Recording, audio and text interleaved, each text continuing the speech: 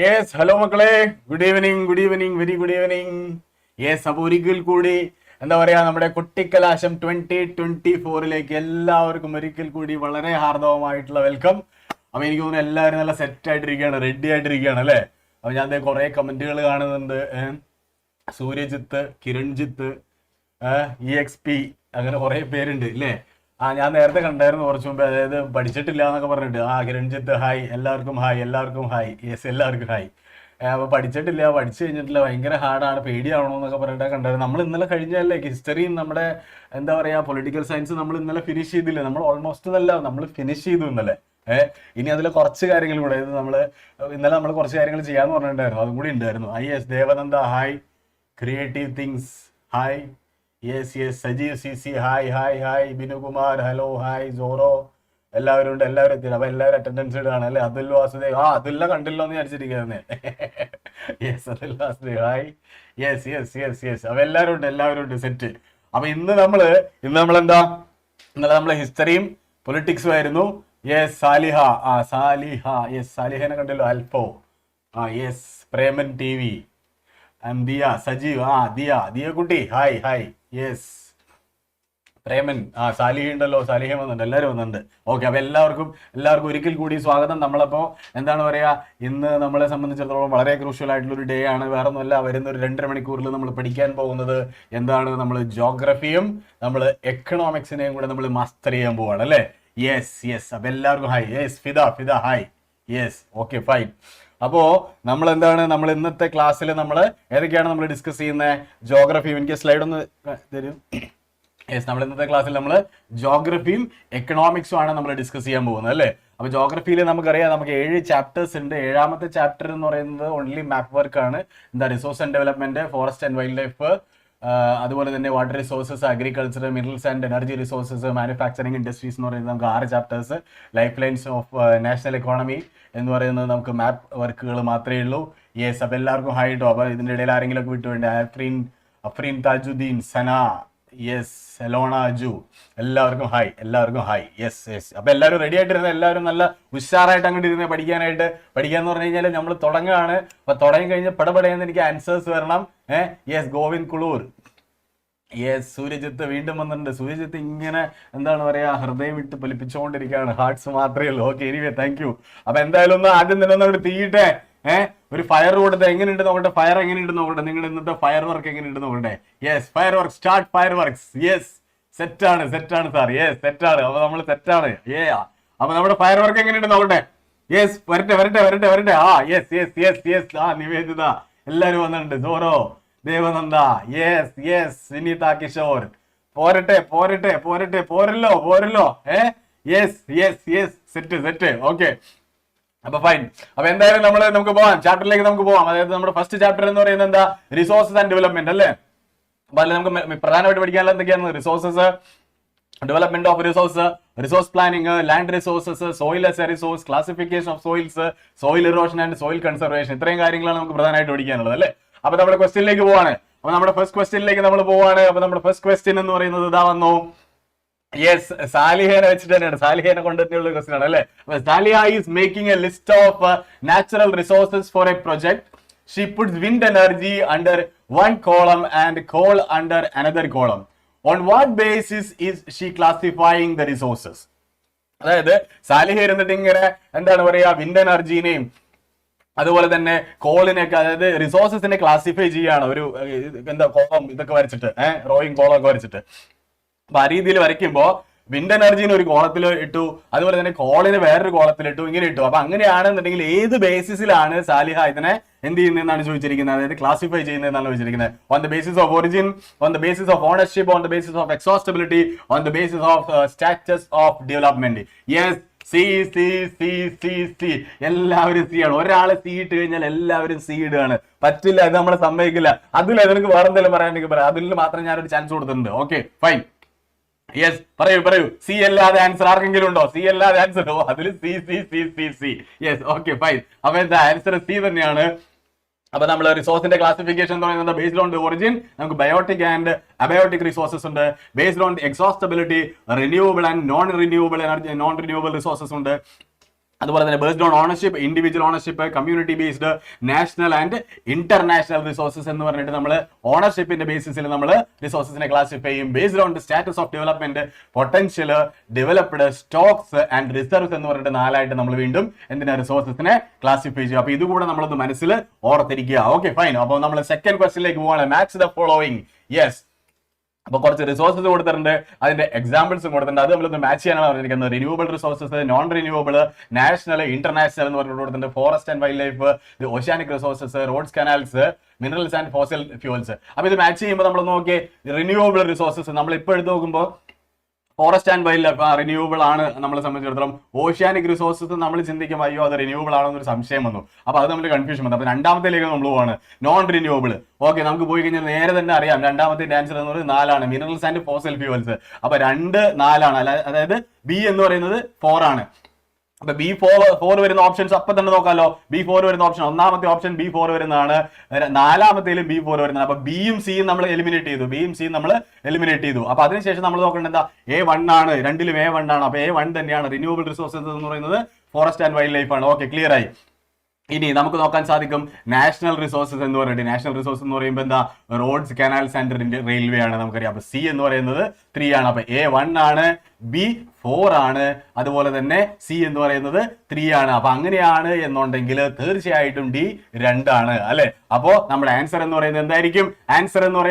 നമ്മുടെ ആൻസർ എന്ന് പറയുന്നത് A ആണ്. എയിൽ കൊടുത്തിരിക്കുന്നത് നോക്ക്, A1, B4, C3, D2 അല്ലെ. അപ്പൊ ആൻസർ എന്ന് പറയുന്നത് നമുക്ക് A ആണ്. പെട്ടെന്ന് തന്നെ കിട്ടും, കാരണം നമുക്ക് 2, 3 എലിമിനേറ്റ് ചെയ്ത് കളഞ്ഞു, പിന്നെ 1ഉം 2ഉം തമ്മിലുള്ള മത്സരം മാത്രമായിരുന്നു അല്ലേ. അപ്പൊ ഈ രീതിയിൽ എലിമിനേഷൻ നമ്മൾ ഉപയോഗിക്കണോട്ടോ. നമ്മൾ ഇന്നലെയൊക്കെ നമ്മൾ പഠിച്ചാണ് എലിമിനേഷൻ എങ്ങനെ നമുക്ക് എഫക്റ്റീവ്ലി യൂസ് ചെയ്യാം എന്നുള്ളതൊക്കെ. ഓക്കെ, അപ്പൊ നമ്മൾ ഒരു കാരണവശാലും നമ്മുടെ എന്താ CBSE നമ്മളെ പറ്റിക്കാനായിട്ട് നമ്മൾ സമ്മതിക്കാൻ പാടില്ല. ഓക്കെ, ശരി, സെറ്റല്ലേ? Yes maps, maps, Femi John, map അല്ലേ, ഡോറ. നമുക്ക് വിളിക്കാം, എന്തായാലും ബാക്ക് പാക്ക് ഇല്ല, എന്നാലും നമുക്ക് മാപ്പിനെ വിളിക്കാം. Okay, anyway, the ocean resources beyond 200 nautical miles are classified under which zone? ഏത് സോൺ ആണ്? 200 nautical മൈലിന് അപ്പുറത്തേക്കുള്ള എന്താണ് ഓഷ്യൻ റിസോഴ്സസിന് നമ്മൾ പറയുന്ന പേര് എന്താണ് എന്നുള്ളതാണ്. A, exclusive economic zone, B, export processing zone, C, special economic zone, D, none of the above. Yes, ഇതിൽ നമുക്കറിയാം എക്സ്ക്ലൂസീവ് എക്കണോമിക് സോൺ ആണ് അല്ലെ. 200 നോട്ടിക്കൽ മൈലിന് അപ്പുറത്തേക്കുള്ളത് എക്സ്ക്ലൂസീവ് എക്കണോമിക് സോൺ ആണ്. Yes, very good, fine, thank you. അപ്പൊ നമ്മുടെ answer എന്ന് പറയുന്നത് A ആണ്, എക്സ്ക്ലൂസീവ് എക്കണോമിക് സോൺ ആണ്. ഇനി what was the aim of agenda 21? Agenda 21ന്റെ എയിം എന്തായിരുന്നു? എന്താ അജണ്ട 21? അജണ്ട 21 എന്തിന്റെ ഭാഗമായിട്ട് വന്നതാ? നമുക്കറിയാലോ, നമ്മൾ പഠിച്ചിട്ടുണ്ടല്ലോ. അജണ്ട 21 എന്തിന്റെ ഭാഗമായിട്ട് വന്നതാണ്? യെസ്, അജണ്ട 21 എന്തിന്റെ ഭാഗമായിട്ട് വന്നാ? ഒന്ന് കമന്റ് ചെയ്തേ. എനിക്ക് ഓപ്ഷൻ കമന്റ് ചെയ്യുന്നതിന് മുമ്പായിട്ട് അജണ്ട 21 എന്തിന്റെ ഭാഗമായിട്ട് വന്നാന്ന് കമന്റ് ചെയ്തേ. എന്തിന്റെ ഭാഗമായിട്ട് വന്ന ആർക്കെങ്കിലും അറിയാവോ? അതിലറിയാവോ? അതിലെ ഒന്ന് പറഞ്ഞാടാ. അതിലെ എന്താ അജണ്ട 21 എന്തിന്റെ ഭാഗമായിട്ട് വന്നാണ്? യെസ്, റയോ വന്നിട്ടുണ്ട്. Rio day Janeiro. Yes, Rio day Janeiro അല്ലെ, ബ്രസീലിലാണ് സംഭവിച്ചത്. എന്നായിരുന്നു സംഭവിച്ചത്? 1992 എർത്ത് സമ്മിറ്റ്, റയോ സമ്മിറ്റ് അല്ലെങ്കിൽ എർത്ത് സമ്മിറ്റ് ഒക്കെ നമ്മൾ വിളിക്കുന്ന റയോ സമ്മിറ്റിൽ വന്നിട്ടുള്ളതാണ്. അപ്പൊ എന്തായിരുന്നു അതിന്റെ ഒരു അജണ്ട 21ന്റെ എയിം എന്ന് പറയുന്നത് എന്തായിരുന്നു? യെസ്, ഗ്ലോബൽ സസ്റ്റൈനബിൾ ഡെവലപ്മെന്റ് എന്നുള്ളതായിരുന്നു അല്ലെ. D ആയിരുന്നു നമ്മുടെ ആൻസർ എന്ന് പറയുന്നത്. D ആണ് നമ്മുടെ ആൻസർ. അതായത് ഗ്ലോബൽ സസ്റ്റൈനബിൾ ഡെവലപ്മെന്റ് ആയിരുന്നു അജണ്ട 21ന്റെ, അതായത് റയോ സബ്മിറ്റിന്റെ ഏറ്റവും മേജർ ആയിട്ടുള്ള ഔട്ട്കംസിലെ ഒരു ഔട്ട്കം ആയിരുന്നു എന്ത്? അജണ്ട 21 എന്ന് പറയുന്നത് അല്ലെ. അപ്പൊ അതിന്റെ അടിസ്ഥാനത്തിൽ ഗ്ലോബൽ സസ്റ്റൈനബിൾ ഡെവലപ്മെന്റിന് വേണ്ടിയിട്ട് സസ്റ്റൈനബിൾ ഡെവലപ്മെന്റ് ഗോൾസ് തയ്യാറാക്കി, SDGs ഒക്കെ തയ്യാറാക്കി. ഇതൊക്കെ നമ്മൾ വായിച്ചിട്ടുണ്ട് അല്ലേ. അപ്പൊ അത് വിട്ടുകളയരുത്. ഇതൊക്കെ ഇപ്പം നമുക്ക് വളരെ റെലവെന്റ് ആയിട്ടുള്ള പോയിന്റുകളാണ്. ഓക്കെ, ഇനി നമ്മൾ 5th ക്വസ്റ്റ്യനിലേക്ക് കിടക്കുകയാണ്. Which of the following relief features of India possess the highest reserves of minerals and fossil fuels? അതായത് ഇന്ത്യയുടെ റിലീഫ് ഫീച്ചേഴ്സ് വെച്ച് നമ്മൾ നോക്കുമ്പോൾ which relief feature contain most of the reserves of minerals and fossil fuels? ഏതായിരിക്കാനാണ് സാധ്യത? Coastal plains ആയിരിക്കോ, Gangetic plains ആയിരിക്കോ, Shivalik mountains ആയിരിക്കോ, ഛോട്ടാ നാഗ്പൂർ പ്ലാറ്റു ആയിരിക്കോ? യെസ്, നമുക്കൊരു ധാരണയുണ്ട്. അതായത് മിനറൽസും ഫോസിൽ ഫ്യൂവൽസും ഉണ്ടാവുക സാധാരണഗതിയിൽ ഏറ്റവും കൂടുതലായിട്ട് ഉണ്ടാവാൻ ചാൻസസ് എന്ന് പറയുന്നത് പ്ലാറ്റൂസ് ബേസിലാണ് അല്ലെ.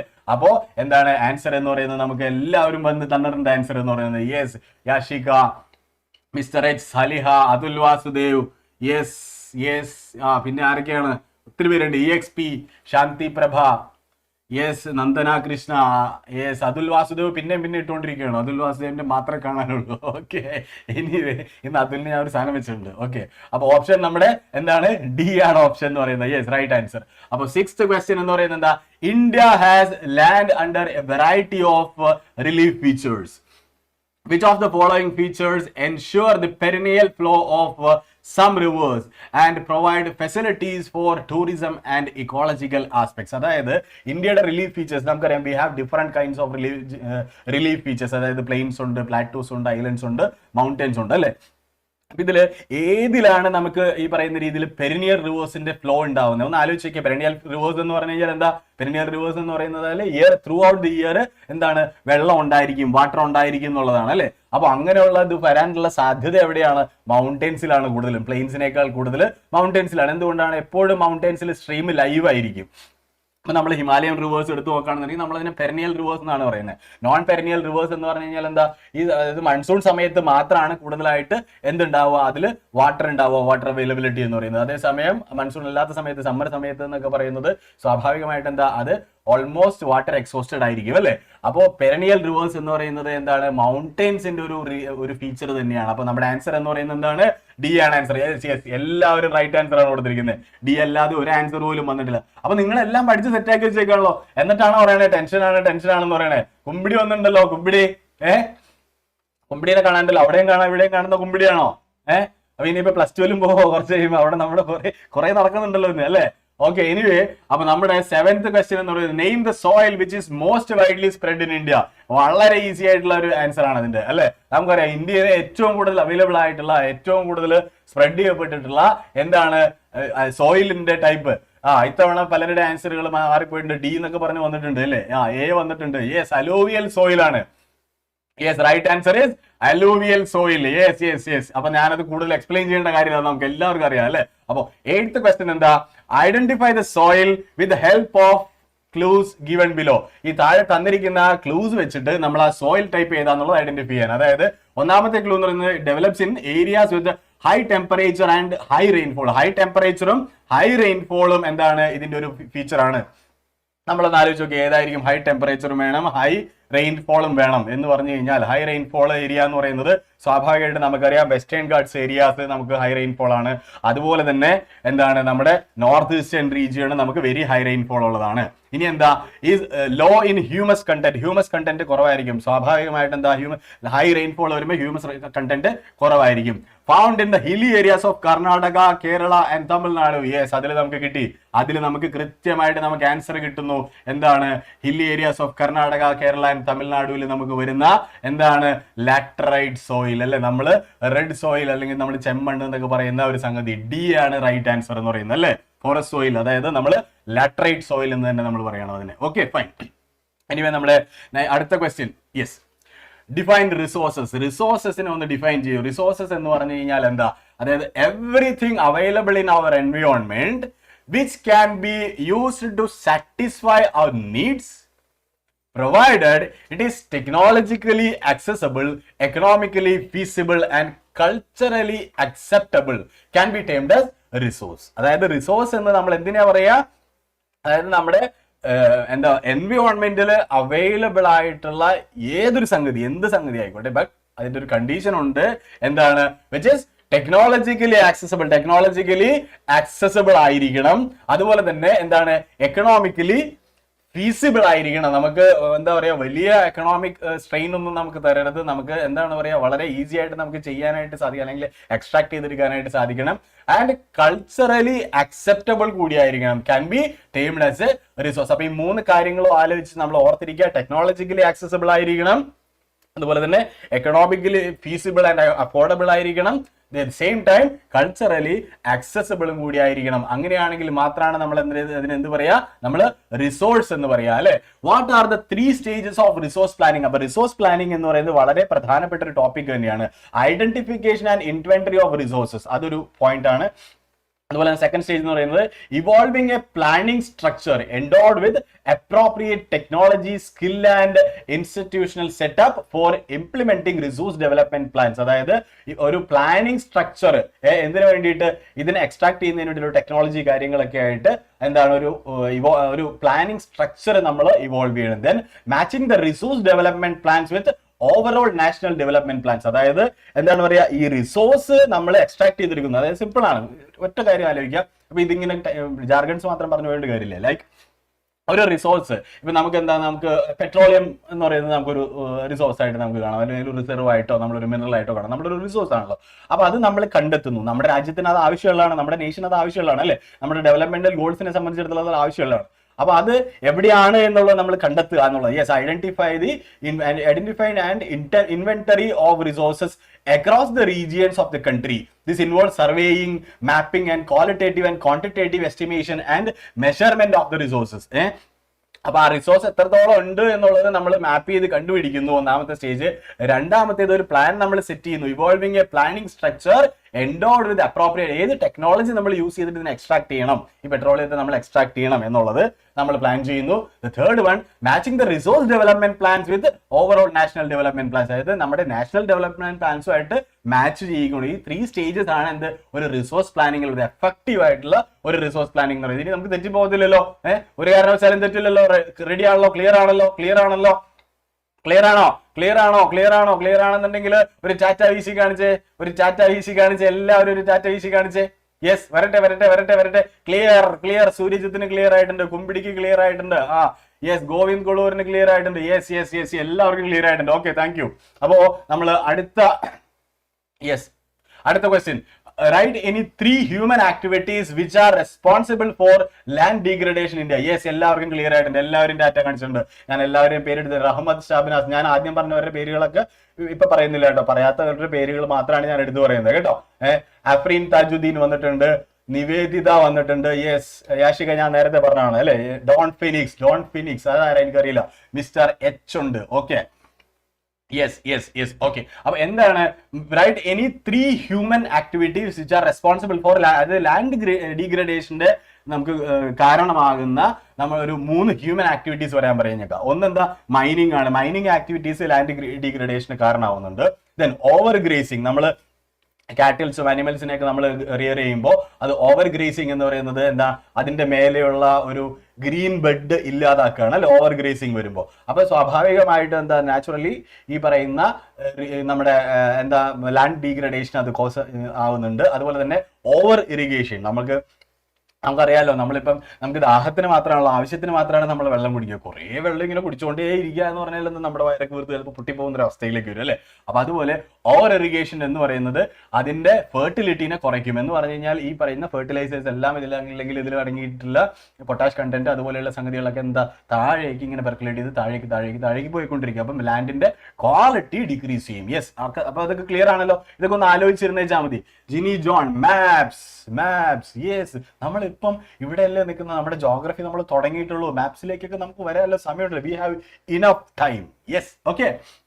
സോ അപ്പം ഈ ഒരു 3 എഴുതിയാലും മതി. ഇനിയിപ്പോ വേണമെങ്കിൽ എഴുതാം, mineral processing like the grinding of lime stone for the cement industry and calcite and soap stone for the ceramic industry generate huge quantities of dust in the atmosphere. അപ്പൊ അത് അറ്റ്മോസ്ഫിയറിലേക്ക് അല്ലേ പോകുന്നത്, അതെങ്ങനെ ലാൻഡ് ഡീഗ്രഡേഷന് റീസൺ ആവും? Yes, അപ്പൊ ഇതിങ്ങനെ മഴ പെയ്യുമ്പോൾ ഈ അറ്റ്മോസ്ഫിയറിൽ നിൽക്കുന്ന ഈ പറയുന്നത് എല്ലാം കൂടെ തിരിച്ചെന്താ ലാൻഡിലേക്ക് തന്നെ വരും. അപ്പൊ അങ്ങനെ ലാൻഡ് ഡീഗ്രേഡഡ് ആവും. ലാൻഡിന്റെ ക്വാളിറ്റീനെ അത് എത്രയും മോശകരമായിട്ട് അത് എന്ത് ചെയ്യും, ബാധിക്കുന്നതാണ് അല്ലെ. ഇനി 12th question, suggest and explain ways to protect the land from degradation in various states of India. അപ്പൊ ഈ ലാൻഡ് ഡീഗ്രഡേഷനെ എന്ത് ചെയ്യാൻ വേണ്ടിയിട്ട്, ഡിഫെൻഡ് ചെയ്യാൻ വേണ്ടി, അല്ലെങ്കിൽ നമ്മളതിനെ പ്രൊട്ടക്ട് ചെയ്യാൻ വേണ്ടിയിട്ട് ഉള്ള കുറച്ച് മെഷേഴ്സ് പറയാനാ. ഒന്ന് നമുക്കറിയാം, അഫോറസ്ട്രേഷൻ ആണ് അല്ലെ.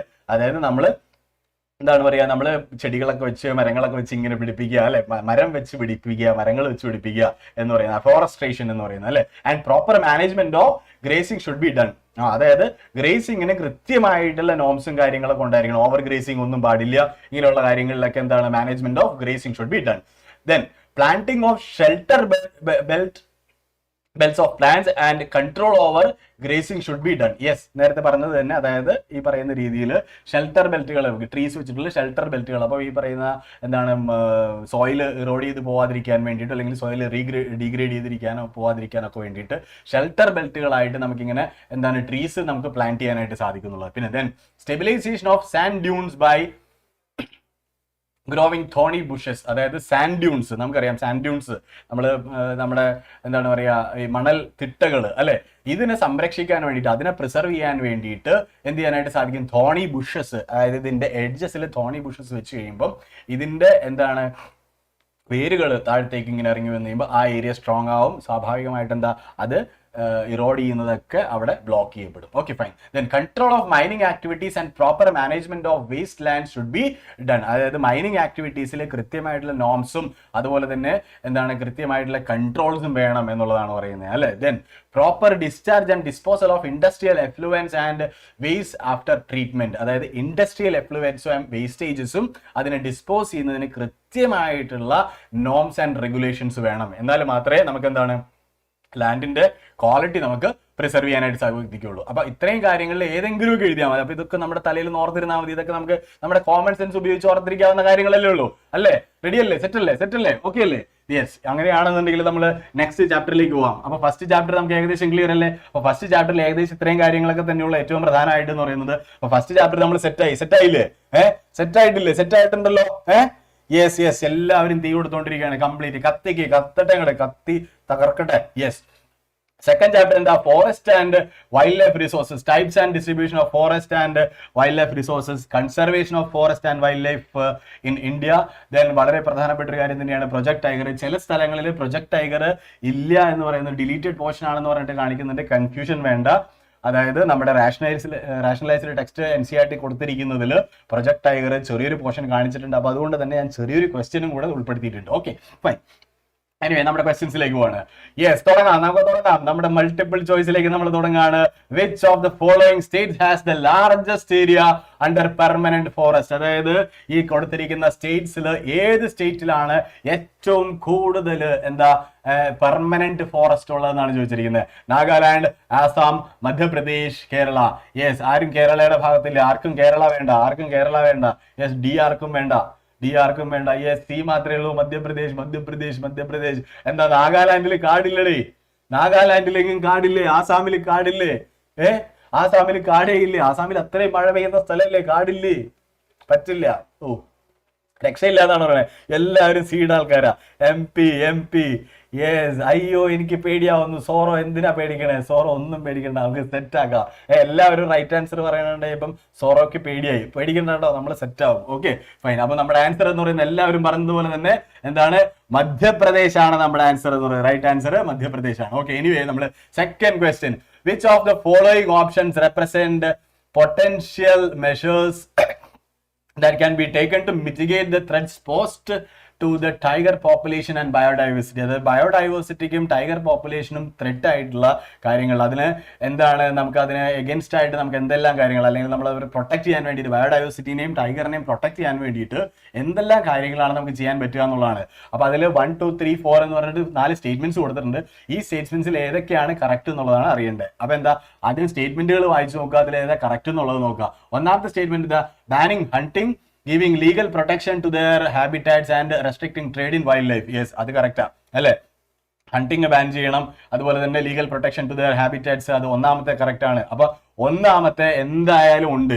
അപ്പൊ ഓപ്ഷൻസ് നേരെ നോക്കുക. 1 ഓപ്ഷൻ ആയിട്ട് ഇല്ലാത്തത് ആദ്യം തന്നെ കട്ട് ചെയ്ത് കളയാം. യെസ്, ബിയിലും സിയിലും 1 എന്ന് പറയുന്ന സാധ്യത ഇല്ല. അപ്പൊ ബിയും സിയും നമ്മൾ കട്ട് ചെയ്ത് കളഞ്ഞു. ഇനിയുള്ളത് ബാക്കി എന്താ? എയും ഡിയും മാത്രമാണ് ബാക്കിയുള്ളത്. എന്നിട്ട് വേണം നമ്മൾ രണ്ടാമത്തെ ഓപ്ഷൻ വായിക്കുക. നമ്മുടെ രണ്ടാമത്തെ statement: prohibiting the visit of the public into the forest area. അതായത് പബ്ലിക്കിന്റെ വിസിറ്റിനെ പ്രൊഹിബിറ്റ് ചെയ്യണം എന്നാണ് പറയുന്നത്. അതായത് പറയുമ്പോൾ എന്താ, ബയോഡൈവേഴ്സിറ്റിന്റെ അത് അഗൻസ്റ്റ് ആയിട്ട് വരും. പക്ഷെ ടൈഗറിന് അവിടെ പ്രശ്നമൊന്നുമില്ല. കാരണം വെച്ചാൽ നമ്മൾ പോയിട്ട് നമ്മൾ കടുവേനെ പിടിക്കാനല്ലോ പോണേ. കടുവ നമ്മളല്ലേ പിടിക്കുക. നമ്മൾ അങ്ങോട്ട് ചെന്നേ കടുവയുടെ പോപ്പുലേഷൻ എന്തെങ്കിലും കുറവുണ്ടാവോ? ഒന്നുമില്ല. അതിൽ പോയോന്നൊക്കെ ചോദിക്കണ്ടല്ലോ, അതിൽ കാണാനില്ല. ഓക്കെ, അപ്പോ രണ്ടാമത്തേത് ഒരു നമുക്ക് സംശയമുണ്ട്, ബയോഡൈവേഴ്സിറ്റിയുടെ കാര്യത്തിൽ കറക്റ്റ് ആണ്. എനിവേ തേർഡ് എന്താണ്, establishing wild life sanctuaries and national parks. Third one എന്തായാലും വേണം. യെസ്, അപ്പം 1ഉം 3ഉം നിർബന്ധമായിട്ട് വേണം. അപ്പൊ നമ്മൾ ബാക്കിയുള്ള ഓപ്ഷൻസിൽ എയും ഡിയും, ഇതില് 1ഉം 3ഉം ഉള്ളത് എന്ന് പറയുന്നത് ഫോർത്ത് വൺ ആണ്, ഡി ആണ്. അപ്പൊ അതുകൊണ്ട് തന്നെ നമുക്ക് എന്താണ്, ഡി എന്ന് പറയുന്ന റൈറ്റ് ആൻസറിലേക്ക് നമുക്ക് എന്താ, അപ്പൊ 2 എന്ന് പറയുന്നത് തെറ്റാണ്, രണ്ടാമത്തെ സ്റ്റേറ്റ്മെന്റ് തെറ്റാണ്.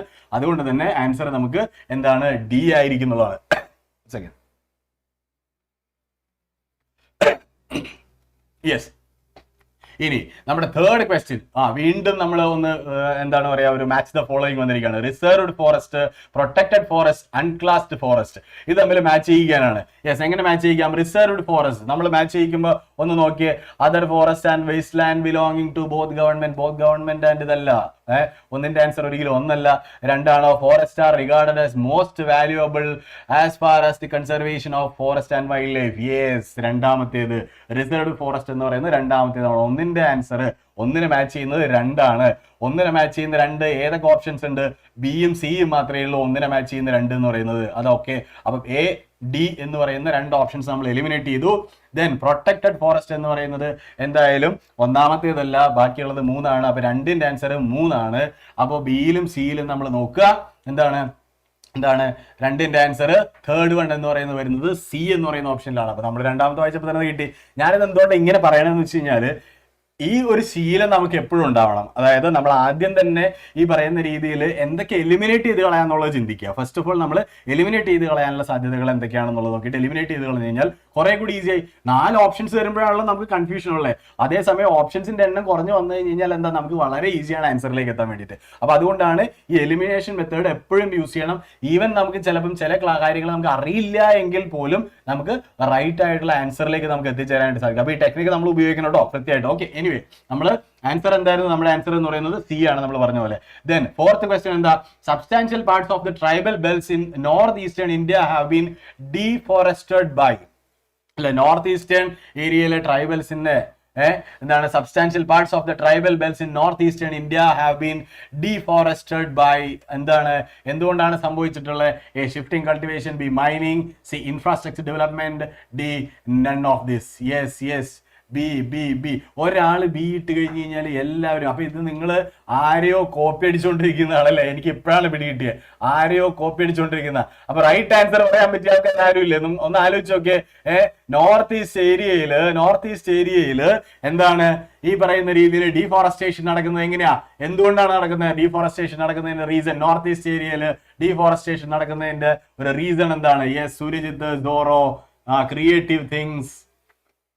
യെസ്, ഇൻഫ്രാസ്ട്രക്ചർ ഡെവലപ്മെന്റ് ആണോ? അല്ല. നോർത്ത് ഈസ്റ്റേൺ ഏരിയയില്, നോർത്ത് ഈസ്റ്റേൺ പാർട്ടില്, നോർത്ത് ഈസ്റ്റേൺ ബെൽറ്റിലെ ട്രൈബൽ പാർട്സില് അല്ല, ഒരിക്കലും അല്ല. ഡീഫോറസ്റ്റേഷൻ നടക്കുന്നത് എന്താ? യെസ്, എന്താ, ഷിഫ്റ്റിംഗ് കൾട്ടിവേഷൻ ആണ്. എ റൈറ്റ് ആൻസർ, എ ആണ് റൈറ്റ് ആൻസർ. ഇപ്പം സംഗതി പിടികിട്ടി, ഇപ്പൊ എനിക്ക് ടെക്നിക്ക് പിടികിട്ടി. ഇത് ഒരാളിടും, ആ ഒരാളിടുന്നത്. അപ്പൊ ഇനി വരുന്നതൊക്കെ ഇതുപോലത്തെ സാധനം തന്നെയാ, നോക്കിക്കോ. ഇനി ഞാൻ എന്തായാലും കുറച്ച് സമയം എടുത്തിട്ട് ഞാൻ ചെയ്യുള്ളൂ. ഓക്കെ, അപ്പൊ എന്തായാലും നമ്മുടെ fifth question, forest and wastelands belonging to both private individuals and governments. Both private individuals and government are known as, അതായത് ഗവൺമെന്റ്സിനും പ്രൈവറ്റ് ഇൻഡിവിജ്വൽസിനും ഓണർഷിപ്പ് ഉള്ള ഫോറസ്റ്റ് ലാൻഡ്സിന് നമ്മൾ ഒരു പേര് പറയും. ആ പേര് എന്താണെന്നുള്ളതാണ്. A sacred groves, B reserved forest, C protected forest, D unclassed forest. Yes, എല്ലാവരും ഡി ഇടുകയാണ്. ഡി അല്ലാതെ ആരെങ്കിലും ഉള്ളാരുണ്ടോ? ഡി അല്ലാതെ ആർക്കെങ്കിലും ഉണ്ടോ?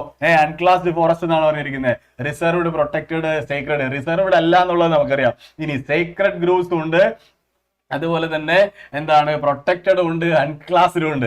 ഇതിൽ ഏതാണ് എന്നുള്ളത്? യെസ്, സി പറയുന്നുണ്ട് കുറെ പേര്, പറയുന്നുണ്ട്. ബി പറയുന്നുണ്ട് കുറെ പേര്. യെസ്, എനിവേ റൈറ്റ് ആൻസർ എന്ന് പറയുന്നത് ഡി ആണ്. ആദ്യം പറഞ്ഞായിരുന്നു റൈറ്റ് ആൻസർ അൺക്ലാസ്ഡ് ഫോറസ്റ്റ് ആണ്. അതായത് both individual community and the government have ownerships, അല്ലെ? അതിനെയാണ് നമ്മൾ എന്ത് പറയാ, അൺക്ലാസ്ഡ് ഫോറസ്റ്റുകൾ എന്ന് പറയാ. അതായത് റിസർവ്ഡ് ഫോറസ്റ്റ് ഉണ്ട്, പ്രൊട്ടക്റ്റഡ് ഫോറസ്റ്റ് ഉണ്ട്, അൺക്ലാസ്ഡ് ഫോറസ്റ്റ് ഉണ്ട്. 3 രീതിയിൽ നമ്മൾ എന്ത് ചെയ്തിട്ടുണ്ട്, ഫോറസ്റ്റിനെ നമ്മൾ എന്ത് ചെയ്തിട്ടുണ്ട്, ക്ലാസിഫൈ ചെയ്തിട്ടുണ്ട്, അല്ലെ? ഓക്കെ, സെറ്റ് അല്ലേ? ഓക്കെ, അപ്പൊ ഫോറസ്റ്റിന്റെ ക്ലാസിഫിക്കേഷൻ നമുക്ക് സെറ്റ് ആണ്. അപ്പൊ നമ്മൾ നെക്സ്റ്റ് ക്വസ്റ്റ്യനിലേക്ക് പോവാം. Forests play a key role in the ecological system. Highlight the value of forests in our life. അതായത് എക്കോളജിക്കൽ സിസ്റ്റത്തില് ഫോറസ്റ്റിന്റെ ഒരു റോള് എന്താണ് എന്നുള്ളതാണ്, അല്ലെങ്കിൽ അതിന്റെ ഒരു കീ റോൾ എന്താണെന്നുള്ളത് എക്സ്പ്ലെയിൻ ചെയ്യാനാണ് പറഞ്ഞിരിക്കുന്നത്. എന്താ? Forest play key role in the ecological system as they are the primary producers on which all other living beings depend. അല്ലെ?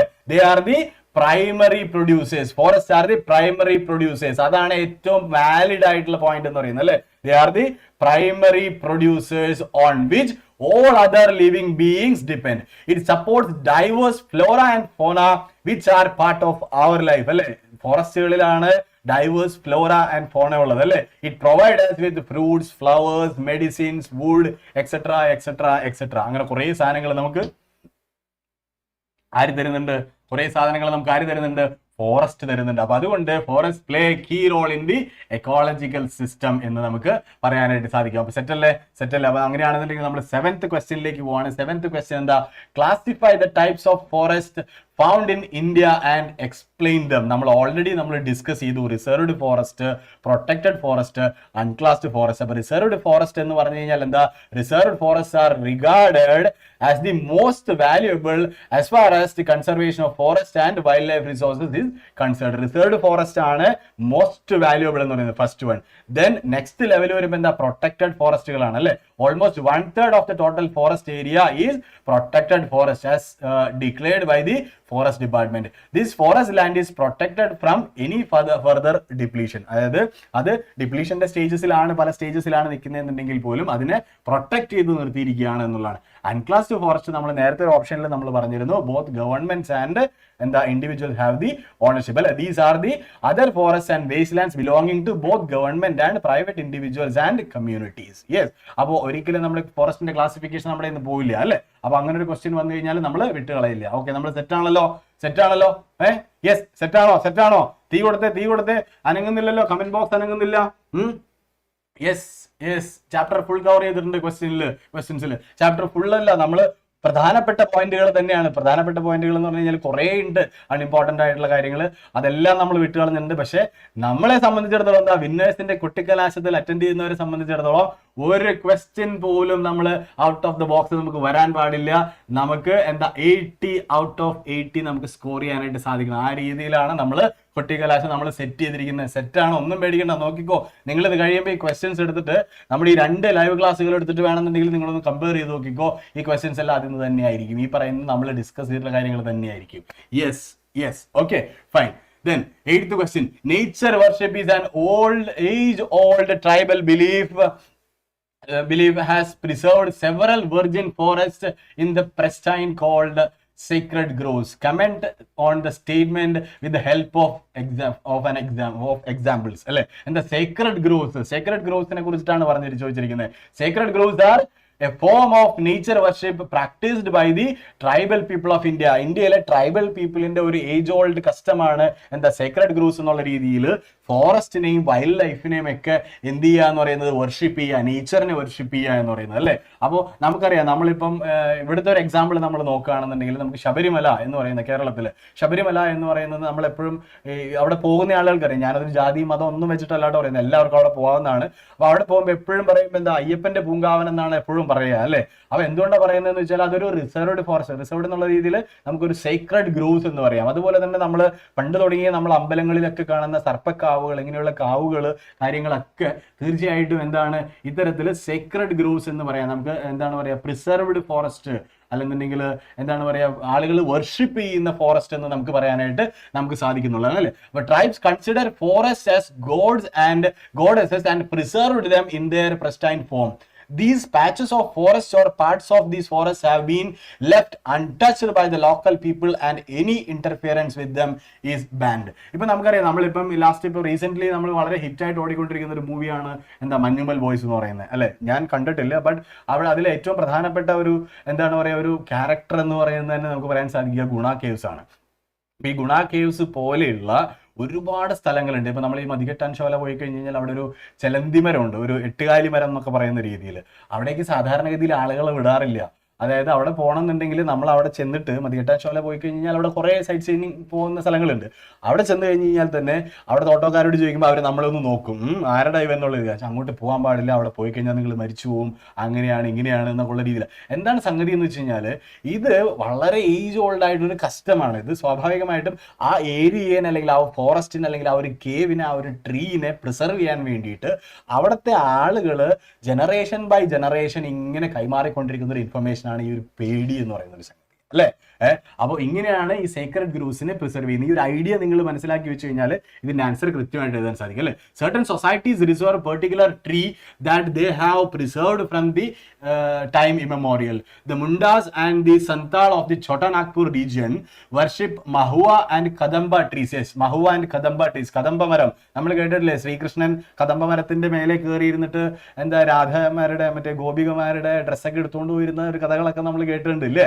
അപ്പോൾ ഇതിൽ പറഞ്ഞിരിക്കുന്ന കദംബ മരം അത് വളരെ പ്രധാനപ്പെട്ടാണ് എന്ന് പറഞ്ഞിട്ട് എന്താണ് പറയുക, പ്രിസർവ് ചെയ്യുന്നതാണ്. അപ്പോൾ ആ രീതിയിൽ കുറേ എക്സാമ്പിൾസ് ഉണ്ട്. ഞാൻ അതിലേക്കൊന്നും പോകുന്നില്ല, അത് നിങ്ങളുടെ ടെക്സ്റ്റുകളിലുണ്ട്. ജസ്റ്റ് ഒന്ന് മാർക്ക് ചെയ്ത് നോക്കുക.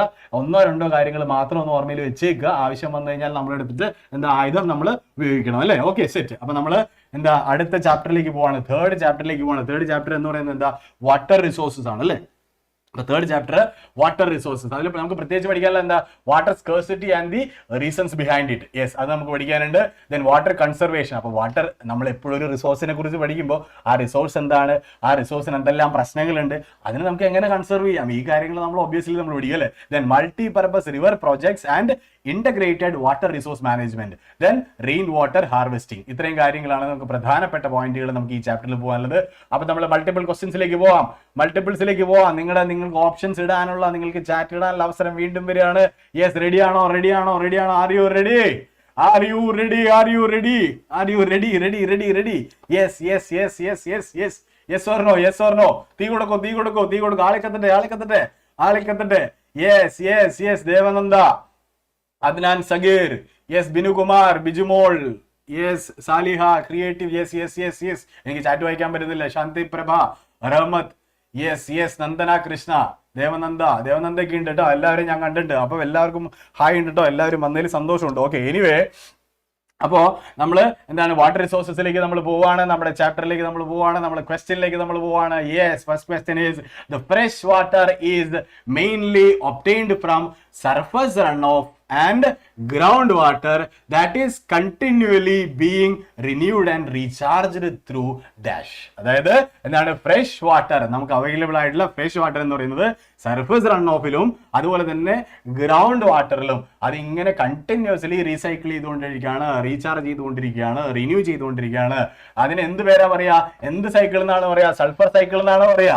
ഒരിക്കലും അല്ല, നമുക്കറിയാം, അല്ലെ? റോക്ക് സൈക്കിൾ ആണോ? ഒരിക്കലും അല്ല. Yes. Then C, hydrological circle ആണോ? ആണോ? യെസ്, ആണ്. ഹൈഡ്രോളജിക്കൽ സൈക്കിൾ ആണ്, അല്ലെ? അപ്പൊ എല്ലാവർക്കും അറിയാം, സി ആണ് റൈറ്റ് ആൻസർ. പക്ഷെ എന്നാൽ അതല്ല എന്ന് ഞാൻ പറഞ്ഞാൽ,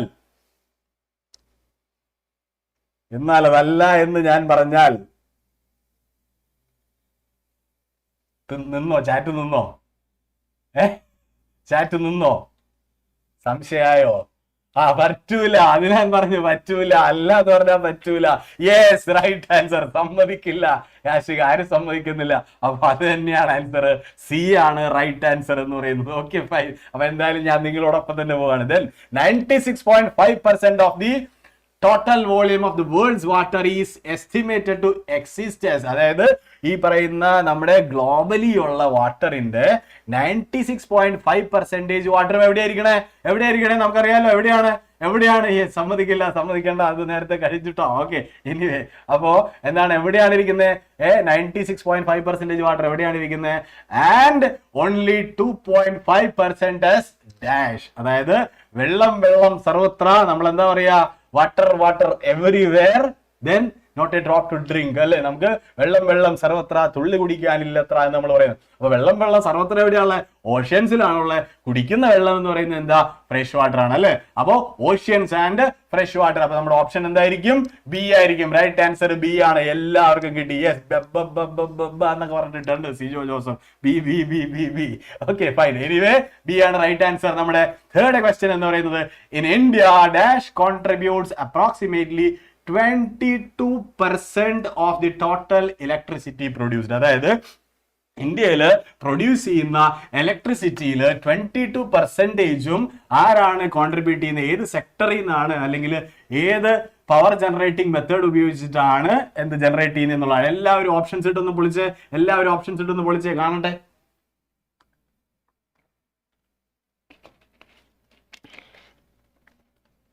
നിങ്ങൾ തീ കൊടുക്കുമ്പോൾ ഞാൻ ഇടയ്ക്കിടയ്ക്ക് ഇച്ചിരി വെള്ളം കൊടുക്കും കേട്ടോ. കുഴപ്പമൊന്നുമില്ലല്ലോ, ഞാൻ ഇച്ചിരി വെള്ളം കൊടുക്കുന്നതിന് കുഴപ്പമില്ലല്ലോ. ഓക്കെ, എനിവേ നിങ്ങൾക്ക് ഈ ഒരു പവർ കിട്ടണ്ടേ, അതിന് വേണ്ടിയിട്ടാണ്. അപ്പൊ എന്താ, tidal power, nuclear power, thermal power, hydro electric power എന്നുള്ളതാണ് ഓപ്ഷൻസ് തന്നിരിക്കുന്നത്. ടൈഡൽ പവർ നമുക്കറിയാം, നമ്മൾ ടൈഡ്സ് ഉപയോഗിച്ചുകൊണ്ട് നമ്മൾ പവർ ജനറേറ്റ് ചെയ്യുന്നു. ന്യൂക്ലിയർ പവർ എന്ന് പറഞ്ഞു കഴിഞ്ഞാൽ നമുക്കറിയാം ആറ്റോമിക് എനർജി ഉപയോഗിച്ചുകൊണ്ട് നമ്മൾ പവർ ജനറേറ്റ് ചെയ്യുന്നു. തെർമൽ പവർ എന്ന് പറഞ്ഞാൽ നമ്മൾ ജിയോ തെർമൽ എനർജി ഉപയോഗിച്ചുകൊണ്ട് നമ്മൾ പവർ ജനറേറ്റ് ചെയ്യുന്നു. ദെൻ ഹൈഡ്രോ ഇലക്ട്രിക് പവർ എന്ന് പറഞ്ഞാൽ എന്താ, നമുക്കറിയാം ഹൈഡ്രോ സർക്കിൾ ഉപയോഗിച്ചുകൊണ്ട് അല്ലെ, നമ്മൾ വെള്ളം ഉപയോഗിച്ചുകൊണ്ട് നമ്മൾ പവർ ജനറേറ്റ് ചെയ്യുന്നു. അപ്പൊ ഒബിയസ്ലി നമുക്കറിയാം നമ്മുടെ ഓപ്ഷൻ എന്ന് പറയുന്നത് എന്താ, ഡി ആണ്. എല്ലാവരും കറക്റ്റ് ഓപ്ഷൻ ഇട്ടുണ്ട്. അപ്പൊ എല്ലാവർക്കും 80/80 കൊടുത്തിരിക്കുന്നുണ്ട്. എല്ലാവർക്കും 80/80. യെസ് കൊടുത്തു. ഓക്കെ, ഇനി ഫോർത്ത് ക്വസ്റ്റ്യൻ എന്താ, which of the following multi-purpose projects is found in the Satluj Beas river basin? Satluj Beas, yes, Satluj Beasൽ ഏതുള്ള സത്ലജും ബിയാസും എവിടെയാണ് നമുക്കറിയാം. നമ്മുടെ ഒരു ഇന്ത്യ ഇങ്ങനെ നിൽക്കുമ്പോൾ ഇന്ത്യയുടെ കഴുത്ത് ഭാഗത്ത് ഏകദേശം ഇവിടെയായിട്ട് വരുന്നത് അല്ലെ, സത്ലജ് ബീസ് ബിയാസ് നമ്മൾ പല രീതിയിൽ നമ്മൾ പറയാറുണ്ട്. യെസ്, ഏതിലാണ്? Hirakud project, Damodar valley project corporation, Bhakra Nangal project, Rihand project അല്ലെ. ഇത് എവിടെയാണ് എന്നുള്ളത് ഇതൊരു കൺഫ്യൂസിംഗ് ആണ്. കൺഫ്യൂസിംഗ് എന്ന് പറഞ്ഞു കഴിഞ്ഞാൽ ഇത് നിങ്ങൾ പഠിക്കാൻ വേണ്ടിയിട്ട് ഏതൊക്കെ എവിടേക്കാണ് എന്നുള്ളത് നമ്മൾ ആ മാപ്പിൽ നമ്മൾ ചില കാര്യങ്ങൾ നമ്മൾ നോക്കി വെക്കേണ്ടതുണ്ട്. അതെന്തായാലും നമ്മൾ വരുന്നുണ്ട്. എനിവേ, അപ്പോൾ അതിൽ വരുമ്പം കൃത്യമായിട്ട് നമ്മളൊരു ഏകദേശം ഒരു ധാരണ ഉണ്ടാക്കിയിട്ട് നമ്മൾ വെക്കണം. ഓക്കെ, നമുക്ക് പറ്റുവാണെങ്കിൽ എന്തെങ്കിലും ചെയ്യാൻ നോക്കാം. ഓക്കെ, എനിവേ, അപ്പോൾ എന്താണ് ഇതിന്റെ ആൻസർ എന്ന് പറയുന്നത്? എന്താണ്? സി ആണ് എല്ലാവരും കൊടുത്തിരിക്കുന്നത്. സി, നിങ്ങൾ എവിടെയെങ്കിലും കോപ്പി അടിച്ചിട്ട് പറയുന്നതാണോ? നിങ്ങളിത് ഞാനിത് പറയുമ്പോൾ തന്നെ നിങ്ങൾ ഗൂഗിൾ ചെയ്ത് നോക്കുന്നുണ്ടോ, അല്ലെങ്കിൽ ടെക്സ്റ്റ് എടുത്ത് നോക്കുന്നുണ്ടോ, അങ്ങനെ എന്തെങ്കിലും ഉണ്ടോ? ഇല്ല അല്ലെ. എല്ലാവരും നല്ല മിടുക്കന്മാരും മിടുക്കികളുമാണ്. യെസ്, എല്ലാവരും എന്റെ സുന്ദരകുട്ടന്മാരും സുന്ദരിക്കുട്ടികളുമാണ്. യെസ്, സെറ്റ് അല്ല സാർ. യെസ്, എനിക്കറിയാം, ഞാൻ ചുമ്മാ പറഞ്ഞതല്ലേ. യെസ്, എനിക്കറിയാലോ, എന്റെ മക്കൾ മിടുക്കന്മാരും മിടുക്കികളാന്നുള്ളത് എനിക്കറിയാം. യെസ്, പിള്ള മനസ്സിൽ കള്ളമില്ല. യെസ്, പിള്ള മനസ്സിൽ കള്ളമില്ല. ഞാനും അങ്ങനെ തന്നെ, ചെറിയ കുഞ്ഞു കുട്ടിയാ, ഇച്ചിരി താടി വന്നു മാത്രമേ ഉള്ളൂ. എനിവേ, അപ്പൊ എന്താ, നമ്മള് സി ആണ് റൈറ്റ് ആൻസർ. ഭക്രാനങ്കൽ പ്രോജക്ട് അല്ലെ, ഭക്രാനങ്കൽ പ്രോജക്ട് ആണ് നമ്മുടെ സി ആൻസർ. അതായത് സത്ലജിലും ബിയാസിലും ഇരിക്കുന്നത് എന്താണ്, ഭക്രാനങ്കൽ, സത്ലജ് ബീസ് അല്ലെ, ബീസില് ഭക്ര, അങ്ങനെ വേണമെങ്കിൽ നമുക്ക് കണക്ട് ചെയ്യാം അല്ലെ. SBB, സത്ലജ് ബീസ് അല്ലെ. ഞങ്ങൾക്ക് വിഷമായി. സോറോ വിഷമിക്കല്ലേ, നീ സോറയ്ക്ക് മൊത്തം പേടിയും വിഷമവും സങ്കടമൊക്കെ. സോറോനെ ആരെങ്കിലും ഒന്ന് പോയി സമാധാനിപ്പിച്ചേ, അതിലൊന്ന് സമാധാനിപ്പിച്ചേക്ക് സോറോനെ. ഓക്കെ, ഇനി നമ്മള് fifth question, explain how water become A renewable resource. Water എങ്ങനെയാണ്, എന്തുകൊണ്ടാണ് നമ്മള് ഹിസ്റ്ററി മാപ്പ് ഉണ്ടാവോ? ഹിസ്റ്ററി മാപ്പ് ഉണ്ടല്ലോ. ഹിസ്റ്ററി മാപ്പിൽ നമുക്ക് 2 മാർക്കിന്റെ ക്വസ്റ്റ്യൻ ഉണ്ട്. ജോഗ്രഫിയിൽ നമുക്ക് 3 മാർക്കിന്റെ ക്വസ്റ്റ്യൻ ഉണ്ട്. നമ്മൾ ഓൾറെഡി ഇന്നലെ ഡിസ്കസ് ചെയ്തപ്പോൾ നമ്മൾ പറഞ്ഞാണല്ലോ നമുക്ക് ഇത് വരുന്നുണ്ട് എന്നുള്ളത് അല്ലെ. ഇതിന്റെ പാറ്റേൺ നമ്മൾ പറഞ്ഞില്ലായിരുന്നോ? മാപ്പ് മാർക്കിങ്ങിന്റെ 5 മാർക്കിന്റെയാണ് ടോട്ടൽ മാപ്പ് വരുന്നത്. അതിൽ 2 മാർക്ക് ഹിസ്റ്ററിയിൽ നിന്ന്, 3 മാർക്ക് എന്ത് ചെയ്യുന്നതായിരിക്കും? Maps is not hard. നമുക്ക് സിമ്പിൾ ആക്കി തരാം. ഓക്കെ, സിമ്പിൾ ആക്കാം. ഓക്കെ, എനിവേ, അപ്പൊ എന്തായാലും എന്താ, explain how water becomes a renewable resource. Water എന്തുകൊണ്ടാണ് നമ്മൾ റിന്യൂവബിൾ റിസോഴ്സ് എന്ന് പറയുന്നത്? Fresh water is mainly obtained from the surface run off and ground water that is continuously being renewed and recharge അല്ലെ. Surface run off ഉണ്ടാവുന്നുണ്ട്, അല്ലെങ്കിൽ ഗ്രൗണ്ടിലേക്ക് percolate ചെയ്ത് പോകുന്നു. അത് നമ്മൾ എന്ത് ചെയ്യുന്നു, വീണ്ടും നമ്മൾ എന്താണ് പറയുക, ബോർവെൽസും അതും നമ്മുടെ സാധാരണ നോർമൽ വെൽസും ഒക്കെ വെച്ചിട്ട് നമ്മൾ കുഴിച്ചെടുക്കുന്നു. അതുപോലെ തന്നെ വീണ്ടും ഇതിങ്ങനെ പോയിട്ട് എന്താണ് പറയുക, മഴ പെയ്തിട്ട് തിരിച്ചു വരുന്നു. അപ്പോഴും നമുക്ക് ഫ്രഷ് വാട്ടർ കിട്ടുന്നു അല്ലെ. അപ്പൊ ആ രീതിയിൽ ഇതിങ്ങനെ ഹൈഡ്രോളജിക്കൽ സർക്കിള് ഇത് റിന്യൂ ചെയ്തുകൊണ്ടിരിക്കുന്നു, റീചാർജ് ചെയ്തുകൊണ്ടിരിക്കുന്നു അല്ലെ. അപ്പോൾ നമുക്കതിന് എന്ത് പറയാം, ഒരു റിന്യൂവബിൾ റിസോഴ്സ് ആണെന്ന് പറയാം അല്ലെ. All water moves within the hydrological cycle ensuring that water is a renewable resources. Continuously renew ചെയ്തുകൊണ്ടിരിക്കുകയാണ്, റെനോവേറ്റ് ചെയ്തുകൊണ്ടിരിക്കുകയാണ്, റീചാർജ് ചെയ്തുകൊണ്ടിരിക്കുകയാണ് അല്ലെ. അത്രയേ ഉള്ളൂ, very simple. Okay, anyway, sixth question, multi purpose projects and large dams have come under great scrutiny and opposition. Explain with reason. അതായത് multi purpose പ്രോജക്റ്റുകളും ഡാംസും നമ്മൾ പറയാം അത് ഡെവലപ്മെന്റിന്റെ ഭാഗമാണ് എന്ന് പറഞ്ഞു കഴിഞ്ഞാൽ പോലും ദാറ്റ് കം അണ്ടർ എന്താ ഗ്രേറ്റ് സ്ക്രൂട്ടിനി ആൻഡ് ഒപ്പോസിഷൻ. എന്തുകൊണ്ടാണ് അതിന് അഗെയിൻസ്റ്റ് ആയിട്ട് കുറെ വ്യൂസ് കാര്യങ്ങളൊക്കെ വരുന്നു എന്ന് പറയുന്നത്? എന്താ, regulating and damming rivers affect their natural flow അല്ലെ? ഈ റിവേഴ്സിന്റെ നാച്ചുറൽ ഫ്ലോവിന് ഹിസ്റ്ററി മാപ്സ് ഓഫ് കോഴ്സ് ഉണ്ടാവും. യെസ്, ഓഫ് കോഴ്സ് ഉണ്ടാവും. ഹിസ്റ്ററി മാപ്പ് ഉണ്ടാകും. ഹിസ്റ്ററിയുടെ മാപ്പ് എന്തായാലും ഉണ്ടാവും. ഹിസ്റ്ററിയുടെ മാപ്പ് വളരെ ഈസിയാണ്, നിസ്സാര കാര്യങ്ങളെ പഠിക്കാനുള്ളൂ. അതേസമയം ജോഗ്രഫിയിൽ കുറച്ച് കൂടുതൽ നമുക്ക് നോക്കാനുണ്ട്. എനിവേ നമ്മൾ ഇന്നത്തെ സെഷന്റെ ലാസ്റ്റിലെ മാപ്പും കൂടെ നമ്മളൊന്ന് എന്തൊക്കെയാണ് എന്നുള്ളതിനെ കുറിച്ചിട്ടൊന്ന് ജസ്റ്റ് ഒന്ന് പറഞ്ഞിട്ട് കൂടെ ഞാൻ പോവുള്ളൂ, പേടിക്കണ്ട. അപ്പൊ അത് നിങ്ങൾക്ക് ആവശ്യമുള്ള സാധനം ഞാൻ തരും. Don't worry, nothing to worry about it. Okay, ready ആണോ? സെറ്റ് ആണോ? ഇനി അതിനെക്കുറിച്ച് ടെൻഷൻ ആവല്ലേ? അതിനെക്കുറിച്ച് പറഞ്ഞുകൊണ്ടിരിക്കില്ല നിങ്ങൾ. അപ്പോൾ ഓൾറെഡി നിലവിലുള്ള നമ്മൾ ഡിസ്കസ് ചെയ്യുന്ന കാര്യങ്ങൾ ശ്രദ്ധിക്കൂ. മറ്റേത് 5 മാർക്കേ ഉള്ളൂ. ബാക്കി 75 മാർക്സിന്റെ കാര്യങ്ങളാണ് നമ്മൾ ഡിസ്കസ് ചെയ്തുകൊണ്ടിരിക്കുന്നത്. ഓക്കെ, സെറ്റ് ആണോ? സെറ്റ് ആണോ? Yes yes yes. അപ്പൊ ഓക്കെ, നമ്മൾ ഇവിടെ ശ്രദ്ധിക്കൂ. എന്താ ഈ ഡാമിങ് ചെയ്യുമ്പോൾ എന്ന് വെച്ചാൽ റിവറിന്റെ നാച്ചുറൽ ഫ്ലോയിനെ അത് എന്ത് ചെയ്യാണ്? ബ്ലോക്ക് ചെയ്യുകയാണ് അല്ലേ? അപ്പോൾ എന്ത് പറ്റും? It causes by causing poor sediment flow and excessive sedimentation at the bottom of the reservoir അല്ലേ? അതുപോലെ തന്നെ എന്താ resulting in rockier stream beds and poorer habitats for the rivers aquatic life. അപ്പോൾ റിവേഴ്സിന്റെ അക്വാറ്റിക് ലൈഫിനെ അത് എന്തായിട്ട് ബാധിക്കുന്നുണ്ട്? അഗേൻസ്റ്റ് ആയിട്ട് ബാധിക്കുന്നുണ്ട്. അപ്പോൾ അങ്ങനെയുള്ള കുറച്ച് ഇഷ്യൂസ് ഉണ്ടാവും അല്ലെ? റിവറിന്റെ നാച്ചുറൽ ഫ്ലോയിനെയൊക്കെ ബാധിക്കും. Dams also fragment rivers making it difficult for aquatic fauna to migrate, especially for spawning അല്ലേ? അപ്പോൾ ഈ അക്വാറ്റിക് ഫോണയുടെ ഈ പറയുന്ന രീതിയിൽ അവർക്ക് എന്താണ് പറയുക, റീപ്രൊഡക്ഷനും അല്ലെങ്കിൽ അതുപോലുള്ള കാര്യങ്ങൾ, റീജനറേറ്റീവ് ഇങ്ങനെയുള്ള കാര്യങ്ങളൊക്കെ നഷ്ടപ്പെടുകയാണ്. അതിൻ്റെ ഒരു നാച്ചുറൽ ഹാബിറ്റാറ്റ് തന്നെ എന്താണ് അക്വാറ്റിക് ഫോണയുടെ എന്താണ് പറയുക നഷ്ടപ്പെടുകയാണ് അല്ലേ? Yes. Then the dams have triggered floods due to the sedimentation in the reservoir and the release of excess water during heavy rains. Yes, നമുക്കറിയാം നമ്മൾ 2018 എന്ന് പറയുന്ന ഒരു സംഭവം തന്നെ, ആ ഒരു ഇയറും നമ്മൾ ആ ഒരു മൂവിയൊക്കെ നമ്മൾ കണ്ടാണ്, ആ ഒരു ഇയർ നമ്മൾ എക്സ്പീരിയൻസ് ചെയ്താണ് നമ്മുടെ മെജോറിറ്റി ആൾക്കാർ എന്ന് പറയുന്നത്. ഒരു ഫ്ലഡ് ഉണ്ടാകാൻ എന്ന് പറയുന്നത് എന്താ ഈ പറയുന്ന ഡാംസ് ഒരു റീസൺ ആവുന്നുണ്ട് പലപ്പോഴും എന്ന് പറയുന്നത്. നമ്മുടെ ഇവിടെ ഇല്ലെങ്കിൽ പോലും പല സ്ഥലങ്ങളിൽ അത് ഉണ്ടാവുന്നുണ്ട്. അതുപോലെ തന്നെ ഡാം ഇൻഡ്യൂസ്ഡ് എർത്ത്ക്വേക്സ് ഉണ്ടാകുന്നുണ്ട് അല്ലേ? Then multipurpose projects induced earthquakes, yes, caused waterborne diseases and pests and lead to pollution resulting from excessive use of water അല്ലേ? പൊല്യൂഷൻ, വാട്ടർ പൊല്യൂഷൻ, അതുപോലെ തന്നെ എന്താണ് പറയുക വാട്ടർ ബോൺ ഡിസീസസ്, ഇങ്ങനെയുള്ള കുറേ കാര്യങ്ങൾക്ക് റീസൺസ് ആവുന്നുണ്ട്. അപ്പോൾ അതുകൊണ്ട് തന്നെ പിന്നെ അത് കൂടാതെ എന്താ ഈ പറയുന്ന രീതിയിൽ പർപ്പസ് പ്രോജക്റ്റുകൾ വരുമ്പോൾ, ഈ ഡാമിങ് വരുമ്പോൾ സ്വാഭാവികമായിട്ട് അവിടെയുള്ള നാച്ചുറൽ ഇൻഹാബിറ്റൻസ് ആയിട്ടുള്ള ട്രൈബൽസും അല്ലെങ്കിൽ മറ്റു ആളുകളൊക്കെ എന്താ അവർ ഡിസ്പ്ലേസ്ഡ് ആവണം, അവരുടെ നാച്ചുറൽ ഹാബിറ്റാറ്റ് അവിടുന്ന് അവർ ഡിസ്പ്ലേസ്ഡ് ആവുകയാണ് അല്ലേ? അപ്പോൾ ഒരു ഡെവലപ്മെന്റ് അവിടെ നടക്കുന്നുണ്ട് എങ്കിൽ കൂടിയും കുറെ ആളുകൾക്ക് അതെന്താണ് വളരെയധികം ഹാർഡ്ഷിപ്സ് ഉണ്ടാക്കുന്നുണ്ട് അല്ലേ? ഓക്കെ, അപ്പൊ അതുകൊണ്ടാണ് it will come under great scrutiny and opposition എന്നുള്ളത് നമ്മൾ പറയുന്നത്. ഓക്കെ, അപ്പൊ നമ്മുടെ 7th ക്വസ്റ്റ്യനിലേക്ക് പോകണം. How is agriculture responsible for creating stress on water resources? Agriculture എങ്ങനെയാണ് വാട്ടർ റിസോഴ്സസിനൊരു എന്താണ് വാട്ടർ റിസോഴ്സസിന് ഒരു സ്ട്രെസ് കൊടുക്കുന്നതെന്നാണ്. യെസ്, അഗ്രികൾച്ചർ തന്നെയാണ് എന്താണ് പറയുക ഏറ്റവും വലിയ യൂസർ എന്ന് പറയുന്നത്. വാട്ടറിന്റെ ഏറ്റവും വലിയൊരു യൂസർ എന്ന് പറയുന്നത് എന്താ? അഗ്രികൾച്ചർ ആണ് അല്ലേ? To facilitate higher food grain production, water resources are being over exploited to expand irrigated areas for dry season agriculture അല്ലേ? അപ്പോൾ ഇറിഗേഷൻ എന്ന് പറയുന്നത് എന്താ പറയുക, നമ്മൾ ഈ ഡ്രൈ ഏരിയാസിൽ ഇറിഗേഷന് വേണ്ടിയിട്ട് നമ്മൾ ബോർവെൽസും ട്യൂബ് വെൽസും ഇതൊക്കെ നമ്മൾ സെറ്റാക്കി എടുക്കുമ്പോൾ എന്താ ഗ്രൗണ്ട് വാട്ടറിൻ്റെ ഉൾപ്പെടെയുള്ള ലെവൽസ് താഴേക്ക് പോവുകയാണ്. അപ്പോൾ എക്സസീവ് യൂസ് ഓഫ് വാട്ടർ അവിടെ സംഭവിക്കുന്നുണ്ട് അല്ലേ? Irrigated agriculture is the largest consumer of water. അപ്പോൾ നമുക്കറിയാം അതുകൊണ്ട് തന്നെയാണ് വാട്ടർ റിസോഴ്സസിൽ ഏറ്റവും വലിയൊരു പ്രഷർ കൊടുക്കുന്നത് നമ്മൾ അഗ്രികൾച്ചർ ആണെന്ന് നമുക്ക് പറയാൻ സാധിക്കും അല്ലേ? Most farmers have their own Wells and tube Wells. Yes, നമ്മൾ പറഞ്ഞു ഓൾറെഡി അല്ലേ? On their farms for irrigation to increase their productivity. This lead to falling groundwater levels, adversely affecting water availability and food security of the people. Yes, അപ്പോൾ ഇതുകൊണ്ടാണ് നമുക്ക് എന്ത് പറയാൻ സാധിക്കുക? Agriculture is responsible for creating stress on water resources എന്ന് പറയുന്നത് അല്ലേ? അപ്പോൾ നമ്മൾ 8th ക്വസ്റ്റ്യനിലേക്ക് നമ്മൾ കിടക്കുകയാണ്. Sorry, what is the need for rain water harvesting? അപ്പോൾ റെയിൻ വാട്ടർ ഹാർവെസ്റ്റിംഗിന്റെ ഒരു ആവശ്യകത എന്താണ് എന്നുള്ളതാണ്. യെസ്, നമുക്കറിയാം ഇതേ രീതിയിൽ നമുക്ക് നിലവിലുള്ള വാട്ടർ റിസോഴ്സസ് ഇങ്ങനെ ഡിപ്ലീറ്റ് ചെയ്യുന്നു, അല്ലെങ്കിൽ പൊല്യൂട്ടഡ് ആവുന്നു, അല്ലെങ്കിൽ ഈ രീതിയിലെല്ലാം തന്നെ നമുക്ക് സ്കേഴ്സ് ആയിട്ടുള്ള ഒരു റിസോഴ്സ് ആയിട്ട് മാറുമ്പോൾ obviously there should be some conservation methods, right? അപ്പോൾ അതിൽ പ്രധാനപ്പെട്ട കാര്യം തന്നെയാണ് എന്തെന്ന് പറയുന്നത് റെയിൻ വാട്ടർ ഹാർവെസ്റ്റിംഗ് എന്ന് പറയുന്നത് അല്ലേ?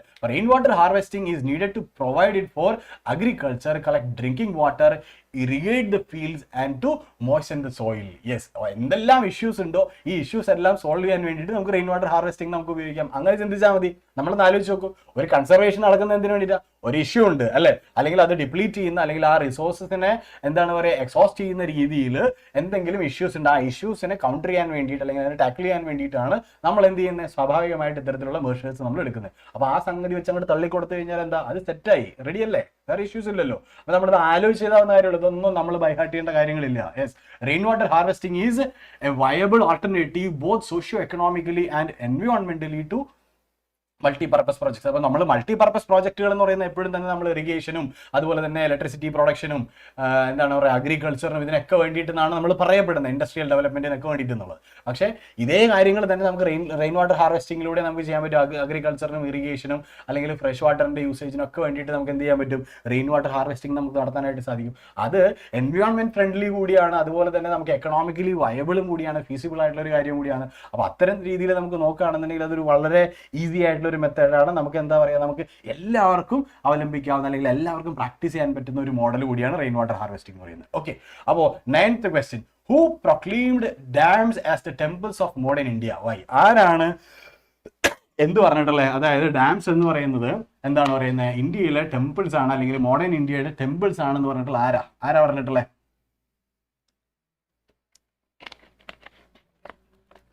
യെസ്, നമ്മുടെ ഫസ്റ്റ് പ്രൈം മിനിസ്റ്റർ ആയിട്ടുള്ള ജവഹർലാൽ നെഹ്റു ആണ് പറഞ്ഞിട്ടുള്ളത്. യെസ്, ഇവിടെ എന്താ ഭയങ്കര ചാറ്റാണല്ലോ നടന്നുകൊണ്ടിരിക്കുന്നത്. ക്ലാസ് കേൾക്കുന്നില്ല, നിങ്ങൾ ക്ലാസ് കേൾക്കുന്നില്ല, നിങ്ങൾ ചാറ്റിൽ മാത്രം ശ്രദ്ധിച്ചുകൊണ്ടിരിക്കുകയാണോ? ചാറ്റിൽ മാത്രം ശ്രദ്ധിക്കാതെ നിങ്ങൾ ക്ലാസ്സും കൂടെ ശ്രദ്ധിക്കൂട്ടോ. പഠിക്കാൻ വന്നിരിക്കുന്ന കുട്ടികളൊക്കെ ഉണ്ട് ഇവിടെ. സൂര്യജിത്ത് യെസ്, നെഹ്റു ഒക്കെ പറഞ്ഞിട്ടുണ്ട്. യെസ്, നെഹ്റു എന്നാണല്ലോ പറഞ്ഞുകൊണ്ടിരിക്കണേ. ഓക്കെ, ഞാൻ ചോദിച്ചതിന് ആൻസർ പറഞ്ഞുകൊണ്ടിരിക്കുകയായിരുന്നു. Anyway thank you. അപ്പോൾ സോറി കേട്ടോ, ഞാൻ വിചാരിച്ചു നിങ്ങൾ ഇങ്ങനെ ചുമ്മാ ചാറ്റ് ചെയ്തുകൊണ്ടിരിക്കുകയെന്നാണ് വിചാരിച്ചിരുന്നത്. Okay, anyway thank you. അപ്പോൾ നിങ്ങൾ ശ്രദ്ധിക്കുന്നുണ്ട് മനസ്സിലായി. അപ്പോൾ ജവഹർലാൽ നെഹ്റു ആണ് പറഞ്ഞിട്ടുള്ളത് എന്താണ്, ഡാംസ് മോഡേൺ ഇന്ത്യയുടെ ടെമ്പിൾസ് ആണെന്ന് പറഞ്ഞിരിക്കുന്നത്. എന്തുകൊണ്ടാണ്? They integrate the development of the agriculture and the village economy with rapid industrialisation and growth of the urban economy. അതായത് അഗ്രികൾച്ചറിനെയും വില്ലേജ് എക്കോണമിനെയും ഇന്റഗ്രേറ്റ് ചെയ്യുന്നു. എങ്ങനെയാണ്?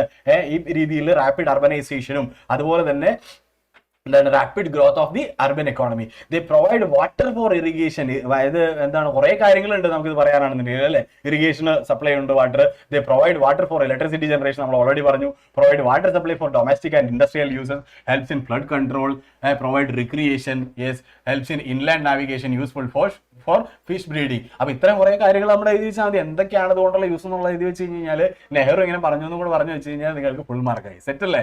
സെറ്റാണോ? റെഡിയാണോ? സാഡാക്കിയില്ല, സാഡ് ആവണ്ട. ഓക്കെ, ഞാൻ പഠിക്കാൻ വന്നതാണ്. Sorry, I am really sorry. അത് നിങ്ങൾ സാഡ് ആവല്ലേ കേട്ടാ.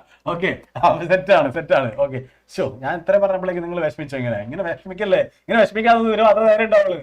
എനിക്ക് ഫുൾ മാർക്ക് കിട്ടും.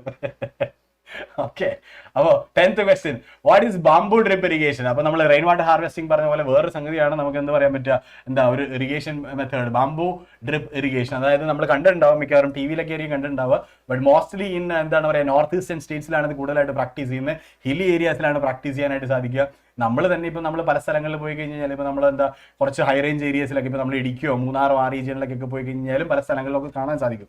ചിലപ്പോൾ നമ്മൾ ഇങ്ങനെ പോകുമ്പോൾ മൂന്നാറിലേക്കൊക്കെ പോകുമ്പോൾ വഴിയരികിലും നമുക്ക് കാണാനായിട്ട് സാധിക്കും ഇങ്ങനെ എന്താ പറയുക, ബാംബു വെച്ചിട്ട്, ബാംബുവിൻ്റെ ഉള്ളിൽ കൂടെ ചെറിയ ബാംബൂസും വലിയ ബാംബൂസും വെച്ചിട്ട് അതിൻ്റെ ഉള്ളിൽ കൂടെ വെള്ളം വരുന്നത് നമ്മൾ കണ്ടിട്ടുണ്ട്. യെസ്, മേഘാലയയിലാണ് മെയിൻലി പ്രാക്ടീസ് ചെയ്യുന്നത് എന്നുള്ളതാണ്. ഓക്കെ, എനിവേ ഹില്ലി ഏരിയാസിൽ കൂടുതലായിട്ട് പ്രാക്ടീസ് ചെയ്യുന്നുണ്ട്. Bamboo drip irrigation system is A 200-year-old system of tapping stream and spring water by using bamboo pipes and transporting water from higher to lower regions with the help of gravity. Yes, അതായത് നമുക്കറിയാമല്ലോ, വെള്ളം മേലെ നിന്ന് താഴേക്കാണല്ലോ വരിക സ്ട്രീമിലൂടെ. അല്ലാണ്ട് മേലേക്ക് തന്നെ പോവില്ലല്ലോ, മേലോട്ട് തന്നെ പോവില്ലല്ലോ, അതിങ്ങനെ താഴേക്ക് വരും. അപ്പോൾ താഴേക്ക് വരുമ്പോൾ അതിൽ കുറേ സെഡിമെന്റ്സും അതും വേസ്റ്റും കാര്യങ്ങളൊക്കെ കലർന്നു വരും. അപ്പോൾ അത് വരാതിരിക്കാൻ വേണ്ടിയിട്ട് നമ്മൾ എന്ത് ചെയ്യും, ഒരു സ്ട്രീമിന്റെ മേലെ കൊണ്ടുപോയിട്ട് ഒരു ബാമ്പു വയ്ക്കും. ആ ബാമ്പുവിനെ കണക്ട് ചെയ്ത് അടുത്ത ബാമ്പു വയ്ക്കും, അടുത്ത ബാമ്പു കണക്ട് ചെയ്ത് നമുക്ക് എങ്ങോട്ടേക്കാണ് വരേണ്ടത്. അപ്പോൾ ഒരു പൈപ്പ് പോലെ ഇതിനെ കണക്ട് ചെയ്ത് ഇങ്ങനെ കൊണ്ടുവരാൻ പറ്റും. പക്ഷേ ഇതിൻ്റെ ഇടയിൽ കുറേ വാട്ടർ എന്ത് ചെയ്യും, സ്കാറ്റേർഡ് ആയിട്ട് പോകും, അതിങ്ങനെ ഡിസ്റ്റോർട്ടഡ് ആയിട്ട് പോകും. ഇതിൻ്റെ ഒരു ഡിസ്റ്റോർഷൻ നടക്കുന്നുണ്ട്. ബട്ട് എനിവേ നമ്മൾ ഈ പറയുന്ന രീതിയിൽ ഒരു 18-20 liters ഓഫ് വാട്ടർ തുടക്കത്തിൽ ഉണ്ടായിരുന്നെങ്കിൽ അത് അവസാനം വരുമ്പോൾ ഒരു 20 to 80 drops ആയിട്ട് മാറുകയാണ്.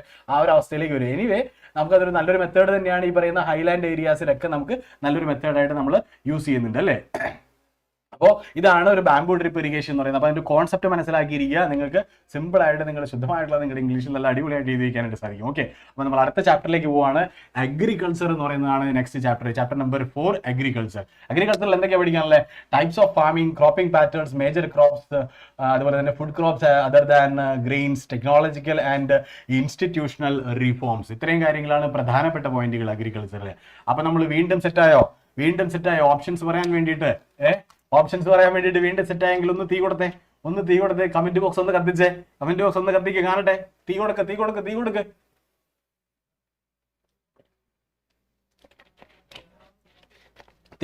കൊടുക്കൂ.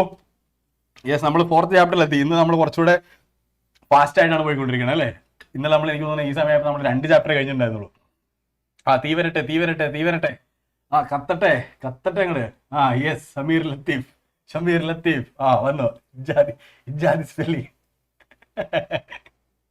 ഓക്കെ, അപ്പൊ എന്താ തുടങ്ങാം. അപ്പൊ നമ്മുടെ ഫസ്റ്റ് ക്വസ്റ്റ്യൻ വരാണ്. In India jhuming a primitive form of cultivation is called bewar or dahiya in dash. എന്താ ഇൻ ഇന്ത്യ ചൂമിങ് എന്ന് പറയുന്ന എന്താണ് സ്ലാഷ് ആൻഡ് ബേൺ എന്ന് പറയുന്ന, അല്ല എന്നുണ്ടെങ്കിൽ നമ്മൾ എന്താണ് പറയാ, primitive form of cultivation is called bewar and dahiya in which state? ഏത് സ്റ്റേറ്റിലാണ് ഇങ്ങനെ അറിയപ്പെടുന്നത് എന്നുള്ളതാണ്. ഒഡീഷ, ഛത്തീസ്ഗഡ്, ആന്ധ്രാപ്രദേശ്, മധ്യപ്രദേശ്. എവിടെയാണ്? ABCD. യെസ്, സി വരുന്നുണ്ട്, ഡി വരുന്നുണ്ട്, ഡി വരുന്നുണ്ട്, വീണ്ടും സി വരുന്നുണ്ട്, ഡി സി. സി ആണോ ഡി ആണോ? സിയും ഡിയും തമ്മിലുള്ള പൊരിഞ്ഞ പോരാട്ടം നടന്നുകൊണ്ടിരിക്കുകയാണ്. ആന്ധ്രാപ്രദേശിൽ ഇങ്ങനെ വരാനുള്ള ഒരു സാധ്യത കുറവാണ്. നിങ്ങളൊന്ന് ആലോചിച്ച് നോക്കി, ഈ ഒരു പേര് വരാനുള്ള സാധ്യത കുറവാണ്. സ്വാഭാവികമായിട്ടും നമ്മൾ എന്താണ് മധ്യപ്രദേശാണ് റൈറ്റ് ആൻസർ എന്ന് പറയുന്നത്. അപ്പോൾ നമ്മൾ കുറച്ച് സ്ഥലങ്ങളിലൂടെയുള്ള കാര്യങ്ങളും കൂടെ നമ്മൾ പഠിക്കുക. പോഡു ആൻഡ് പെൻഡ ഇൻ ആന്ധ്രാപ്രദേശിൽ എന്താ പോഡു ഓർ പെൻഡ എന്നാണ് നമ്മൾ പറയുന്നത്. അതുപോലെ തന്നെ പാമ ദാബി ഓർ കോമൻ ഇൻ ഒഡീഷയിൽ പറയുന്നത് വേറൊരു പേരിലാണ്. കുമ്രി ഇൻ വെസ്റ്റേൺ ഗഡ്സിൽ കുമാരി എന്നൊക്കെ പറയുന്നുണ്ട്. വെസ്റ്റേൺ ഗഡ്സിൽ നമ്മുടെ ഒരു region. Valre or Waltre in southeastern Rajasthan, Khil in Himalayan belt, Kurua in Jharkhand, Choming in northeastern regions അല്ലേ? അപ്പോൾ ഇതൊന്ന് ഓർമ്മയിലിരിക്കട്ടെ. ഏകദേശം കുറച്ച് കാര്യങ്ങളൊന്ന് നമ്മളൊന്ന് ഓർത്തിരിക്കുക. ഈ jhuming cultivation, slash and burn cultivation അല്ലെങ്കിൽ ഷിഫ്റ്റിംഗ് കൾട്ടിവേഷൻ എന്നൊക്കെ പറയുന്ന ഒരു പ്രിമിറ്റീവ് ആയിട്ടുള്ള ഒരു എന്താണ് പറയുക അഗ്രികൾച്ചർ ഒരു ഫാമിംഗ് മെത്തേഡ്, അതിന് പറയുന്ന പേരാണ് എന്താണ് പറയുന്നത്? ബെവാർ ആൻഡ് ദഹിയ ഇൻ മധ്യപ്രദേശ്. അതുപോലെ തന്നെ പോഡു ആൻഡ് പെൻഡ ഇൻ ആന്ധ്രാപ്രദേശ്. ഇങ്ങനെ ഇത്തരം കാര്യങ്ങളൊന്ന് ഓർത്തിരിക്കുക കേട്ടോ.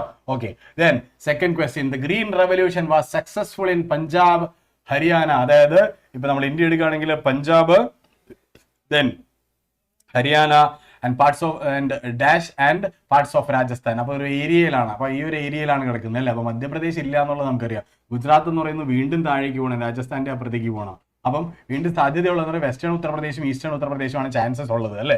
വെസ്റ്റേണും ഈസ്റ്റേണുമാണ് ചാൻസസ് ഉള്ളത്. അപ്പോൾ അതിൽ നോക്കുമ്പോൾ ഈ പറയുന്ന ഏരിയയുമായിട്ട് പ്രോക്സിമിറ്റി എന്ന് പറയുന്നത് എവിടെയാണ് പ്രോക്സിമിറ്റി എന്ന് പറയുന്നത്? വെസ്റ്റേൺ ആണോ ഈസ്റ്റേൺ ആണോ? അത് നമ്മളൊന്ന് ആലോചിച്ച് നോക്കിയേ.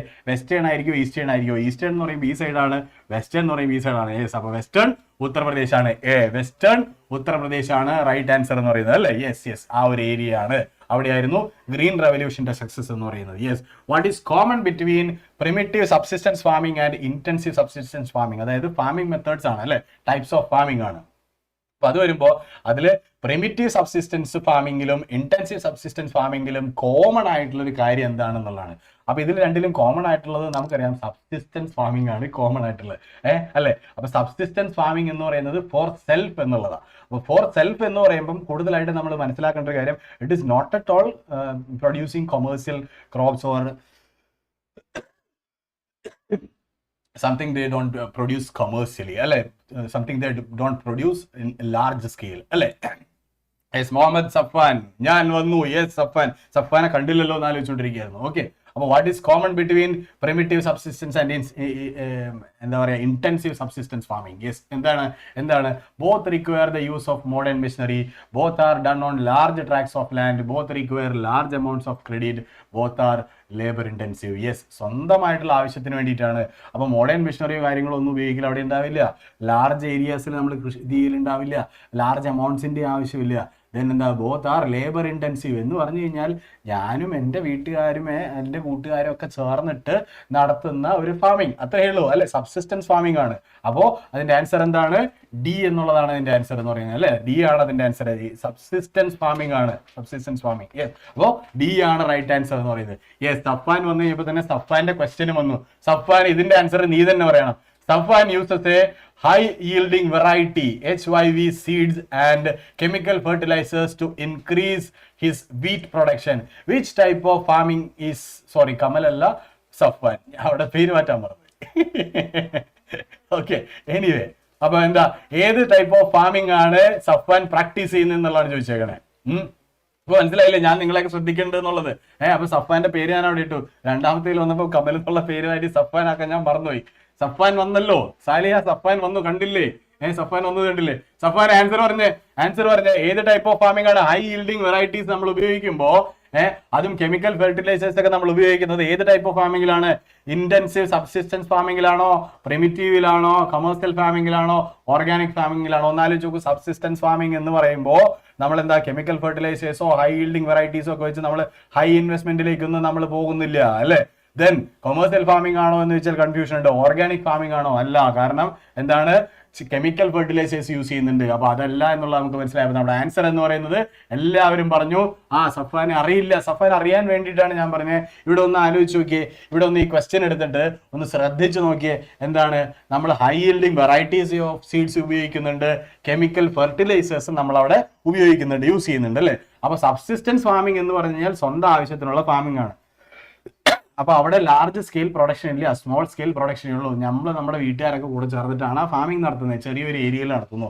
അപ്പൊ അവിടെ നമുക്ക് ഹൈ ഈൽഡിംഗ് വെറൈറ്റീസിന്റെ ആവശ്യമില്ല, ഹൈ ഇൻവെസ്റ്റ്മെന്റ് ആവശ്യമില്ല അല്ലെ, കെമിക്കൽ ഫെർട്ടിലൈസേഴ്സിന്റെ ആവശ്യമില്ല, ഇതൊന്നും ആവശ്യമില്ല. അപ്പൊ സ്വാഭാവികമായിട്ട് സബ്സിസ്റ്റൻസ് ഫാമിംഗ് അല്ല, എയും ബിയും അല്ല എന്നുള്ളത് മനസ്സിലായി. അപ്പൊ സി ആണോ എന്നുള്ളത് നോക്കി കഴിഞ്ഞാൽ സി ആണോ എന്ന് ആലോചിക്കണം. അപ്പൊ ഡിയിലേക്കും കൂടെ നോക്കിക്കഴിഞ്ഞാൽ നമുക്ക് ഉറപ്പിക്കാം ഡി എന്ന് പറയുന്നത് ഓർഗാനിക് ഫാമിംഗ് ആണ്. അതല്ല, കാരണം നമ്മളിവിടെ എന്താ ഓർഗാനിക് ഫെർട്ടിലൈസേഴ്സ് അല്ല, കെമിക്കൽ ഫെർട്ടിലൈസേഴ്സ് നമ്മൾ യൂസ് ചെയ്യുന്നുണ്ട്. അപ്പൊ അതുകൊണ്ട് നമുക്ക് എന്താ ആൻസർ നമുക്ക് സിയിലേക്ക് നമുക്ക് എത്താൻ സാധിക്കും. സഫ്വാനെ ഇപ്പൊ മനസ്സിലായോ? സഫ്വാൻ ഇപ്പൊ മനസ്സിലായില്ലേ? യെസ്. ദെൻ അപ്പൊ എന്താ fifth question, water melon, Musk melon, cucumber, vegetables and fodder crops are the types of dash.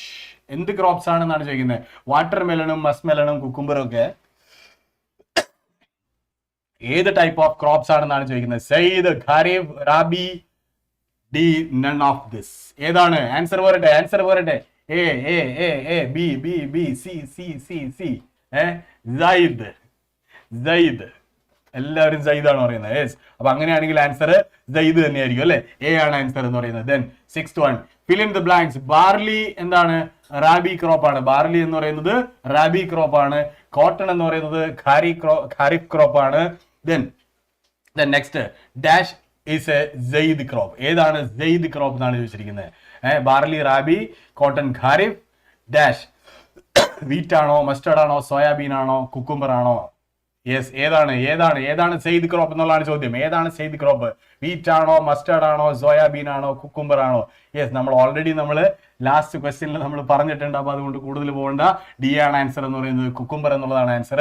Seventh ക്വസ്റ്റ്യനിലേക്ക് നമ്മൾ പോകണം. Identify the crop with the help of the following information. ഈ പറഞ്ഞിരിക്കുന്ന ക്ലൂസും കാര്യങ്ങളൊക്കെ വെച്ചിട്ട് നമ്മൾ ഈ പറഞ്ഞിരിക്കുന്ന അല്ലെങ്കിൽ ഏത് ക്രോപ്പ് ആണെന്നുള്ളതൊന്ന് ഐഡന്റിഫൈ ചെയ്യും. It is a crop that is used both as food and fodder. Yes, food and fodder ആയിട്ട് യൂസ് ചെയ്യുന്നതാണ്. അപ്പം wheat, maize, rice, sugarcane. അപ്പൊ തന്നെ നമുക്ക് സാധനം പിടികിട്ടിയിട്ടുണ്ട്, ഏകദേശം സാധനം പിടികിട്ടിയിട്ടുണ്ട്. ഫുഡ് ആൻഡ് ഫോഡർ ആയിട്ട് ഇതിൽ ഏതാ യൂസ് ചെയ്യുന്നത് എന്നുള്ളത് നമുക്കറിയാം. It is A kharif crop. അപ്പൊ ഖാരിഫ് ക്രോപ്പ് എന്ന് പറയുമ്പോൾ നമുക്ക് ഇതിൽ നിന്ന് ഏതൊക്കെ കട്ട് ചെയ്ത് കളയാന്നുള്ളത് മനസ്സിലായി അല്ലെ. ഇതിന് ഏതെല്ലാം കട്ട് ചെയ്ത് കളയാന്നുള്ളത് മനസ്സിലായി. It grows well in old alluvial soil. Yes, old alluvial സോയിലിൽ വളരുന്നത് ഏതാണെന്നുള്ളത് മനസ്സിലായി. Yes. Then the use of modern inputs has contributed to the increasing production of this crop. അപ്പോൾ ഫുഡ് ആൻഡ് ഫോഡർ ആയിട്ട് യൂസ് ചെയ്യുന്നതിൽ നമുക്കറിയാം മെയ്സ്, അതുപോലെ തന്നെ ഷുഗർ കെയിൻ. ഇത് രണ്ടുമാണ് നമുക്ക് ഫുഡ് ആൻഡ് ഫോഡർ ആയിട്ട് നമുക്ക് യൂസ് ചെയ്യാനായിട്ട് സാധിക്കുക. ഷുഗർ കെയിനെ നമുക്ക് ഫുഡ് എന്നുള്ള രീതിയിൽ ഒരു ഫുഡ് സ്റ്റഫ് എന്നുള്ള രീതിയിൽ കാണാൻ പറ്റില്ല. ബട്ട് എന്നിരുന്നാലും ചില സമയങ്ങളിൽ ബട്ട് വീറ്റും റൈസും നമുക്ക് ഫുഡായിട്ട് നമ്മൾ യൂസ് ചെയ്യുന്നതാണ്, പക്ഷെ നമ്മളത് ഫോഡറായിട്ട് യൂസ് ചെയ്യുന്നില്ല. അപ്പോൾ മെയ്സ് ആണ് നമുക്ക് കൂടുതലൊരു പ്രോബബിലിറ്റി അവിടെ നിൽക്കുന്നത്. അപ്പോൾ ഖാരീഫ് ക്രോപ്പ് ആണ് സ്വാഭാവികമായിട്ടും. It grows well in the old alluvial soil and the use of modern inputs has contributed to the increasing production of this crop. അപ്പോൾ ഒബ്വിയസ്ലി നമുക്ക് അതിൽ നിന്ന് എന്താ ആൻസർ വരുന്നുണ്ട്. യെസ് ആൻസർ വരുന്നുണ്ട്. ആൻസർ എന്താ? ബി ആണ്. നിങ്ങൾ പറഞ്ഞതുപോലെ ആൻസർ ബി ആണ്. മെയ്സ് ആണ് ബോത്ത് ഫുഡ് ആൻഡ് ഫോഡർ ആയിട്ട് നമ്മൾ യൂസ് ചെയ്യുന്നത് അല്ലേ. 8th ക്വസ്റ്റ്യൻ എന്താ? Which of the following might not help in modernising agriculture? അതായത് അഗ്രികൾച്ചർ മോഡേണൈസ് ചെയ്യാൻ ഹെൽപ്പ് ചെയ്യാത്തത് എന്താണ്? വിച്ച് മൈറ്റ് നോട്ട് ഹെൽപ്പ് അല്ലെ. അപ്പൊ നമ്മൾ ആ ക്വസ്റ്റ്യൻ വേർഡ് നമ്മൾ എപ്പോഴും നോട്ട് ചെയ്യണം. അതായത് എന്താണ് നമ്മളെ CBSE നമ്മളോട് ചോദിച്ചിരിക്കുന്നത്, നമ്മുടെ ബോർഡ് നമ്മളോട് ചോദിച്ചിരിക്കുന്നത് എന്നുള്ളത് നമ്മളിവിടെ നോട്ട് ചെയ്തിരിക്കണം. which of the following might not help in modernizing agriculture? എന്താ? ഇംപ്രൂവിങ് റൂറൽ ഇൻഫ്രാസ്ട്രക്ചർ ഇംപ്രൂവ് ചെയ്യുന്നത് അഗ്രികൾച്ചറിനെ എന്ത് ചെയ്യോ എന്നാണ് ചോദിച്ചിരിക്കുന്നത്. എന്താ? അഗ്രികൾച്ചർ എന്താ മോഡേണൈസ് ചെയ്യാനായിട്ട് ഇൻഫ്രാസ്ട്രക്ചർ ഇംപ്രൂവ് ചെയ്യുന്നത് അതിന് ഗുണമല്ലേ, അഡ്വാൻറ്റേജസ് ആണ് അല്ലേ? യെസ്. ദെൻ ബെനിഫിഷ്യൽ ആണ്. ദെൻ എസ്റ്റാബ്ലിഷിംഗ് അഗ്രികൾച്ചറൽ യൂണിവേഴ്സിറ്റീസ് നല്ലതാണ്. Then increasing export duties on agriculture, അതായത് അഗ്രികൾച്ചർ പ്രോഡക്ട്സ് എക്സ്പോർട്ട് ചെയ്യുമ്പോൾ ഡ്യൂട്ടീസ് ഇൻക്രീസ് ചെയ്യുക എന്ന് പറഞ്ഞു കഴിഞ്ഞാൽ, ടാക്സേഷൻ ഇൻക്രീസ് ചെയ്യുക എന്ന് പറഞ്ഞു കഴിഞ്ഞാൽ അഗ്രികൾച്ചർ പ്രോഡക്ട്സ് പുറത്തേക്ക് വിടാൻ പറ്റില്ല, നമുക്ക് എക്സ്പോർട്ട് ചെയ്യാൻ പറ്റില്ല, ഇവിടെ തന്നെ കിടക്കും എന്ന് പറഞ്ഞാൽ അത് എന്താണ്? അഗ്രികൾച്ചർ ഇൻഡസ്ട്രിക്ക് എഗെയിൻസ്റ്റ് ആയിട്ടുള്ളൊരു മൂവ് ആയിരിക്കും അല്ലെ. Investing in research in meteorology and weather forecast. Yes. അപ്പം എന്താ? അതും എന്താണ്? അഗ്രികൾച്ചറിന് ഗുണകരമായിട്ടുള്ള ഒരു കാര്യമാണ്. അപ്പൊ അങ്ങനെ നോക്കുമ്പോൾ എന്താണ്? സി ആണ് നമുക്ക് which is not helpful for modernising agriculture എന്ന് പറയാൻ സാധിക്കുന്നത് അല്ലെ. ഇനി 9th question, state the characteristics of primitive subsistence farming. Primitive subsistence ഫാമിങ്ങിന്റെ ക്യാരക്ടറിസ്റ്റിക്സ് ആണ് ചോദിച്ചിരിക്കുന്നത് അല്ലെ. അപ്പൊ എന്താണ് പ്രിമിറ്റീവ് സബ്സിസ്റ്റൻസ് ഫാമിങ്ങിന്റെ ക്യാരക്ടറിസ്റ്റിക്സ് എന്ന് പറയുമ്പോൾ? അതായത് പ്രിമിറ്റീവ് എന്ന് പറയുന്ന വേർഡ് തന്നെ നമുക്കറിയാം, അത് എന്താ പറയാ, വളരെ ഓൾഡ് ഏജ് പ്രാക്ടീസ് ആണ് എന്നുള്ളത് നമുക്കറിയാം, ഏജ് ഓൾഡ് പ്രാക്ടീസ് ആണ്. സബ്സിസ്റ്റൻസ് ഫാമിംഗ് എന്ന് പറയുമ്പോൾ നമുക്കറിയാം സ്വന്തം ആവശ്യത്തിനുള്ളതാണ് എന്ന് പറഞ്ഞു കഴിഞ്ഞാൽ ഏറ്റവും ആദ്യ കാലഘട്ടങ്ങളിൽ ഏറ്റവും എന്താണ് പറയുക ഓൾഡസ്റ്റ് മെത്തേഡ് ആണ് അതെന്നുള്ളത് അല്ലെ. In this type of farming farmers grow crops for self consumption, നമ്മുടെ ആവശ്യത്തിന് മാത്രം. It is practised on small patches of land. Yes, കുറച്ച് പേർക്ക് മതി അല്ലെ. അപ്പോൾ എന്താണ്? കുറച്ച് പേരുടെ ആവശ്യത്തിന് വേണ്ടിയിട്ടാണ്, കുറച്ച് പേരുടെ കൺസംഷന് വേണ്ടിയിട്ടാണ്. ചെറിയൊരു ഏരിയയിൽ മാത്രമാണ് ഇത് ചെയ്യുന്നത്, ഫാമിംഗ് ചെയ്യുന്നത് അല്ലെ, പ്രാക്ടീസ് ചെയ്യുന്നത്. Farmers use primitive tools like ഹോ, ഡൗ, ഡിഗിങ് സ്റ്റിക്സ് എക്സെട്ര. അതായത് വളരെ എന്താണ് പറയുക ഓൾഡസ്റ്റ് ടൂൾസും മെഷീനറീസും ഒന്നും ഇല്ല. അങ്ങനത്തെ ഒരു പ്രിമിറ്റീവ് അഗ്രികൾച്ചറൽ ടൂൾസ് ഒക്കെയാണ് അവർ യൂസ് ചെയ്യുന്നത്. Then completely depends upon monsoon. വേറെ എന്താണ് പറയുക ഇറിഗേറ്റിംഗ് മെത്തേഡ്സോ അല്ലാന്നുണ്ടെങ്കിൽ വെൽസോ മറ്റു കാര്യങ്ങളൊന്നും ഇല്ല. മൺസൂൺ മഴ പെയ്ത് വെള്ളം കിട്ടിയാൽ കിട്ടി, ഇല്ലെങ്കിൽ ഇല്ല എന്നുള്ളത്. അതുപോലെ തന്നെ മാനുറിങ്ങിന് വേണ്ടിയിട്ടും വേറെ എന്താണ് പറയുക ഓർഗാനിക് ആയിട്ടുള്ളോ അല്ലെങ്കിൽ കെമിക്കൽ ഫെർട്ടിലൈസേഴ്സോ ഒരു സാധനങ്ങൾ ഉപയോഗിക്കുന്നില്ല. Depending on monsoon, natural fertility of the soil and suitability of other environmental conditions for the crops grown. Only family labor is used for farming. പുറത്തുനിന്നുള്ള ലേബേഴ്സിനെ അവരെടുക്കുന്നില്ല, പുറത്തുനിന്ന് ആരെയും നമ്മളിവിടെ എടുക്കുന്നില്ല. എന്താ? ഓൺലി ഫാമിലി മെമ്പേഴ്സ് അല്ലെ. Land productivity is low. Land productivity വളരെ low ആയിരിക്കും. എന്താണ്? നമ്മൾ അതിന് വേണ്ടിയിട്ട് പ്രത്യേകിച്ച് ഒന്നും ചെയ്യുന്നില്ല. എല്ലാം നാച്ചുറൽ എന്താണ് കണ്ടീഷൻസിനെ അല്ലെങ്കിൽ നാച്ചുറൽ എൻവയോൺമെന്റ് കണ്ടീഷൻസിനെ ഡിപ്പെൻഡ് ചെയ്തുകൊണ്ട് മാത്രമാണ് ഈ ഒരു ഫാമിംഗ് ആക്ടിവിറ്റി നമ്മൾ പ്രാക്ടീസ് ചെയ്യുന്നത്. So that the land productivity will be low. Okay, അപ്പം എന്താണ്? It is also known as slash and burn agriculture. നമ്മൾ നേരത്തെ പറഞ്ഞ ചൂം ഫാമിങ് അല്ലെ, jhum cultivation, slash and burn, എന്താണ് പറയുക സ്ലാഷ് ആൻഡ് ബേൺ കൾട്ടിവേഷൻ എന്നൊക്കെ നമ്മൾ പേരിൽ അറിയപ്പെടുന്ന ഫാമിംഗ് ആണ് പ്രിമിറ്റീവ് സബ്സിസ്റ്റൻസ് ഫാമിംഗ് എന്ന് പറയുന്നത്. ഈ 9th question. Then 10th question, which are the main cropping seasons in India? Mention their growing and harvesting periods. അതായത് ക്രോപ്പിംഗ് സീസൺസ് നമ്മൾ ഓൾറെഡി നമ്മൾ അതിന് വേണ്ടിയിട്ടൊരു ഫോം നമ്മൾ ഉപയോഗിക്കും അല്ലെ. നമ്മൾ ആൽഫബറ്റിക് ഓർഡറിൽ തന്നെ നമ്മൾ പറയും KRZ അല്ലെ, കെ ഖാരിഫ് അല്ലെ. നമ്മൾ എപ്പോഴും അറിയാം നമുക്ക് ക്രോപ്പിംഗ് സീസൺ തുടങ്ങുന്നത് നമ്മൾ മഴ പെയ്യുമ്പോഴാണ്, മൺസൂൺ സ്റ്റാർട്ട് ചെയ്യുമ്പോൾ. അപ്പോൾ മൺസൂൺ സ്റ്റാർട്ട് ചെയ്യുമ്പോൾ നമ്മൾ കെയിൽ സ്റ്റാർട്ട് ചെയ്യും. കെ കഴിഞ്ഞ് കഴിഞ്ഞാൽ പിന്നെ ആൽഫബറ്റിക് ഓർഡറിൽ ആണ് വരുന്നത്, ദെൻ വരുന്നത് ഇസഡ് ആണ്. അപ്പോൾ KRZ. അപ്പോൾ ഖാരിഫ് എന്ന് പറയുന്ന ക്രോപ്പിംഗ് സീസണിൽ നമുക്ക് വരുന്നത് നമുക്കറിയാം ജൂൺ ജൂലൈ മന്ത്സിൽ മൺസൂൺ സ്റ്റാർട്ട് ചെയ്യുമ്പോൾ തന്നെ അതിന്റെ എന്താണ് അതിന്റെ സോയിങ് സീസൺ ആണ് അല്ലെ. And harvested in September, October when rice, maize, jowar, bajra, tur, മൂങ് dal, cotton, jute, ground nuts, ഇതൊക്കെയാണ് എന്താ പറയാ ഖാരിഫ് ക്രോപ്സ് ആയിട്ട് നമുക്ക് പറയാൻ സാധിക്കുക. റാബി ക്രോപ്സ് എന്താ വിന്റർ സീസൺ ആണ് അല്ലെ, മറ്റേത് മൺസൂൺ ക്രോപ്സ് ആണ് ഖാരിഫ് എന്ന് പറയുന്നത്. അപ്പോൾ അത് കഴിഞ്ഞിട്ട് ഈ സെപ്റ്റംബർ ഒക്ടോബർ ഒക്കെ കഴിഞ്ഞ് കഴിയുമ്പോഴേക്കും എന്താ വിന്റർ സീസണിലേക്ക് വരികയാണ്. അതായത് ഒക്ടോബർ ടു ഡിസംബർ സീസൺ ആകുമ്പോൾ വിന്റർ സീസൺ നമുക്ക് സ്റ്റാർട്ട് ചെയ്യുകയാണ് അല്ലേ. ആ സമയത്ത് നമ്മൾ എന്ത് ചെയ്യുന്നതാണ്, ഒരു സോവിങ് സീസൺ ആണ് നമ്മുടെ എന്ന് പറയുന്നത്. And harvested in April to June. Wheat, barley, peas, gram etcetera, അതൊക്കെയാണ് നമ്മൾ മേജർ ആയിട്ടുള്ള റാബി ക്രോപ്സ് എന്ന് നമുക്ക് പറയാം അല്ലേ. Then in between the Rabi and Kharif season there is a short season during the summer months known as the Zaid season. അവിടെ എന്തൊക്കെയായിരുന്നു, watermelon, muskmelon, cucumber, vegetables, fodder crops etcetera. അപ്പം ഈ ഒരു സീസൺ, അതായത് നമ്മുടെ ക്രോപ്പിംഗ് സീസൺ വളരെ important ആണ്. KRZ എന്നുള്ള രീതിയിൽ തന്നെ നമ്മൾ മനസ്സിലാക്കുക. അപ്പം ഖാരിഫ് സീസൺ ഉണ്ട്, അത് കഴിഞ്ഞ് കഴിഞ്ഞാൽ പിന്നെ മൺസൂൺ കഴിഞ്ഞു, വിന്റർ സീസണിലേക്ക് വന്നു, അത് കഴിഞ്ഞാൽ നമ്മുടെ സമ്മർ സീസണിൽ എന്താണ് പറയുക, സമ്മർ സീസണിലേക്ക് വരുമ്പോൾ നമുക്ക് സെയ്ദ് ക്രോപ്സ് ഉണ്ട്. അപ്പൊ ഇത് സെറ്റാണല്ലോ അല്ലേ. Then 11th question. What are the geographical conditions required for the cultivation of wheat and explain its distribution also? Yes, അപ്പൊ വീറ്റിന്റെ, അപ്പൊ ഞാനിവിടെ വീറ്റിന്റെ മാത്രമേ പറഞ്ഞുള്ളൂ. ചിലപ്പോൾ നിങ്ങളുടെ അടുത്ത് ചോദിക്കുന്നത് പാഡി കൾട്ടിവേഷൻ ആയിരിക്കാം, റൈസ് കൾട്ടിവേഷൻ ആയിരിക്കാം, അല്ലെങ്കിൽ ചിലപ്പോൾ മെയ്സ് ആയിരിക്കാം ചോദിക്കുന്നത്. അപ്പോൾ ഇത് ഏത് ക്രോപ്പിംഗ് സീസൺ ആണ് അല്ലെങ്കിൽ ഏത് ടൈപ്പ് ഓഫ് ക്രോപ്പ് ആണെന്നുള്ളത് കണ്ടു കഴിഞ്ഞാൽ അതിനൊരു കണ്ടീഷനേ ഉള്ളൂ. ആ കണ്ടീഷൻ അങ്ങോട്ട് എഴുതി വയ്ക്കുക, അത്ര മാത്രമേ ഉള്ളൂ. വളരെ സിമ്പിൾ ആയിട്ടുള്ള ഒരു ആക്ടിവിറ്റി ആണ്. അപ്പോൾ wheat is the second staple food crop of the majority of people in India. Temperature required എന്താ, it requires a cool growing season. Cool growing season എന്ന് പറയുമ്പോൾ തന്നെ നമുക്കറിയാം വിന്റർ ക്രോപ്പ് ആണ്. Cool growing season and bright sunshine at the time of ripening അല്ലേ. അത് bright sunshine വരുന്ന എപ്പോഴാണ്, ഈ പറയുന്ന രീതിയിൽ സമ്മർ സീസൺ ആകുമ്പോഴാണ്. അതായത് വിന്റർ സീസണിൽ ഇത് സോ ചെയ്യും, അതിനുശേഷം എന്താ ഹാർവെസ്റ്റിംഗ് എന്ന് പറയുന്നത് സമ്മർ സീസണിലേക്കാണ്. അപ്പോൾ ഇതിനെ നമുക്ക് എന്ത് പറയാനായിട്ട് സാധിക്കും, നമുക്ക് ഇതിനെ റാബി ക്രോപ്പ് ആയിട്ട് പറയാനായിട്ട് സാധിക്കും. റെയിൻഫോൾ നമുക്കൊരു മോഡറേറ്റ് ആയിട്ടുള്ള റെയിൻഫോൾ മാത്രം മതി, 50 to 75 centimetres of annual rainfall മതി. മേജർ പ്രൊഡ്യൂസിങ് ഏരിയാസ് നമ്മൾ നോക്കുകയാണെന്നുണ്ടെങ്കിൽ പഞ്ചാബ്, ഹരിയാന, ഉത്തർപ്രദേശ് അല്ലേ. നമ്മൾ മല്ലു സിംഗ് എന്ന് പറയുന്ന മൂവി ഓർത്താൽ മതി അല്ലേ, ഗോതമ്പ് പാടം, മറ്റേ ഒരു പാട്ടൊക്കെ ഇല്ലേ, അങ്ങനെ ഒരു പാട്ടൊക്കെ ഉണ്ടെന്ന് തോന്നുന്നു, ഞാൻ ഓർക്കുന്നില്ല ആ പാട്ട്. അപ്പോൾ ഈ പഞ്ചാബ് ഏരിയ ആ റീജിയനിലാണ്, ഹരിയാന, ഉത്തർപ്രദേശ്, മധ്യപ്രദേശ്, ബീഹാർ ആൻഡ് രാജസ്ഥാൻ, ഇത്തരം റീജിയനിലാണ് എന്ത് ക്രോപ്പ്, അതായത് വീറ്റ് കൂടുതലായിട്ട് പ്രൊഡ്യൂസ് ചെയ്യുന്നതെന്ന് പറയുന്നത്. ഓക്കെ, അപ്പൊ ഇങ്ങനെ കണക്ട് ചെയ്തിട്ട് നമ്മളൊന്ന് ഓർത്ത് വെച്ച് കഴിഞ്ഞ് കഴിഞ്ഞാൽ വളരെ സിമ്പിൾ ആയിട്ട് ഈ കാര്യങ്ങൾ നമുക്ക് എന്ത് ചെയ്യാനായിട്ട് സാധിക്കും, ടാക്കിൾ ചെയ്യാനായിട്ട് സാധിക്കും. ഓക്കെ, എനിവേ, അപ്പൊ നമ്മള് 12th question. Yes, 12th question എന്താ, യെസ്, നമ്മുടെ ഗൗതം വന്നു. Gautam owns a farm in Uttar Pradesh. He wishes to cultivate either jute or sugar cane.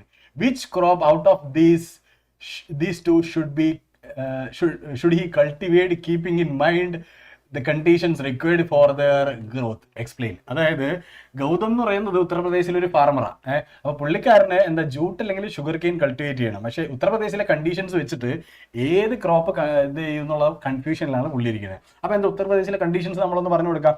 അതായത് he would cultivate sugar cane as the geographical conditions it require is available in Uttar Pradesh. ഉത്തർപ്രദേശിൽ എന്താണ് പറയുക, ജൂട്ടും sugar കെയിനും നോക്കുകയാണെന്നുണ്ടെങ്കിൽ more ആയിട്ട് എന്താണെന്ന് നമുക്ക് പറയാം, മോർ എന്താണ് പറയുക, ഒരു ഫേവറബിൾ ആയിട്ടുള്ള കണ്ടീഷൻ എന്ന് പറയുന്നത് എന്താ, ലൈക്ക് ഷുഗർ കെയിൻ കൾട്ടിവേറ്റ് ചെയ്യാൻ വേണ്ടിയിട്ടാണ് അല്ലേ. അപ്പോൾ അതിന്റെ ഒരു ക്രൈറ്റീരിയാസ് നമ്മൾ പറഞ്ഞു കൊടുക്കുക. Requires A temperature of 21 degree to 27 degree, needs annual rainfall between 75 to 100 degrees and 100 centimeter. It can be grown on a variety of soils and need manual labor from sowing to harvesting. All these conditions are available in Uttar Pradesh. Yes, അപ്പോൾ ഉത്തർപ്രദേശിൽ ഈ conditions എല്ലാം ഉണ്ട്. അപ്പോൾ അതുകൊണ്ട് തന്നെ അദ്ദേഹത്തിന് എന്ത് ചെയ്യാനായിട്ട് സാധിക്കും, ഷുഗർ കെയിൻ കൾട്ടിവേറ്റ് ചെയ്യാൻ സാധിക്കും. ഞാൻ ഇങ്ങനത്തെ ഒരു ക്വസ്റ്റ്യൻ ഇട്ടത് വേറൊന്നും കൊണ്ടല്ല, ഇത്തരത്തിലുള്ള ചോദ്യങ്ങൾ ചോദിക്കാനുള്ള സാധ്യതകളുണ്ട്. വെച്ച് കഴിഞ്ഞാൽ ഉണ്ടെന്നല്ല, ഓൾറെഡി CBSE നമ്മുടെ അടുത്ത് പറഞ്ഞിട്ടുണ്ട്, these kind of questions will be asked. എന്താ, അതായത് കേസ് ബേസ്ഡ് ക്വസ്റ്റ്യൻസ് നമുക്ക് പറയുന്നുണ്ട്. കേസ് ബേസ്ഡ് ക്വസ്റ്റ്യൻസ് നമ്മളൊന്നും ഡിസ്കസ് ചെയ്തിട്ടില്ല, കാരണം വെച്ചാൽ അത് വലിയ ക്വസ്റ്റ്യൻസ് ആണ്. ബട്ട് അത് ആ സിറ്റുവേഷൻ ബേസ്ഡ് നിങ്ങൾക്ക് അതിൽ നിന്ന് തന്നെ ആൻസേഴ്സ് ഇതാവുന്ന കാര്യങ്ങളേ ഉള്ളൂ.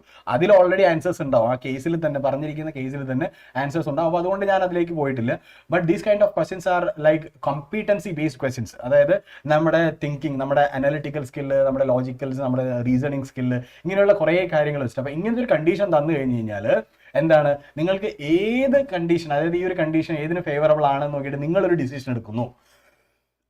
അങ്ങനെയാണ് ഇതിൽ വരുന്നത്. ഓക്കെ, അപ്പൊ അതിന് വേണ്ടിയിട്ടാണ് ഇങ്ങനത്തെ ഒരു ക്വസ്റ്റ്യൻ തന്നെ ഞാൻ ഇതിൽ ആഡ് ചെയ്തിരിക്കുന്നത്. ഇതേപോലത്തെ ക്വസ്റ്റ്യൻസ് നമുക്ക് പലതും വരുന്നുണ്ട്. ഓക്കെ, അപ്പൊ ഇങ്ങനത്തെ ക്വസ്റ്റ്യൻസ് കൂടെ നമ്മൾ അറിഞ്ഞിരിക്കണം. ഓക്കെ, എനിവേ, നമ്മൾ അടുത്ത ചാപ്റ്ററിലേക്ക്, 5th ചാപ്റ്ററിലേക്ക് നമ്മൾ പോവുകയാണ്. 5th ചാപ്റ്റർ എന്താ, minerals and energy resources. Minerals and energy റിസോഴ്സസിൽ പ്രധാനമായിട്ട് ക്ലാസിഫിക്കേഷൻ ഓഫ് മിനറൽസ് നമുക്ക് പഠിക്കാനുണ്ട്. അതുപോലെ തന്നെ മിനറൽസിന്റെ കൺസർവേഷൻ നമുക്ക് പഠിക്കാനുണ്ട്. Then energy resources, conservation of energy. ഒറ്റ സെക്കൻഡ്.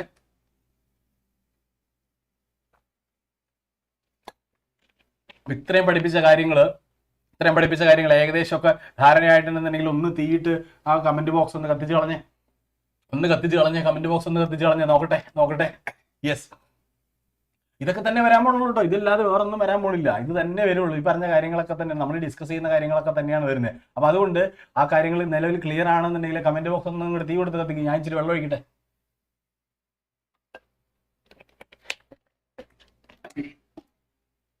യെസ്, അപ്പൊ ഫിഫ്ത്ത് ചാപ്റ്റർ നമ്മൾ തുടങ്ങുകയാണ്. അപ്പൊ ഫിഫ്ത്ത് ചാപ്റ്ററിൽ നമ്മൾ വീണ്ടും നമ്മുടെ MCQസിലേക്ക് പോവാണ്. അപ്പൊ MCQസിൽ സെറ്റ് ആണെന്നുണ്ടെങ്കിൽ, റെഡി ആണെന്നുണ്ടെങ്കിൽ എല്ലാവരും ഒരു തംസപ്പ് ഇട്ടെ. MCQ ആൻസർ ചെയ്യാൻ വേണ്ടിയിട്ട് റെഡി ആണെങ്കിൽ യെസ് തംസപ്പ് പോരട്ടെ. എല്ലാവരുടെയും തംസപ്പ് പോരട്ടെ. റെഡി ആയിട്ട് നിൽക്കുകയാണ്. അഫ്രീൻ, താജുദ്ദീൻ, സാലിഹ, മുഹമ്മദ് സഫാൻ. എന്തുപറ്റി? സഫാൻ പോവാണോ? സഫാന്റെ ക്വസ്റ്റ്യൻ കഴിഞ്ഞപ്പോൾ സഫാൻ പോവാണോ? ഓക്കെ, എനിവേ നമ്മൾ ക്വസ്റ്റ്യൻസിലേക്ക് പോവാണ്. First question, gold, silver and platinum are examples of. എന്താ? Gold, silver, platinum. Gold, silver and platinum. എന്താ ഗോൾഡ്, സിൽവർ, പ്ലാറ്റിനം? നമ്മൾ നമുക്ക് പറയാൻ പറ്റും? എന്താ പറയാൻ പറ്റുക? ഗോൾഡ്, സിൽവർ, പ്ലാറ്റിനത്തിന് ഫെറസ് മെറ്റൽസ് ആണോ, നോൺ ഫെറസ് മിനറൽസ് ആണോ, അതുപോലെ തന്നെ പ്രഷ്യസ് മിനറൽസ് ആണോ, നോൺ മെറ്റാലിക് മിനറൽസ് ആണോ? യെസ്, നിങ്ങൾക്ക് എല്ലാവർക്കും അറിയാം ഗോൾഡും പ്ലാറ്റിനും ഒക്കെ വരുമ്പോൾ വെച്ചാൽ പ്രഷ്യസ് മിനറൽസ് ആണ് അല്ലേ. അപ്പൊ അതിൽ കൂടുതൽ പോകേണ്ട കാര്യമില്ല. സി ആണ് റൈറ്റ് ആൻസർ എന്ന് പറയുന്നത്. Then second question, coal mining in Jowai and Cherrapunji is done by family members in the form of a long narrow tunnel known as dash mining, dash kind of mining, and the rat hole mining, open cast mining, underground mining. D, none of the above. ഏതാണ്? Yes, ഈ question ചോദിക്കാനുള്ള chances വളരെ കൂടുതലാണ്. കാരണം എന്താ വെച്ച് കഴിഞ്ഞാൽ recently നമുക്ക് കറണ്ട് അഫയേഴ്സിൽ കൂടെ വന്നിട്ടുള്ളൊരു കാര്യമാണ്. അപ്പോൾ അതുകൊണ്ട് തന്നെ മോസ്റ്റ്ലി നമുക്കത് ചോദിക്കാനുള്ള ചാൻസസ് ആർ വെരി ഹൈ എന്നുള്ളതാണ്. Yes, call mining in Jowai and Cherrapunji regions, അതായത് നോർത്ത് ഈസ്റ്റേൺ സ്റ്റേറ്റ്സിൽ ആ ഒരു ഏരിയയിൽ വളരെ എന്താണ് പറയുക, ഇൻഫേമസ് ആയിട്ടുള്ള ഒരു കൈൻഡ് ഓഫ് മൈനിങ് ആണ് ദിസ് കൈൻഡ് ഓഫ് മൈനിങ് എന്ന് പറയുന്നത്. അത് ഇല്ലീഗലും കൂടിയാണ് എന്ന് നമുക്ക് പറയാനായിട്ട് സാധിക്കും. അത് നിരോധിച്ചിട്ടുള്ളതാണ്, ബാൻ ചെയ്തിട്ടുള്ള ഒരു കൈൻഡ് ഓഫ് മൈനിങ് കൂടിയാണ്. പക്ഷേ ഉത്തരകാശിയിൽ നമ്മുടെ കുറച്ച് മൈനിങ്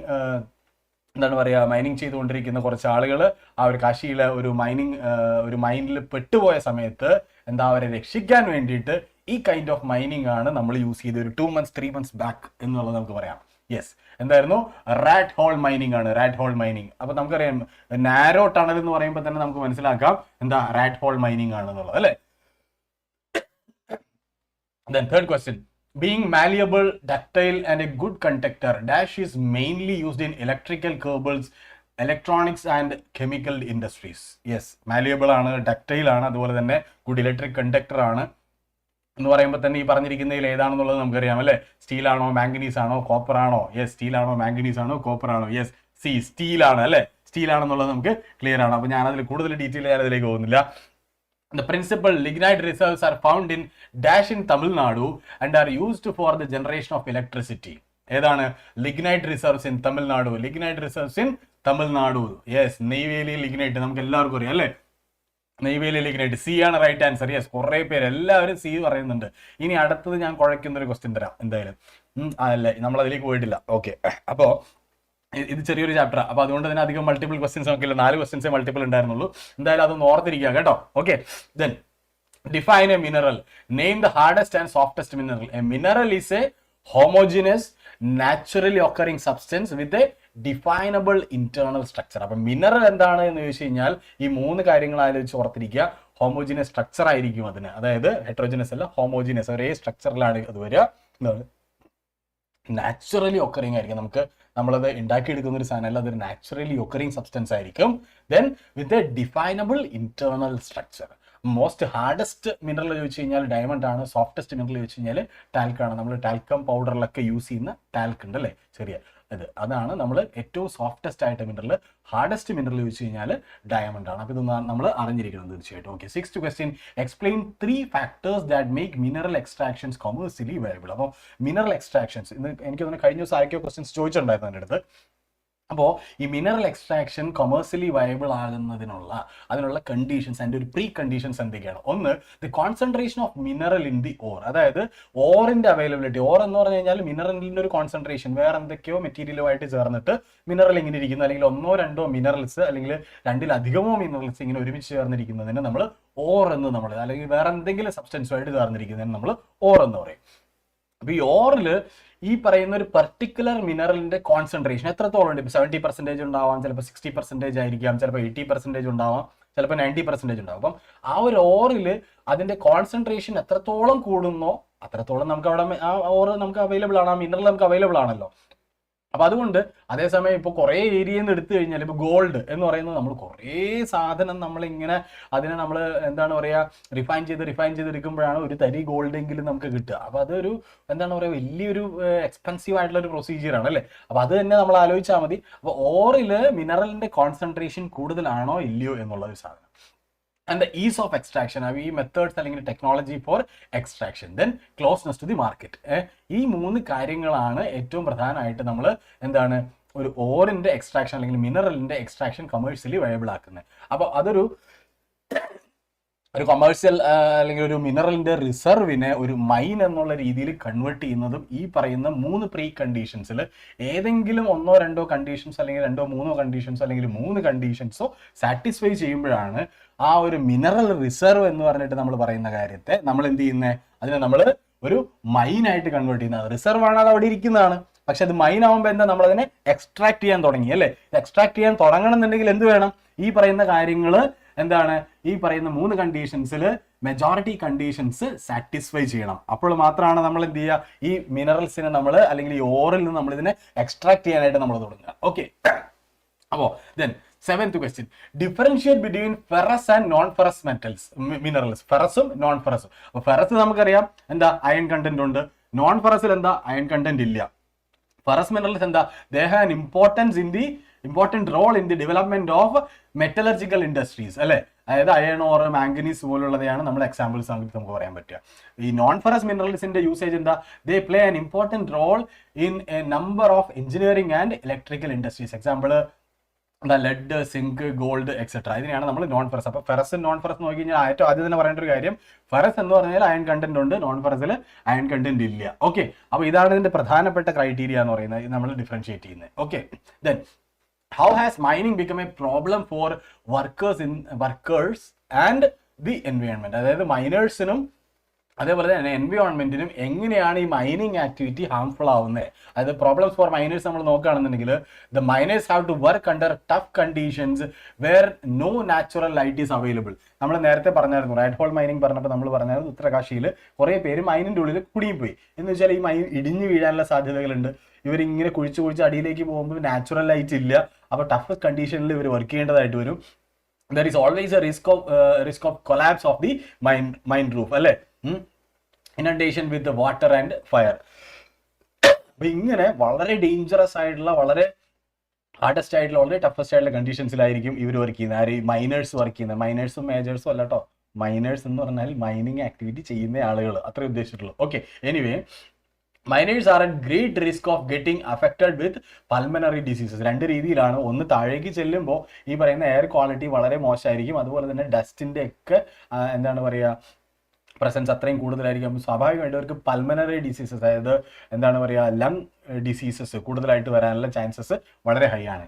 ഇനി ഈ മൈനിങ് ആക്ടിവിറ്റി കൊണ്ട് എൻവയോൺമെന്റിൽ ഉണ്ടാകുന്ന ഡാമേജ് എന്താ, the water sources in the region get contaminated due to mining. Water sources contaminated ആവുന്നു, പൊല്യൂട്ടഡ് ആവുന്നു. Dumping of waste and slurry leads to the degradation of land and soil and an increase in stream and river pollution. നമ്മൾ നേരത്തെ പറഞ്ഞ പോലെ തന്നെ ഇവിടെ നിന്നുള്ള വേസ്റ്റേജസും ഇൻഫ്ലുവൻസും ഇതൊക്കെ എന്താ ഈ പറയുന്ന ലാൻഡ് ഡീഗ്രഡേഷനും അതുപോലെ തന്നെ വാട്ടർ പൊല്യൂഷനും ഒക്കെ എന്താണ് ഒരു റീസൺ ആയിട്ട് നമ്മൾ ഇതെല്ലാം മാറുന്നുണ്ടെന്നുള്ളത്. അപ്പോൾ ഇതൊക്കെ നമുക്കൊന്ന് ആലോചിച്ച് എഴുതാവുന്ന കാര്യങ്ങളേ ഉള്ളൂ. ഞാനത് ഇങ്ങനെ കുറേ വായിച്ച് എക്സ്പ്ലെയിൻ ചെയ്തു പോകേണ്ട കാര്യങ്ങളൊന്നും നമുക്ക് ആലോചിച്ചാൽ കിട്ടുന്ന കാര്യങ്ങളേ ഉള്ളൂ. ഓക്കെ, അപ്പോൾ നമ്മൾ 9th ക്വസ്റ്റ്യനിലേക്ക് പോകുന്നത്, how can solar energy solve the energy problem to some extent in India? അതായത് നമുക്കറിയാം സോളാർ എനർജി നമ്മൾ അൺടാപ്ഡ് പൊട്ടൻഷ്യലിലുള്ള അല്ലെങ്കിൽ ഒരു അൺടാപ്ഡ് എനർജി റിസോഴ്സ് ആണ് നമ്മളെ സംബന്ധിച്ചിടത്തോളം. കാരണം ഇപ്പോഴും അതിൻ്റെ സോഴ്സസ് അല്ലെങ്കിൽ അതിൻ്റെ ഒരു എന്താണ് പറയുന്നത് വലിയ സാധ്യതകൾ നമ്മൾ ഇതുവരെ യൂസ് ചെയ്തിട്ടില്ല എന്നുള്ളതാണ്. അപ്പോൾ ഇന്ത്യക്കാണെങ്കിൽ ചാൻസസ് കൂടുതൽ എന്തുകൊണ്ടാണ്? India is a tropical country അല്ല, ഇന്ത്യ ഒരു ട്രോപ്പിക്കൽ കൺട്രിയാണ്. therefore it receive sunlight in abundance throughout the year. നമ്മളെ സംബന്ധിച്ചിടത്തോളം നമ്മളൊരു ട്രോപ്പിക്കൽ കൺട്രിയാണ്. So that we get sunlight in abundance throughout the year അല്ലേ. Solar panels can be easily established in rural and remote areas. അതായത് solar panels നമ്മൾ ഇത് ചെയ്യണമെന്നുണ്ടെങ്കിൽ, establish ചെയ്യണമെന്നുണ്ടെങ്കിൽ അല്ലെങ്കിൽ ഇൻസ്റ്റാൾ ചെയ്യണമെന്നുണ്ടെങ്കിൽ നമുക്ക് ഏരിയാസ് വേണം. അപ്പോൾ ആ ഏരിയാസ് എന്ന് പറയുന്നത് നമ്മൾ അർബൻ ഏരിയാസ് നോക്കി കഴിഞ്ഞാൽ ചിലപ്പോൾ അതിൻ്റെ ഒരു അത്രയും വലിയ എന്താണ് പറയുക സോളാർ പാനൽ കൊണ്ടുവന്ന് വയ്ക്കാനും ഇങ്ങനെയൊക്കെയുള്ള ഇത് കുറവായിരിക്കും. But the same time rural ഏരിയാസിലും റിമോട്ട് ഏരിയാസിലും ഒക്കെ ഇത് ഇൻസ്റ്റാൾ ചെയ്യാനുള്ള എന്താണ് പറയുക ഫെസിലിറ്റീസ് അല്ലെന്നുണ്ടെങ്കിൽ ലാൻഡ് അവൈലബിലിറ്റി ഒക്കെ കൂടുതലാണ്. അപ്പോൾ അവിടെ ഇത് ഇൻസ്റ്റാൾ ചെയ്യാനായിട്ട് സാധിക്കും. ദ സെയിം ടൈം ഈ പറയുന്ന റൂറൽ ഏരിയാസിലും റിമോട്ട് ഏരിയാസിലും ഇലക്ട്രിസിറ്റി ഒക്കെ ചിലപ്പോൾ എത്തിയിട്ടും കൂടി ഉണ്ടാവില്ല. അപ്പം അങ്ങനെയുള്ള സാഹചര്യത്തിൽ അങ്ങനെയുള്ള സാഹചര്യത്തിൽ എന്താ പറയുക, ഇവിടെ കൊണ്ടുപോയിട്ട് നമ്മൾ സോളാർ പ്ലാന്റുകൾ നമ്മൾ സ്ഥാപിച്ചു കഴിഞ്ഞാൽ, അസംബിൾ ചെയ്ത് കഴിഞ്ഞ് കഴിഞ്ഞാൽ അവിടുത്തെ ആ റൂറൽ പോപ്പുലേഷന് എന്താ പറയുക, അവർക്ക് അവരുടെ എന്താ പറയുക റുട്ടീൻ ആവശ്യങ്ങൾക്ക് വേണ്ടിയിട്ട് ഇത് യൂസ് ചെയ്യാനായിട്ട് സാധിക്കുന്നുള്ളതാണ്. It will minimise the dependence of rural households on firewood and dung cakes which in turn will contribute to environment conservation and adequate quantity of manure. See നമ്മൾ റൂറൽ ഏരിയയിലേക്ക് നോക്കുകയാണെന്നുണ്ടെങ്കിൽ അവർ കൂടുതലായിട്ടും കുക്കിങ്ങിന് വേണ്ടിയിട്ട് യൂസ് ചെയ്യുന്ന രണ്ട് കാര്യങ്ങളാണ്. ഒന്ന് ഫയർവുഡും, രണ്ടാമത്തേത് ഡങ് കേക്സും. അതായത് പശുവിൻ്റെ ഈ ചാണകം ഡങ് ഉണക്കിയിട്ട് അതിങ്ങനെ വട്ടത്തിൽ ഉണക്കിയിട്ട് നമ്മൾ കണ്ടിട്ടില്ലേ, ചില വീഡിയോസൊക്കെ നമ്മൾ കണ്ടിട്ടുണ്ടല്ലോ, ഈ വാളിൽ ഒരു ലേഡി ഇതിങ്ങനെ പരത്തിയിട്ട് അടിച്ചു വെക്കുന്ന വീഡിയോസൊക്കെ യൂട്യൂബ് റീൽസൊക്കെ ആയിട്ട് നമ്മൾ കണ്ടിട്ടുണ്ട്. അവിടെ യൂസ് ചെയ്യുന്ന, അവരെ കുക്കിങ്ങിന് വേണ്ടിയിട്ട് യൂസ് ചെയ്യുന്നതാണ് എന്ത്, ഈ ഡങ് കേക്കും ഫയർവുഡും ഒക്കെ. അപ്പോൾ ഈ യൂസേജ് നമുക്ക് കുറയ്ക്കാനായിട്ട് സാധിക്കും. അവിടേക്ക് നമ്മൾ ഈ പറയുന്ന ഇലക്ട്രിസിറ്റി നമ്മൾ കൊണ്ടുവരുന്നു. അതായത് ഈ രീതിയിൽ സോളാർ പാനലുകൾ യൂസ് ചെയ്യുന്നു, സോളാർ ഇൻഡ്യൂസ്ഡ് ഇൻഡക്ഷൻ കുക്കേഴ്സ് നമുക്ക് യൂസ് ചെയ്യാനായിട്ട് സാധിക്കും. അപ്പോൾ എന്താണ് പറയുക, ഈ രീതിയിൽ ഈ ഒരു എനർജി റിസോഴ്സിനെ നമുക്ക് യൂട്ടിലൈസ് ചെയ്യാനായിട്ട് സാധിച്ചു കഴിഞ്ഞാൽ ഈ പറയുന്ന ഫയർവുഡിൻ്റെയും ഡങ് കേക്കിൻ്റെയും ഡിപ്പെൻഡൻസി കുറയ്ക്കാൻ സാധിക്കും. The same time that can be used as good manoeuvre, environment friendly ആയിട്ടുള്ള ഗുഡ് മാനുവർ ആയിട്ട് നമുക്ക് ഈ പറയുന്ന ഫയർവുഡിനെയും അല്ലെങ്കിൽ ഇതിനൊക്കെ യൂസ് ചെയ്യാൻ. ഇപ്പോൾ ഫയർവുഡ് കത്തിക്കുമ്പോൾ ഉണ്ടാകുന്ന പൊല്യൂട്ടഡ് ആയിട്ടുള്ള എയർ എന്ന് പറയുന്നത്, അല്ലെങ്കിൽ ആ ഒരു എയർ പൊല്യൂഷൻ നമുക്ക് കുറയ്ക്കാൻ സാധിക്കും. കൗഡം കത്തിക്കുമ്പോൾ എയർ പൊല്യൂഷൻ ഉണ്ടാകുന്നുണ്ട്, ഇതൊക്കെ കുറയ്ക്കാനായിട്ട് നമുക്ക് സാധിക്കുന്നുള്ളതാണ്. അപ്പോൾ അത് വേറൊരു രീതിയിൽ നമുക്ക് വേറൊരു എഫക്റ്റും കൂടെ നമുക്ക് കിട്ടുന്നില്ല. അപ്പോൾ ഇങ്ങനത്തെ കുറച്ച് കാര്യങ്ങൾ നമ്മളൊന്ന് ആലോചിക്കുക, ഇതിങ്ങനെ ആയിരിക്കും എന്നുള്ളത്. അപ്പോൾ അങ്ങനെ ആലോചിച്ച് കഴിഞ്ഞാൽ കിട്ടുന്ന കാര്യങ്ങളേ ഉള്ളൂ. ഇതൊക്കെ തള്ളി വിടാവുന്ന സാധനങ്ങളുണ്ട്, ചുമ്മാ വെറുതെ എയർ അടിച്ച് ഗ്യാസ് അടിച്ച് വിടാവുന്ന സാധനങ്ങളെല്ലാം ആലോചിച്ച് ഓർത്തെഴുതാവുന്ന സാധനങ്ങൾ. Okay, such as ways to conserve energy resources in India. Energy resources save ചെയ്യാനുള്ള കൺസർവേറ്റീവ് മെത്തേഡ്സ് എന്താ, we have to adopt a cautious approach to the judicious use of our limited energy resources. അതായത് നമ്മുടെ energy resources limited ആണ് എന്നുള്ളത് നമ്മൾ ആദ്യം തന്നെ മനസ്സിലാക്കുക. അപ്പൊ അതിന്റെ ജുഡീഷ്യസ് ആയിട്ടുള്ള ഒരു യൂസ് നമ്മൾ എൻഷുർ ചെയ്യുക. നമ്മൾ സ്വയം പറയുക, നമുക്ക് മാത്രമല്ല ഇത് ആവശ്യമുള്ളത്, എന്താണ് പറയുക, നമ്മുടെ നെക്സ്റ്റ് ജനറേഷന് കൂടെ ഇത് ആവശ്യമുണ്ട്. അപ്പൊ അതുകൊണ്ട് we will conserve it, we will preserve it, we will use it judicially എന്നുള്ളത് we pledge it to our self എന്നുള്ളതാണ്. Okay, using public transport systems instead of individual vehicles. Yes, നമ്മൾ കണ്ടിട്ടില്ലേ, ഒരാൾക്ക് പോകാൻ വേണ്ടിയിട്ട് ഒരു കാർ, അദ്ദേഹം ചിലപ്പോൾ ബെൻസ് ആയിരിക്കും യൂസ് ചെയ്യുന്നത്, പോർഷെ ആയിരിക്കും യൂസ് ചെയ്യുന്നത്, എന്തായിക്കോട്ടെ, പക്ഷെ ഒരാൾക്ക് പോകാൻ വേണ്ടിയിട്ടാണ് ഒരു കാർ യൂസ് ചെയ്യുന്നത്. അപ്പോൾ അതിന് വേണ്ടിയിട്ട് വരുന്ന എക്സ്പെൻസസ് ഒന്ന് ആലോചിച്ച് നോക്കുക, അതിന് വേണ്ടിയിട്ട് ഫ്യൂവൽ കാര്യങ്ങളൊന്നും ആലോചിച്ച് നോക്കൂ. അപ്പോൾ അതേസമയം ഈ രീതിയിൽ ഒരു 10 പേര് പോകുമ്പോൾ 10 കാറ് പോവുകയാണ്. ഈ 10 കാറ് പോകുമ്പോൾ ഉണ്ടാകുന്ന എൻവയോൺമെന്റ് പൊല്യൂഷൻ, ഈ പറയുന്ന ഫ്യൂവല് നമുക്കറിയാം നോൺ റിന്യൂവബിൾ ആണ് അല്ലേ, അത് നമുക്ക് റിന്യൂ ചെയ്യാൻ പറ്റില്ല, അത് എക്സോസ്റ്റ് ചെയ്തു പോകുന്ന ഒരു സാധനമാണ്. അപ്പം അതൊക്കെ കൺസർവ് ചെയ്യാൻ, അല്ലെങ്കിൽ നമുക്ക് അതിനെല്ലാം പ്രിസർവ് ചെയ്ത് വെക്കാനായിട്ട് സാധിക്കും നമുക്ക് പബ്ലിക് ട്രാൻസ്പോർട്ട് യൂസ് ചെയ്ത് കഴിഞ്ഞാൽ അല്ലേ. Switching off electricity when not in use. നമ്മൾ വീട്ടിൽ തന്നെ നമ്മൾ ചെയ്യുന്ന കുറേ കാര്യങ്ങളുണ്ട്. നമ്മുടെ വീട്ടിൽ നമ്മൾ ഈ റൂമിൽ നിന്ന് അപ്പുറത്തേക്ക് പോകുമ്പോൾ ഈ റൂമിൽ, നമ്മുടെ റൂമിൽ ചിലപ്പോൾ ലൈറ്റ് കിടക്കുന്നുണ്ടാവും, ഫാൻ കിടക്കുന്നുണ്ടാവും, അല്ലെങ്കിൽ ചിലപ്പോൾ AC കിടക്കുന്നുണ്ടാവും, നമ്മുടെ ലാപ്ടോപ്പ് ഓൺ ആയിട്ടിരിക്കുന്നുണ്ടാവും, ഇതൊക്കെ ഉണ്ടാവും. നമ്മളിതൊന്നും മൈൻഡ് ചെയ്യത്തില്ല. നമ്മൾ അപ്പുറം പോയിരിക്കും, 2 മണിക്കൂർ കഴിഞ്ഞ് തിരിച്ചു വരുമ്പോൾ ഇതെല്ലാം കറങ്ങിക്കൊണ്ടിരിക്കുക. അടിപൊളി അല്ലേ, സെറ്റപ്പ് അല്ലേ. അപ്പോൾ ഇങ്ങനെ ചെയ്യാതിരിക്കുക, നമുക്ക് ആവശ്യമുള്ളപ്പോൾ മാത്രമേ ചെയ്യുക. അതിന് നമ്മൾ പിശുക്ക് എന്നുള്ളതല്ല പറയുക. 2 ഗുണങ്ങളാണ്. ഒന്ന്, ഈ പറയുന്ന രീതിയിൽ നമുക്ക് കോസ്റ്റ് കട്ട് ചെയ്യാനായിട്ട് സാധിക്കും ആ ബഡ്ജറ്റിൽ. രണ്ടാമത്തേത്, അല്ലെങ്കിൽ ഒന്നാമത്തേതായിട്ട് നമ്മൾ കൺസിഡർ ചെയ്യേണ്ട ഏറ്റവും പ്രധാനപ്പെട്ട ഒരു കാര്യം എന്ന് പറയുന്നത്, നമ്മൾ എനർജീനെ നമ്മൾ കൺസർവ് ചെയ്യുകയാണ് എന്നുള്ളത് മനസ്സിലാക്കി. ഇത് നമുക്ക് ഇങ്ങനെ നമ്മുടെ തോന്നിയ ഇഷ്ടത്തിന് പോലെ യൂസ് ചെയ്യാൻ പറ്റുന്ന ഒരു സാധനമല്ല, ഇത് ലിമിറ്റഡ് റിസോഴ്സസ് ആണ്, അവ ജുഡീഷ്യസ് യൂസ് ആയിരിക്കണം എന്നുള്ളത് നമ്മൾ മനസ്സിലാക്കുക എന്നുള്ളതാണ്. Then using power saving devices, using non conventional sources of energy. ഇത്രയും കാര്യങ്ങളാണ് നമുക്ക് എനർജി സേവിങ്സിന് വേണ്ടിയിട്ട്, അല്ലെങ്കിൽ എനർജി കൺസർവേഷന് വേണ്ടിയിട്ട് ഉപയോഗിക്കാൻ പറ്റും. ഇതൊക്കെ നമ്മൾ ഓർത്താൽ കിട്ടുന്ന കുറച്ച് കാര്യങ്ങളാണ് കേട്ടോ. അപ്പോൾ ഞാനത് ജസ്റ്റ് ഒന്ന് പറഞ്ഞു എന്ന് മാത്രമേ ഉള്ളൂ. കുറച്ച് ജനറൽ ആയിട്ടുള്ള കാര്യങ്ങളായതുകൊണ്ട് ഞാൻ ഇച്ചിരി എലാബറേറ്റ് ചെയ്ത് പറഞ്ഞു പോയി എന്ന് മാത്രം. Okay, anyway next 6th chapter എന്ന് പറയുന്നത് എന്താ?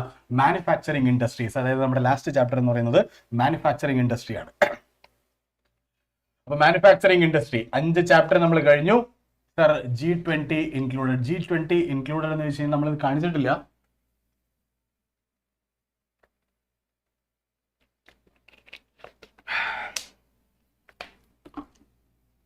G20ക്ക് നിലവിൽ റെലവൻസ് ഇല്ല എന്നുള്ളതാണ് നമ്മൾ മനസ്സിലാക്കുന്നത്. എനിവേ എന്താ മാനുഫാക്ചറിങ് ഇൻഡസ്ട്രീസ്. അപ്പൊ നമ്മൾ ഈ കഴിഞ്ഞ 5 ചാപ്റ്റർ ഒന്ന് സെറ്റ് ആണ് എന്നുണ്ടെങ്കിൽ നിങ്ങൾ കുറെ പേര് ഇങ്ങനെ ചാറ്റിൽ തന്നെ ഇരിക്കുകയാണ്. പക്ഷേ എനിക്ക് കുറെ പേര് ശ്രദ്ധിച്ചിട്ടുണ്ട്. അപ്പൊ ശ്രദ്ധിച്ചിട്ടുള്ള ആൾക്കാർ ഒന്ന് കൈവീശിക്കേ. ഒന്ന് കൈവീശാലെന്നുണ്ടെങ്കിൽ ഒന്ന് തീയിട്ട് പൊളിച്ചേ. തീ കൊടുത്തേ സെറ്റ് ആണെന്നുണ്ടെങ്കിൽ തീ കൊടുത്തേ. യെസ്, തീ കൊടുക്കൂ. യെസ്, തീ കൊടുക്കൂ. വരട്ടെ. എനിക്കപ്പോ ഒരു 10 സെക്കൻഡ് എനിക്ക് റെസ്റ്റും കിട്ടും. അതിനിടില്ല. ഓക്കെ, അപ്പൊ നമ്മള് 5 ചാപ്റ്റേഴ്സ് നമ്മൾ കഴിഞ്ഞു. 5 ചാപ്റ്റേഴ്സ് എനിക്ക് തോന്നുന്നു നമ്മൾ ഇന്നലത്തേക്കാളും കുറെ കൂടെ ഫാസ്റ്റ് ആയിട്ട് പോകുന്നതുകൊണ്ടാണ് ഞാൻ ഒന്ന് ചവിട്ടി പിടിച്ചത്. നമുക്കിപ്പോ തന്നെ ഇനിയിപ്പം 4 ചാപ്റ്റർ ഇത് കഴിഞ്ഞ് കഴിഞ്ഞാൽ 4 ചാപ്റ്ററും കൂടി ഇല്ലേ ഉള്ളൂ. പെട്ടെന്ന് കഴിയും. യെസ്, തീ വരുന്നുണ്ട്. ആളിക്കത്തിക്കൊണ്ടിരിക്കുന്നുണ്ട്. യെസ്, ഫയർഫോഴ്സിനെ വിളിക്കൂ. യെസ്, ഫയർഫോഴ്സിനെ വിളിക്കേണ്ടി വരും. അല്ലെങ്കിൽ എൻ്റെ ആകെ ഒരു കുപ്പി വെള്ളമുള്ളൂ. അതിപ്പോ തീരാറായി. വെള്ളം ഒഴിച്ച് കിടത്താൻ പറ്റില്ല നമുക്ക്. അപ്പൊ എനിവേ നമ്മൾ മാനുഫാക്ചറിങ് ഇൻഡസ്ട്രീസിലേക്ക് പോവാണ്. Importance of manufacturing, agro based industries, mineral based industries, ഇതൊക്കെ തന്നെയാണ് പ്രധാനപ്പെട്ട പോയിന്റുകൾ എന്ന് പറയുന്നത്. അപ്പോ നമ്മൾ അതിന്റെ മൾട്ടിപ്പിൾ ചോയ്സ് ക്വസ്റ്റ്യൻസിലേക്ക് MCQസിലേക്ക് പോവാണ്. എല്ലാവരും റെഡി ആണോ? ആൻസർ പറയാൻ വേണ്ടിയിട്ട് റെഡി ആയിട്ടിരിക്കുകയാണോ? എല്ലാവരും റെഡി ആണോ? യെസ്, എല്ലാവരും റെഡിയാണ്. തീ കൊടുത്തോണ്ടിരിക്കുകയാണ്. അപ്പൊ നമ്മൾ first question, manufacturing industries fall in dash and agriculture in dash. അതായത് മാനുഫാക്ചറിങ് ഇൻഡസ്ട്രി ഏത് സെക്ടറാണ്, അഗ്രികൾച്ചർ ഏത് സെക്ടർ ആണെന്നുള്ളത്. മാനുഫാക്ചറിങ് ഇൻഡസ്ട്രി നമുക്കറിയാം എന്താണ് മാനുഫാക്ചറിങ് ഇൻഡസ്ട്രി. യെസ്, അത് നമുക്കറിയാം. അതുപോലെ തന്നെ അഗ്രികൾച്ചർ, അത് അറിയില്ലെങ്കിൽ തന്നെ എന്താ അഗ്രികൾച്ചർ പ്രൈമറി സെക്ടർ ആണ് എന്നുള്ളത് നമുക്കറിയാം. അപ്പൊ രണ്ടാമത്തെ ഓപ്ഷനിൽ പ്രൈമറി സെക്ടർ വരുന്നത് ഡി എന്ന് പറയുന്ന ഒരേ ഒരു ഓപ്ഷൻ മാത്രമേ ഉള്ളൂ. അപ്പൊ ബാക്കി 3 എണ്ണത്തിനെ നമുക്ക് കണ്ണടച്ച് എലിമിനേറ്റ് ചെയ്ത് കളയാം. ആൻസർ ഈസ് ഡി എന്നുള്ളത് കൃത്യമായിട്ട് എല്ലാവരും പറഞ്ഞിട്ടുണ്ട്. അപ്പൊ എല്ലാവരും മിടുക്കന്മാരും പിടിക്കലോട് എല്ലാവർക്കും കൺഗ്രാജുലേഷൻ. 80 out of 80 ഞാൻ വീണ്ടും അവാർഡ് ചെയ്തിരിക്കുന്നു. Then the second question, which one of the following factors plays the most important role in the location of an industry in a particular region? അതായത് ഒരു ഇൻഡസ്ട്രി ലൊക്കേറ്റ് ചെയ്യാൻ വേണ്ടിയിട്ട്, അതായത് ഒരു industrial ലൊക്കേഷന്റെ ആ ഒരു ലൊക്കേഷൻ ഡിഫൈൻ ചെയ്യുന്നതിൽ ഏറ്റവും ഇമ്പോർട്ടൻ്റ് ആയിട്ടുള്ള റോള് ഈ പറഞ്ഞിരിക്കുന്നതിൽ വെച്ചിട്ട് ഏതിനാണ് എന്നുള്ളതാണ് ചോദ്യം. അപ്പോൾ ഓപ്ഷൻ എ നോക്കിക്കഴിഞ്ഞാൽ റോ മെറ്റീരിയൽ ആണ്, ഓപ്ഷൻ ബി നോക്കിക്കഴിഞ്ഞാൽ മാർക്കറ്റ് ആണ്, സി നോക്കിക്കഴിഞ്ഞാൽ ലീസ്റ്റ് പ്രൊഡക്ഷൻ കോസ്റ്റ് ആണ്, ഡി ട്രാൻസ്പോർട്ട് ആണ്. യെസ്, ഇതെല്ലാം ഉണ്ടല്ലോ. എന്നാൽ ഓൾ ഓഫ് ദ എബോവ് എന്ന് പറയുന്ന ഒരു സാധനം കാണിച്ചിട്ടില്ല. ബട്ട് ഇവിടെ നിങ്ങളെ CBSE പരീക്ഷിക്കുവാണ്. നിങ്ങളെ വീണ്ടും CBSE പരീക്ഷിക്കുവാണ്. എന്താണ് CBSE പരീക്ഷിച്ചുകൊണ്ടിരിക്കുന്നത്? Which of the following factors plays the most important role. Raw material വേണം, മാർക്കറ്റ് വേണം, ട്രാൻസ്പോർട്ട് വേണം, ഇതെല്ലാം വേണം. പക്ഷെ ഇതെല്ലാം ചേരുമ്പോഴല്ലേ ലീസ്റ്റ് പ്രൊഡക്ഷൻ കോസ്റ്റ് ഉണ്ടാവുക. അല്ല, ഇതെല്ലാം ചേർന്ന് വരുമ്പോഴാണല്ലോ ലീസ്റ്റ് പ്രൊഡക്ഷൻ കോസ്റ്റ് ഉണ്ടാവുക.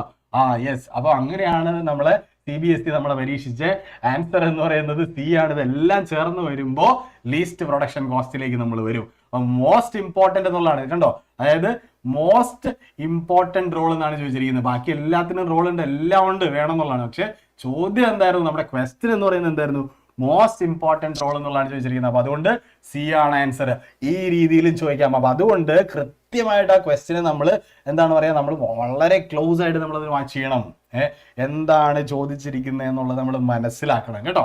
Okay, third question, name the industry classified on the basis of capital investment. അതായത് ക്യാപിറ്റൽ ഇൻവെസ്റ്റ്മെന്റിന്റെ ബേസിസിലുള്ള ക്ലാസിഫിക്കേഷൻ ആണ് ചോദിച്ചിരിക്കുന്നത്.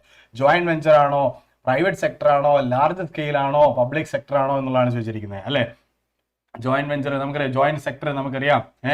അതായത് പ്രൈവറ്റ് സെക്ടർ എന്താണെന്നുള്ളത് നമുക്കറിയാം, ലാർജ് സ്കെയിൽ എന്താണെന്നുള്ളത് അറിയാം, പബ്ലിക് സെക്ടർ എന്താണെന്നുള്ളത് അറിയാം. യെസ്, അപ്പൊ നിങ്ങൾക്ക് ആൻസർ അറിയാം ലാർജ് സ്കെയിൽ. അതായത് ഇൻവെസ്റ്റ്മെന്റിന്റെ ബേസിസിൽ നോക്കുമ്പോൾ നമുക്കറിയാം ലാർജ് സ്കെയിലും സ്മോൾ സ്കെയിലും ആണുള്ളത്. അല്ലെ, ലാർജ് സ്കെയിലും സ്മോൾ സ്കെയിലും ആണുള്ളത് ക്ലാസിഫിക്കേഷൻ വരുന്നത്. അപ്പൊ ആൻസർ സി ആണ്.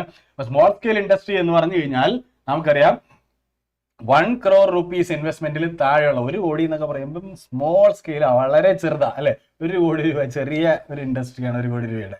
പക്ഷെ 1 കോടി രൂപയ്ക്ക് മേലേക്ക് വരുമ്പോഴാണ് അതിന് ലാർജ് സ്കെയിൽ ഇൻഡസ്ട്രി എന്ന് പറയുന്നത്. അപ്പൊ on the basis of capital investment നമുക്ക് എന്താ small scale and large scale നമുക്ക് പറയാൻ പറ്റും. സ്മോൾ സ്കെയിൽ 1 crore താഴെ 1 crore മേലേക്ക് വന്നു കഴിയുമ്പോൾ എന്തായി ലാർജ് സ്കെയിൽ എന്ന് നമുക്ക് പറയാനായിട്ട് സാധിക്കും. Fourth question, which of the following options does not help in modernizing agriculture? Yes, does not help in modernizing agriculture. നമ്മൾ നേരത്തെ എനിക്ക് തോന്നുന്നു കഴിഞ്ഞ അഗ്രികൾച്ചർ എന്ന് പറയുന്ന ഒരു ചാപ്റ്ററിൽ ഇതേപോലത്തെ ഒരു ക്വസ്റ്റൻ ഉണ്ടായിരുന്നു, പക്ഷേ ഓപ്ഷൻസ് വ്യത്യാസം ഉണ്ടായിരുന്നു തോന്നുന്നു. ഇപ്പോൾ ക്വസ്റ്റൻ കേട്ടപ്പോൾ എനിക്ക് ഓർമ്മ വന്നതാണ്. Which of the following options does not help in modernising agriculture? അതായത് manufacturing farm equipment, providing unskilled labour force, supplying fertilisers and pesticides, providing tube well pumps and sprinkler. ഇതിൽ എനിക്ക് തോന്നുന്നു manufacturing farm equipment, yes manufacturing farm equipment അത് എന്താ അഗ്രികൾച്ചറെ modernise ചെയ്യാനായിട്ട് help ചെയ്യും. Providing unskilled labour ഫോഴ്സിനെ അഗ്രികൾച്ചറിൽ കൊടുത്തു കഴിഞ്ഞാൽ അത് മോഡേണൈസ് ചെയ്യോ? ഇല്ല, അൺസ്കിൽഡ് ലേബർ. അപ്പൊ തന്നെ നേരെ തന്നെ ആൻസർ കിട്ടി. ഇനി ബാക്കി സി ഡി ഒന്നും നോക്കേണ്ട കാര്യമില്ല. ആൻസർ എന്ന് പറയുന്നത് എന്താ? ബി ആണ് ആൻസർ അല്ലേ. ഇനി fifth question, in order to attract foreign manufacturing firms a country needs to level. അതായത് ഫോറിൻ ഇൻവെസ്റ്റ്മെന്റ് അട്രാക്ട് ചെയ്യണമെന്നുണ്ടെങ്കിൽ അല്ലെങ്കിൽ ഫോറിൻ മാനുഫാക്ചറിങ് ഫേംസിനെ നമ്മുടെ രാജ്യത്തേക്ക്, നമ്മുടെ ഇന്ത്യയിലേക്ക് നമ്മൾ അട്രാക്ട് ചെയ്യണമെന്നുണ്ടെങ്കിൽ എന്തിനാണ് നമ്മൾ ഡെവലപ്പ് ചെയ്യേണ്ടത്? അഗ്രേറിയൻ ഫെസിലിറ്റീസ് ആണോ, കൾട്ടിവബിൾ ലാൻഡ്സ് ആണോ, മീഡിയ ഫെസിലിറ്റീസ് ആണോ, ഇൻഫ്രാസ്ട്രക്ചർ ഫെസിലിറ്റീസ് ആണോ? യെസ്, ഫോറിൻ മാനുഫാക്ചറിങ് ഫേംസ് ആണ് വരണ്ടേ ഇങ്ങോട്ടേക്ക് അല്ലെ. ഫോറിൻ ലൈക്ക് ഇപ്പം ഫോർഡ് അല്ലെങ്കിൽ ടെസ്ല ഇതേപോലെയുള്ള മാനുഫാക്ചറിങ് ഇൻഡസ്ട്രീസ് ഇന്ത്യയിലേക്ക് വരണം എന്നുണ്ടെങ്കിൽ നമ്മൾ ഇവിടെ ഡെവലപ്പ് ചെയ്യേണ്ടത് എന്താ?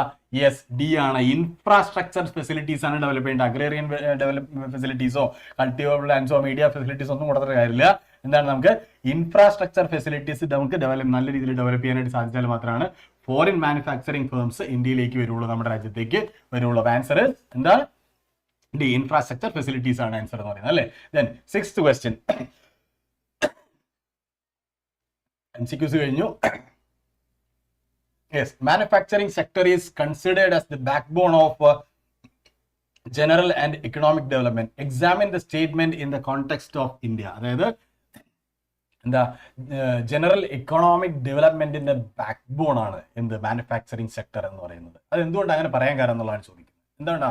അതായത് നമ്മുടെ ഒരു ജനറൽ എക്കണോമിക് ഡെവലപ്മെന്റ് നമ്മൾ നോക്കുകയാണെങ്കിൽ ഒരു രാജ്യം നമ്മൾ എക്കണോമിക്കലി ഡെവലപ്ഡ് ആകണം എന്നുണ്ടെങ്കിൽ പല സെക്ടേഴ്സ് ഡെവലപ്ഡ് ആവേണ്ടതുണ്ട്. അപ്പൊ അതിന് ഒരു ബാക്ക് ബോൺ ആയിട്ട് മാനുഫാക്ചറിങ് ഇൻഡസ്ട്രി എന്ത് ചെയ്യുന്നു? അതിനൊരു റോൾ ഉണ്ട് എന്ന് പറഞ്ഞു കഴിഞ്ഞാൽ നമ്മൾ ആ തലത്തിൽ നമ്മളൊന്ന് ആലോചിച്ച് നോക്കുക. എന്താ? Manufacturing industries help in modernising agriculture modernise ചെയ്യുന്നു എന്ന് പറഞ്ഞാൽ അഗ്രികൾച്ചർ പ്രൊഡക്ടിവിറ്റി കൂടുകയാണ് അല്ലേ. അപ്പോൾ നമ്മൾ പ്രൈമറി സെക്ടറിൽ നിന്നുള്ള പ്രൊഡക്ടിവിറ്റി ഔട്ട്പുട്ട് നമുക്ക് കൂടുതലായിട്ട് വരികയാണ്. അത് ഇൻ ടേൺ എന്താ? മാനുഫാക്ചറിങ് ഇൻഡസ്ട്രീസിലേക്ക് വരുമ്പോൾ അവിടേക്കുള്ള ഇൻപുട്സ് ആയിട്ടാണ് വർക്ക് ചെയ്യുന്നത്. അപ്പൊ ഇത് ബൂസ്റ്റ് ആവുകയാണ്, സെക്കൻഡറി സെക്ടർ ബൂസ്റ്റ് ആവുകയാണ് അല്ലേ. Then it helps in reducing the heavy dependence of people on agriculture income by providing them with jobs in secondary and tertiary sector. Yes, അതായത് manufacturing ഇൻഡസ്ട്രിയിൽ ഇത്തരത്തിൽ ജോബ് ഓപ്പർച്യൂണിറ്റീസ് കൂടുതലായിട്ട് വരുമ്പോൾ എന്താണ്? Obviously എന്താ? അഗ്രികൾച്ചറിനെ depend ചെയ്യുന്ന ആളുകൾ സെക്കൻഡറി ഇൻഡസ്ട്രിയിലേക്ക്, മാനുഫാക്ചറിങ് ഇൻഡസ്ട്രിയിലേക്ക് ഷിഫ്റ്റ് ആവും. അതുപോലെ തന്നെ ടെറിഷ്യറി ഇൻഡസ്ട്രി, സർവീസ് സെക്ടറിലേക്കും ഷിഫ്റ്റ് ആവും. ഇവിടെയും ജോബ് ഓപ്പർച്യൂണിറ്റീസ് കൂടുതലായിട്ട് ക്രിയേറ്റ് ചെയ്യുക, അതായത് എംപ്ലോയ്മെന്റ് ഓപ്പർച്യൂണിറ്റീസ് കൂടുതലായിട്ട് ക്രിയേറ്റ് ചെയ്യപ്പെടുന്നു. Okay, it helps to eradicate unemployment and poverty. Yes, eradicate unemployment and poverty. നമ്മൾ ഓൾറെഡി ഡിസ്കസ് ചെയ്തു. Then it helps in reducing regional disparities by establishing industries in tribal and backward areas. Yes, അതായത് ഒരു ഏരിയയിൽ മാത്രമല്ല industrial activities concentrate ചെയ്തിരിക്കുന്നത് അല്ലെങ്കിൽ manufacturing activities concentrate ചെയ്തിരിക്കുന്നത് different ഏരിയാസിലുണ്ട്. അപ്പോൾ അതുകൊണ്ട് തന്നെ ഒരു ഇൻഡസ്ട്രി ഒരു ഏരിയയിൽ വരുമ്പോൾ അല്ലെങ്കിൽ ഒരു മാനുഫാക്ചറിങ് യൂണിറ്റ് ഒരു ഏരിയയിൽ വരുമ്പോൾ അതിനെ സറൗണ്ട് ചെയ്തിരിക്കുന്ന കുറേ ഏരിയയിൽ വലിയ രീതിയിലുള്ള ഡെവലപ്മെന്റ്സ് ഉണ്ടാവും. അപ്പോൾ ആ ഏരിയ ബാക്ക്വേർഡ് ആയിക്കോട്ടെ അല്ലെങ്കിൽ ഒരു ട്രൈബൽ ഏരിയ ആയിക്കോട്ടെ അവിടെ ഒരു ഡെവലപ്മെന്റ് ഉണ്ടാവുന്നു എന്ന് പറഞ്ഞു കഴിഞ്ഞാൽ ഈ റീജിയണൽ ഡിസ്പാരിറ്റീസ് കുറയും. നമ്മൾ വലിയ ആളുകൾ അല്ലെങ്കിൽ നമ്മുടെ ഏരിയയിൽ നല്ല രീതിയിൽ ഡെവലപ്മെന്റ്സ് ഉണ്ട്, അവിടെ ബാക്ക്വേർഡ് ആയിട്ട് കിടക്കുന്നു എന്ന് പറയുന്ന ഒരു സിസ്റ്റത്തിൽ നിന്ന് വലിയൊരു മാറ്റം ഉണ്ടാവും എന്നുള്ളതാണ് അല്ലേ. Then the export of manufactured goods expands trade and commerce and helps in bringing foreign exchange. അതായത് നമ്മുടെ മാനുഫാക്ചറിങ് ഇൻഡസ്ട്രിയിലൂടെ പ്രൊഡ്യൂസ് ചെയ്യുന്ന പ്രോഡക്റ്റുകൾ അതിൻ്റെ ക്വാളിറ്റി വെച്ചിട്ട് നമ്മൾ എക്സ്പോർട്ട് ചെയ്യുമ്പോൾ നമ്മുടെ എക്സ്പോർട്ട്സ് കൂടുകയാണ്, നമ്മുടെ ട്രേഡ് ആൻഡ് കൊമേഴ്സ് കൂടുകയാണ്. അതനുസരിച്ച് നമുക്ക് ഫോറിൻ എക്സ്ചേഞ്ച് വരികയാണ്. Then yes. അപ്പോൾ ഇത്തരം കാര്യങ്ങൾ നമ്മളിങ്ങനെ 1 by 1 ആയിട്ട് നമ്മളിങ്ങനെ ആലോചിച്ച് കഴിഞ്ഞാൽ കൃത്യമായിട്ട് നമുക്ക് കിട്ടുന്നൊരു കാര്യമാണ്. അപ്പോൾ manufacturing sector is considered as the backbone of general economic development of a country എന്ന് നമുക്ക് എന്താണ് അൺഡൗട്ടഡ്ലി നമുക്ക് പറയാനായിട്ട് സാധിക്കും. ഓക്കെ, ക്ലിയർ അല്ലേ? സെറ്റ് അല്ലേ? 6th ക്വസ്റ്റ്യൻ വെച്ച് നോക്കുമ്പോൾ ഇത് ഞാൻ ഇത്രയും ഡീറ്റെയിൽ ആയിട്ട് പറയുന്നത് എന്തുകൊണ്ടാണെന്ന് വെച്ച് കഴിഞ്ഞാൽ ഇതിനെ ബേസ് ചെയ്തിട്ട് പല രീതിയിൽ തിരിച്ചു മറിച്ചും ഒക്കെ നമുക്ക് ക്വസ്റ്റ്യൻസ് ചോദിക്കാനുള്ള ചാൻസസ് ഉണ്ട്. Okay, then 7th question, agriculture sector and manufacturing sector move hand in hand. ഇപ്പോൾ നമ്മൾ ഓൾറെഡി പറഞ്ഞതിൻ്റെ തന്നെ ചെറിയൊരു എക്സ്റ്റൻഷൻ കൂടിയാണത്. അതായത് അല്ലെങ്കിൽ നമ്മൾ അതിൻ്റെ ഉള്ളിൽ നമ്മൾ പറഞ്ഞിട്ടുള്ളൊരു കാര്യമാണ്. അതായത് മാനുഫാക്ചറിങ് ഇൻഡസ്ട്രിയും അഗ്രികൾച്ചർ സെക്ടറും എന്താ മൂവ് ഹാൻഡ് ഇൻ ഹാൻഡ് എന്നുള്ളതാണ്. അപ്പോൾ എന്താണ് അങ്ങനെ പറയാൻ കാരണം?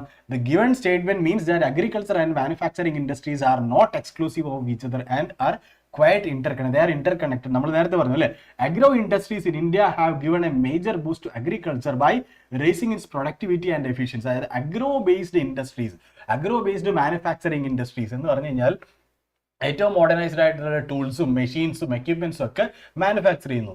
അത് ഇൻടേൺ എന്താ നേരെ അഗ്രികൾച്ചർ ഇൻഡസ്ട്രിയിലേക്ക് കൊടുക്കുന്നു. അവരുടെ പ്രൊഡക്ടിവിറ്റി കൂടുന്നു. ഈ പറയുന്ന രീതിയിൽ കെമിക്കൽ മാനുവേഴ്സ് ഉണ്ടാക്കുന്നു, കെമിക്കൽ ഫെർട്ടിലൈസേഴ്സ്, പെസ്റ്റിസൈഡ്സ് ഉണ്ടാക്കുന്നു. ആരുണ്ടാക്കുന്നു? മാനുഫാക്ചേഴ്സ് ഉണ്ടാക്കുന്നു, മാനുഫാക്ചറിങ് ഇൻഡസ്ട്രിയിൽ ഉണ്ടാക്കുന്നു. അത് ഉണ്ടാക്കിയിട്ട് നേരെ എങ്ങോട്ട് കൊടുക്കുന്നു? അഗ്രികൾച്ചർ ഇൻഡസ്ട്രിയിലേക്ക് കൊടുക്കുന്നു. അവിടുത്തെ പ്രൊഡക്ടിവിറ്റി കൂടുന്നു. അവിടുത്തെ പ്രൊഡക്ടിവിറ്റി കൂടുമ്പോൾ എന്താ? അവിടുന്ന് പ്രൊഡ്യൂസ് ചെയ്യുന്ന സാധനങ്ങൾ വീണ്ടും തിരിച്ച് മാനുഫാക്ചറിങ് ഇൻഡസ്ട്രിയിലേക്ക് വരുന്നു. അവിടുത്തെ പ്രൊഡക്ടിവിറ്റി കൂടുന്നു. അപ്പോൾ ഇത് എങ്ങനെ എന്താ ഇന്റർ കണക്റ്റഡ് ആണ് അല്ലേ? അപ്പോൾ agro based industries, then agro industries are units that add value to agricultural produce, intermediaries and residue by processing or improving storability or by providing links from the farm to the market or part thereof. അതായത് എന്താണ് ഈ പറയുന്ന രീതിയിൽ ഈ agro based ഇൻഡസ്ട്രീസും അഗ്രികൾച്ചറും തമ്മിലുള്ള ഒരു Inter connection എന്ന് പറയുന്നത് സ്വാഭാവികമായിട്ട് അതൊരു മാർക്കറ്റിലേക്ക് വരെ എത്തി നിൽക്കുന്ന രീതിയിൽ, അതായത് സെക്കൻഡറി ഇൻഡസ്ട്രിയിൽ മാത്രമല്ല, അതായത് മാനുഫാക്ചറിങ് ഇൻഡസ്ട്രിയിലേക്ക് മാത്രമല്ല, അഗ്രോ ബേസ്ഡ് ഇൻഡസ്ട്രിയിൽ നിന്ന് അഗ്രികൾച്ചറിലേക്ക് പോകുന്നു, അഗ്രികൾച്ചറിൽ നിന്ന് തിരിച്ച് മാനുഫാക്ചറിങ് ഇൻഡസ്ട്രിയിൽ നിന്ന് വരുന്നു, ഇവിടെ നിന്ന് തിരിച്ച് ട്രാൻസ്പോർട്ടേഷൻ ഉൾപ്പെടെയുള്ള കാര്യങ്ങൾ, മാർക്കറ്റ് ഉൾപ്പെടെയുള്ള കാര്യങ്ങൾ ടെർഷ്യറി ഇൻഡസ്ട്രിയിലേക്ക് പോകുന്നു. അപ്പോൾ ഇങ്ങനെ കണക്റ്റഡ് ആണ് എന്ന് നമുക്ക് പറയാനായിട്ട് സാധിക്കും അല്ലേ? അപ്പോൾ ഈ രീതിയിലുള്ള കുറച്ച് പോയിന്റുകൾ ആലോചിച്ചിരുന്നു കഴിഞ്ഞാൽ ഇത്തരത്തിലൊരു ക്വസ്റ്റ്യൻ വന്നു കഴിഞ്ഞാൽ നിങ്ങൾക്ക് ഈസി ആയിട്ട് ആൻസർ ചെയ്യാനായിട്ട് സാധിക്കും. Okay, then 8th question, determining an ideal industrial location is a challenging undertaking. Examine the above element and elucidate. എന്താ ഒരു ഇൻഡസ്ട്രിയൽ ലൊക്കേഷൻ നമ്മൾ ഡിറ്റർമൈൻ ചെയ്യുന്നതിന് വേണ്ടിയിട്ടുള്ള, നമ്മൾ നേരത്തെ ഓൾറെഡി ഡിസ്കസ് ചെയ്തിട്ടുള്ളൊരു കാര്യം അതുകൊണ്ട് ഞാൻ അതിലേക്ക് പോകുന്നില്ല. അങ്ങനത്തെ ഒരു ക്വസ്റ്റ്യൻ വന്നു കഴിഞ്ഞാൽ നമുക്ക് എങ്ങനെ ആൻസർ ചെയ്യാനായിട്ട് സാധിക്കും? ഒരു ഇൻഡസ്ട്രിയൽ ലൊക്കേഷൻ എന്ന് പറയുന്നത്, അപ്പോൾ industrial locations are complex in nature as they are influenced by the availability of raw material, labour, capital, power, market etcetera. ഇതാണ് ഏറ്റവും പ്രധാനപ്പെട്ട കാര്യം. അതായത് labour availability, power availability, market availability, then capital availability, raw മെറ്റീരിയലിൻ്റെ availability, ഇത്രയും കാര്യങ്ങൾ available ആണ് എന്നുണ്ടെങ്കിൽ നമുക്കൊരു ഇൻഡസ്ട്രിയൽ ലൊക്കേഷൻ നമുക്ക് ഡിറ്റർമൈൻ ചെയ്യാനായിട്ട് സാധിക്കും. ഇതിനെ ബേസ് ചെയ്തുകൊണ്ട് കുറേ കാര്യങ്ങൾ ഗ്യാസ് അടിച്ച് കയറ്റി കഴിഞ്ഞ് കഴിഞ്ഞാൽ കൃത്യമായിട്ട് കിട്ടും. ഗ്യാസ് അടിച്ച് കയറ്റുക എന്ന് പറഞ്ഞാൽ ഇതിനെ കണക്റ്റഡ് ആയിട്ടുള്ള കുറച്ച് കാര്യങ്ങൾ നമ്മൾ പറയണം കേട്ടോ. സെറ്റ് അല്ലേ? ഓക്കെ അല്ലേ? Then 9th question, what steps have been taken by NTPC toward എൻവയോൺമെന്റൽ പ്രൊട്ടക്ഷൻ? NTPC എന്ന് പറയുന്നത് നാഷണൽ തെർമൽ പവർ കോർപ്പറേഷൻ അല്ലേ? അപ്പോൾ NTPC എന്താണ് എൻവയോൺമെന്റൽ പ്രൊട്ടക്ഷന് വേണ്ടിയിട്ട് എടുത്തിട്ടുള്ള കുറച്ച് മെഷേഴ്സ്. ഇത് NTPC ഇൻ പെർട്ടിക്കുലർ പറയാനുള്ള കാര്യം എന്ന് വെച്ച് കഴിഞ്ഞാൽ വേറൊന്നുമല്ല, ഇതിൻ പെർട്ടിക്കുലർ അല്ല, ഇതിന് ജനറൽ ആയിട്ട് വരുന്നൊരു കാര്യമാണ്. NTPC നമ്മളവിടെ കൊടുത്തിരിക്കുന്നത് മാത്രമല്ല, ഇപ്പോൾ ഇത്തരത്തിലുള്ള ഏതൊരു ഇൻഡസ്ട്രി എടുത്ത് നോക്കിയാൽ, ഒരു ഇൻഡസ്ട്രിയലിസ്റ്റ് ഭീമനെ ജൈന്റിനെ നമ്മൾ എടുത്തു നോക്കിക്കഴിഞ്ഞാലും ഇവർ കൊടുത്തിരിക്കുന്ന അല്ലെങ്കിൽ ഇവരുടെ എടുത്തിരിക്കുന്ന മെഷേഴ്സിനെ കുറിച്ചിട്ട് മാത്രമാണ് പറഞ്ഞിരിക്കുന്നത് അല്ലേ? അതായത് അതായത് അത്തരത്തിലുള്ള ഒരു ഇൻഡസ്ട്രിയൽ ജൈന്റ് അവരെ ആക്ടിവിറ്റിയിൽ ഇരിക്കുമ്പോൾ അവരുടെ ഒരു എന്താണ് പറയുക മാനുഫാക്ചറിങ് ആക്ടിവിറ്റിയിലോ അല്ലെങ്കിൽ അവർ എൻവയോൺമെന്റിൽ കുറേ പൊല്യൂഷൻസ് ഉണ്ടാക്കുന്ന ആളുകളാണെന്നുണ്ടെങ്കിലോ അങ്ങനെ കുറേ കാര്യങ്ങളൊക്കെ വരാൻ ചാൻസസ് ഉണ്ട്. അപ്പോൾ ഇതിനെല്ലാം എന്ത് ചെയ്യാൻ വേണ്ടിയിട്ട് റിസോൾവ് ചെയ്യാൻ വേണ്ടിയിട്ട് അവരെടുത്തിരിക്കുന്ന മെഷേഴ്സ് എന്തൊക്കെയാണെന്നുള്ളതാണ് സ്വാഭാവികമായിട്ടും. Optimum utilisation of the equipment, adopting the least techniques and upgrading existing equipment. അതായത് ഈ പറയുന്ന പവർ വേസ്റ്റേജസ് കുറയ്ക്കാൻ വേണ്ടിയിട്ട് എക്യുപ്മെന്റ്സിന്റെ മാക്സിമം യൂസേജ് അല്ലെന്നുണ്ടെങ്കിൽ അതിന്റെ എന്താണ് ഐഡിയൽ യൂസേജിലേക്ക് കൊണ്ടുവരുന്നു. Then minimising waste generation by maximising ash യൂട്ടിലൈസേഷന്റെ എന്താണ് പറയുക അത് കുറച്ചുകൊണ്ട്, അതായത് മാക്സിമൈസ് ഈ പറയുന്ന NTPC എന്ന് പറയുന്നത് നമുക്കറിയാം നാഷണൽ തെർമൽ പവർ കോർപ്പറേഷനാണ്. അപ്പം അവിടെ ഇതിന്റെ ഭാഗമായിട്ട് ആഷസ് ഉണ്ടാകുന്നുണ്ട്. അപ്പം മീൻസ് അത് എൻവയോൺമെന്റൽ പൊല്യൂഷൻ, അതായത് നമ്മുടെ എയർ പൊല്യൂഷന് കാരണമാകുന്നുണ്ട്. അപ്പം ഈ ആഷിനെ റീസൈക്കിൾ ചെയ്യാൻ വേണ്ടിയിട്ട് അല്ലെങ്കിൽ ആഷ് പോൺസ് ഒക്കെ ഉണ്ട്. അപ്പം ഇതിൻ്റെയൊക്കെ എഫക്റ്റീവ് ആയിട്ടുള്ള യൂട്ടിലൈസേഷനിലൂടെ എന്ത് ചെയ്യാനായിട്ട് സാധിക്കും? ആഷ് യൂട്ടിലൈസേഷൻ നടക്കുന്നതിലൂടെ എന്താണ്? മിനിമൈസിങ് വേസ്റ്റ് ജനറേഷൻ അല്ലേ. Then providing green belts for nurturing ecological balances and addressing the question of special purpose vehicles for afforestation. അതായത് ഈ രീതിയിൽ എഫ്ലുവൻസും അല്ലെങ്കിൽ എൻവയോൺമെന്റൽ പൊല്യൂട്ടിംഗ് ആയിട്ടുള്ള എഫ്ലുവൻസും കാര്യങ്ങളൊക്കെ ഉണ്ടാകുമ്പോൾ അതിൻ്റെ ആഫ്റ്റർ എഫക്ട്സ് അല്ലെങ്കിൽ അതിൻ്റെ ബാഡ് എഫക്ട്സ് കുറയ്ക്കാൻ വേണ്ടിയിട്ട് അഫോറസ്ട്രേഷൻ ഉൾപ്പെടെയുള്ള കാര്യങ്ങൾക്ക് വേണ്ടിയിട്ട് ഇവർ ഇനീഷ്യേറ്റീവ് എടുക്കുന്നു. NTPC ഇനീഷ്യേറ്റീവ്സ് എടുക്കുന്നുണ്ട്. അപ്പോൾ ഇങ്ങനെയുള്ള കുറച്ച് കാര്യങ്ങൾ ജനറലായിട്ട് നമ്മൾ ഓർത്തിരിക്കുക. ഓക്കെ, അപ്പോൾ ഇത്രയേ ഉള്ളൂ അതിൽ പറയാനായിട്ട്. ദെൻ നമ്മൾ എക്കണോമിക്സിലേക്ക് പോകണം. എക്കണോമിക്സിൽ നമുക്ക് 4 chapters: development, sectors of the Indian economy, money and credit, globalisation and the Indian economy. നമുക്ക് അപ്പോൾ ഈ 4 ചാപ്റ്റേഴ്സാണ് എക്കണോമിക്സിലുള്ളത്. നമുക്കിനി എത്ര സമയമുണ്ട്? നമ്മുടെ കയ്യിൽ സമയം എത്രയുണ്ട്? നമുക്ക് 7:46 ആയി. നമുക്ക് 45 മിനിറ്റ്സ് കൂടിയാണ് നമ്മുടെ കയ്യിലുള്ളത് അല്ലേ. നമ്മൾ ഇന്നലെ 8:47 വരെ നമ്മൾ പോയായിരുന്നു. ബ്രേക്ക് നമ്മൾ എടുത്തു കഴിഞ്ഞാൽ എനിക്കും ബ്രേക്ക് എടുക്കണമെന്ന് ആഗ്രഹമുണ്ട്. എനിക്കും ബ്രേക്ക് എടുക്കണം. പക്ഷെ നമ്മൾ ബ്രേക്ക് എടുത്തു കഴിഞ്ഞാൽ പിന്നെ അതിൻ്റെ ഒരു കണ്ടന്റ് ആ ഒരു ഫ്ലോയെ അങ്ങോട്ട് പോയി പോകും. അപ്പോൾ അതുകൊണ്ട് ബ്രേക്ക് ഇല്ലാതെ നമ്മൾ അങ്ങോട്ട് പോവാ. ബ്രേക്ക് എടുക്കാനായിട്ട് ഞാൻ ഇടയ്ക്ക് നിങ്ങൾക്ക് ഒരു സമയം തരാം. ചില കുറച്ച് സാധനങ്ങളൊക്കെ തരാം ഇതിൻ്റെ ഇടയിൽ. എനിക്ക് എക്കണോമിക്സിൽ വരുമ്പോൾ കുറച്ച് ബ്രേക്ക് എടുക്കാനുള്ള സാധനങ്ങൾ ഉണ്ടാവും എന്തായാലും. ഇന്നലെ നമ്മൾ നോൺ സ്റ്റോപ്പ് ആയിട്ടല്ലേ പോയി. ഇന്നലെ നമ്മൾ ബ്രേക്ക് ഒന്നും ഉണ്ടായിരുന്നില്ലല്ലോ. ഒരു കാര്യം ചെയ്യും, ഒരു ഒറ്റ മിനിറ്റ് ബ്രേക്ക് ഇട്ടിട്ട് എല്ലാവരും നിങ്ങൾ എത്ര ചാപ്റ്റേഴ്സ് പഠിച്ചു കഴിഞ്ഞു എന്നുള്ളത് എനിക്കൊന്ന് അതിലിട്ടെ. എത്ര ചാപ്റ്റേഴ്സ് പഠിച്ചു കഴിഞ്ഞു എന്നുള്ളത് എന്നിട്ട് എല്ലാവരും ഇട്ട്. 0 ശ്രീവിദ്യ 0 ആണോ? മിലൻ, വിനീത കിഷോർ 17, സൂര്യജിത്ത് 10.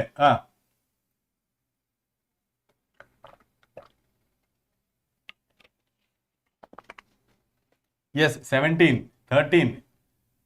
എൻ്റെ എല്ലാം കഴിഞ്ഞു. സോറോ എല്ലാം കഴിഞ്ഞിരിക്കുകയാണ്. ദിനേശ് അമർജിത്ത് 15, 17. 17 എന്ന് പറയുമ്പോൾ ഓൾമോസ്റ്റ് നമ്മുടെ ചാപ്റ്റേഴ്സ് എല്ലാം കഴിഞ്ഞല്ലോ. റഹ്മദ് ഷമാസ് അത് ഓൾറെഡി നമ്മൾ ഇന്നലെ 9 ചാപ്റ്റേഴ്സ് ഡിസ്കസ് ചെയ്തു. ഇപ്പം നമ്മൾ 6 ചാപ്റ്റർ ഡിസ്കസ് ചെയ്തു, 15 ചാപ്റ്റർ നമ്മൾ ഡിസ്കസ് ചെയ്തു എന്ന് പറഞ്ഞു കഴിഞ്ഞാൽ ആ 16 ചാപ്റ്റേഴ്സും കഴിഞ്ഞു എന്നുള്ളത് തന്നെയാണ്. അതിലൊരു സംശയമില്ല കേട്ടോ. കഴിഞ്ഞു. പക്ഷെ scared, why are you scared man? എന്തിനാ സോഷ്യലിൽ നമ്മൾ ഇത്ര മേടിക്കുന്നത്? സോഷ്യൽ എന്നത് it's powerful. It's simple too അല്ലെ. ജാവ ഈസ് പവർഫുൾ, പക്ഷെ ഭയങ്കര സിമ്പിളാ. ജാവ റോബസ്റ്റ് ആണ്, സിമ്പിൾ ആണ്, പവർഫുൾ ആണ്. SST ഈസ് ഓൾസോ SST അങ്ങനെ തന്നെ. SST ഭയങ്കര സിമ്പിൾ ആയിട്ടുള്ള സാധനമാണ് അല്ലേ. അപ്പൊ 18-15 ചാപ്റ്റേഴ്സ് ഒക്കെയാണ്. അതുൽ വാസുദേവ് 15 ചാപ്റ്റർ കഴിഞ്ഞു. അതിൽ ഇനിയിപ്പോ എത്ര ബാക്കിയുണ്ട്? അതിൽ അങ്ങനെയാണെങ്കിൽ എത്ര ചാപ്റ്റർ ബാക്കിയുണ്ട്? ഒന്ന് പറഞ്ഞേടാ. അതിൽ ഭയങ്കര മിടുക്കുക. ഷാദ്യ സാർ എക്സാം ഈസി ആവും. എക്സാം ഈസിയാണ്.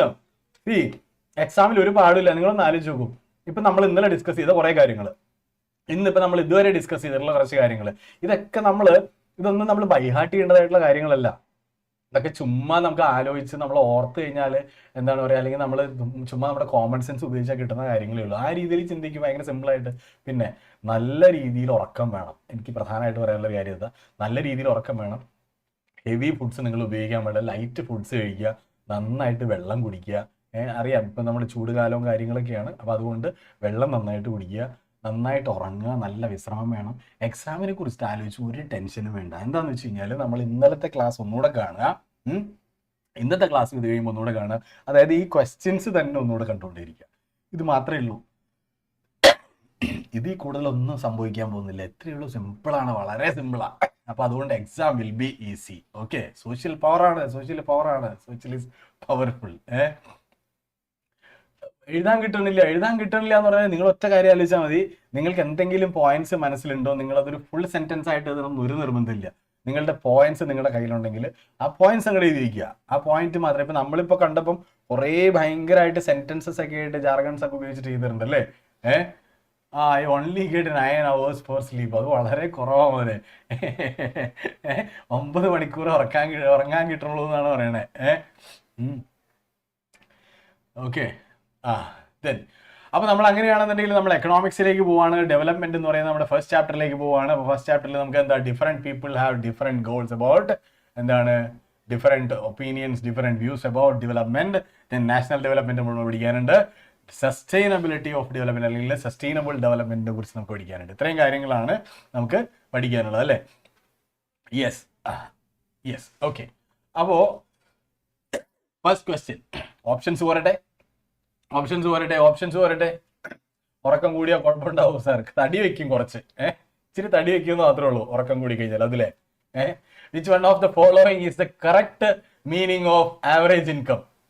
എന്താ ആവറേജ് ഇൻകത്തിന്റെ കറക്റ്റ് മീനിങ് എന്താന്നുള്ളതാണ്. The total income of the country divided by its earning population, the total income of the country divided by its total population, the total income of the residents of the country, the total income from domestic and foreign resources. അതായത് നമുക്കറിയാം average income ആണ്.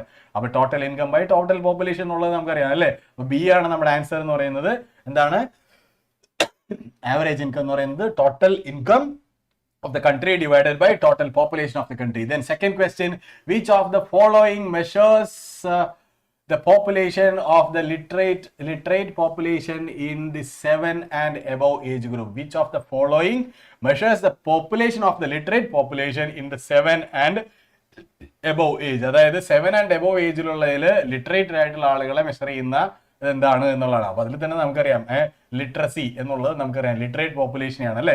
C literate rate ആണ്, literacy rate ആണ്. അപ്പൊ ഇതിൽ കൊടുത്തിരിക്കുന്നതിൽ net attendance ratio ഉണ്ട്, enrolment ratio ഉണ്ട്, literacy rate ഉണ്ട്, ഡ്രോപ്പ് ഔട്ട് റേഷ്യോ ഉണ്ട്. ഇതിൽ നമുക്ക് പ്രധാനമായിട്ട് പഠിക്കാനുള്ള ഒരു കാര്യം കൂടി ഉണ്ട്, നെറ്റ് അറ്റൻഡൻസ് റേഷ്യോ എന്ന് പറയുന്നത്. നെറ്റ് അറ്റൻഡൻസ് റേഷ്യോ എന്ന് പറയുന്നത് 6 to 10 ഏജ് ഗ്രൂപ്പിലുള്ളവരിൽ എത്ര പേര് എന്താണ് ക്ലാസ്സിൽ അറ്റൻഡ് ചെയ്യുന്നുണ്ട്, ക്ലാസ് അറ്റൻഡ് ചെയ്യുന്നുണ്ട് എന്നുള്ളത് ഒരു പെർസെൻറ്റേജ് കാൽക്കുലേഷനിൽ നമ്മൾ പറയുന്നത് തന്നെയാണ്. അതായത് ഒരു 100 കുട്ടികളുണ്ട് ഒരു ഏരിയയിൽ, അല്ലെങ്കിൽ രാജ്യത്ത് 100 കുട്ടികളുണ്ടെന്ന് വിചാരിക്കുക. 6 വയസ്സിനും 10 വയസ്സിനും ഇടയിലുള്ള 100 കുട്ടികളുണ്ട് എന്ന് വിചാരിക്കുക. അതിൽ 40 കുട്ടികൾ സ്ഥിരമായിട്ട് സ്കൂളിൽ പോകുന്നുണ്ട് എന്നുണ്ടെങ്കിൽ 40% is the net attendance ratio എന്ന് നമുക്ക് പറയാനായിട്ട് സാധിക്കും. അങ്ങനെയാണ് നമ്മൾ അതിനെ സൂചിപ്പിക്കുക. ഓക്കെ, സെറ്റ് അല്ലേ? ഇനി നെക്സ്റ്റ് ക്വസ്റ്റ്യൻ. യെസ്, എനിക്കൊരു ഗ്യാപ്പ് എടുക്കാനുള്ള ഒരു സമയമുണ്ട്. അതായത് read the following data and select the appropriate option from the following. അതായത് ഒരു ഡാറ്റ നിങ്ങൾക്ക് തന്നിട്ടുണ്ട്, ഞാൻ ഇച്ചിരി കൂടെ നീങ്ങുന്നല്ലേ കാണുള്ളൂ. ഒരു ഡാറ്റ നിങ്ങൾക്ക് തന്നിട്ടുണ്ട്, ആ ഡാറ്റ നോക്കുക. എന്നിട്ട് എന്താണ്, അപ്പോൾ കാണുമ്പോൾ വലിയ സംഭവമായിട്ടാണ് തോന്നുന്നല്ലേ, കുറേ സംഗതികളുണ്ട് വായിക്കാനായിട്ട്. ഉത്തർപ്രദേശിലെ എന്താണ് എഡ്യൂക്കേഷൻ അച്ചീവ്മെന്റ്സ് ആണ് കൊടുത്തിരിക്കുന്നത്. റൂറൽ പോപ്പുലേഷൻ്റെ കാറ്റഗറി എന്താ? Literacy rate for the rural population. Literacy, അതായത് ഞാൻ ഈ ക്വസ്റ്റ്യൻ ഇൻക്ലൂഡ് ചെയ്യാനുള്ള ഒരു റീസൺ പറയാം പ്രധാനമായിട്ട്. എന്തുകൊണ്ടാണ് ഇത് ഇൻക്ലൂഡ് ചെയ്തിരിക്കുന്നത് വെച്ചാൽ ഇത്തരത്തിലുള്ള ക്വസ്റ്റ്യൻസ് നിങ്ങളുടെ എന്തായാലും ചോദിക്കും. അതായത് ഇത്തരത്തിലുള്ള കുറച്ച് എന്താണ് പറയുക സ്റ്റാറ്റിസ്റ്റിക്സും കാര്യങ്ങളൊക്കെ വെച്ചുകൊണ്ട് അതിനെ അനലൈസ് ചെയ്യാനുള്ള അനലിറ്റിക്കൽ ടൈപ്പ് ഓഫ് ക്വസ്റ്റ്യൻ എന്തായാലും നിങ്ങൾക്ക് ഉണ്ടാവും. ചോദ്യം എന്താ, ഇത്രയും വലിയൊരു ഡാറ്റ വന്നിട്ടുണ്ട്. ചോദ്യം ഇരിക്കുന്നത് എന്താ? How much percentage of girls are not attending the school. അത് മെയിൽ പോപ്പുലേഷൻ്റെ കുറേ ഡാറ്റ തന്നിട്ടുണ്ട്, ഫീമെയിൽ പോപ്പുലേഷൻ തന്നിട്ടുണ്ട്. എന്നിട്ട് ചോദിച്ചിരിക്കുന്ന ചോദ്യം എന്ന് പറയുന്നത് how much percentage of girls are not attending school. 81% ആണോ, 61% ആണോ, 69% ആണോ, 18% ആണോ? ഡി ഇട്ടു എന്നുള്ളത് കൊണ്ട് മാത്രം ആരും ഡി തന്നെ ഇട്ടുകൊണ്ടിരിക്കരുത്. വേറെ ആൻസേഴ്സ് ഉണ്ടെങ്കിൽ തീർച്ചയായിട്ടും ഇടണം. കാരണം ഇച്ചിരി കോംപ്ലിക്കേറ്റഡ് ആയിട്ടുള്ളൊരു സാധനമാണ്. അത്രയും കോംപ്ലിക്കേറ്റഡ് ആയിട്ടുള്ള സാധനം തന്നിരിക്കുന്നത്. നിങ്ങളൊന്ന് നോക്കിയേ, പെട്ടെന്ന് നോക്കിയേ.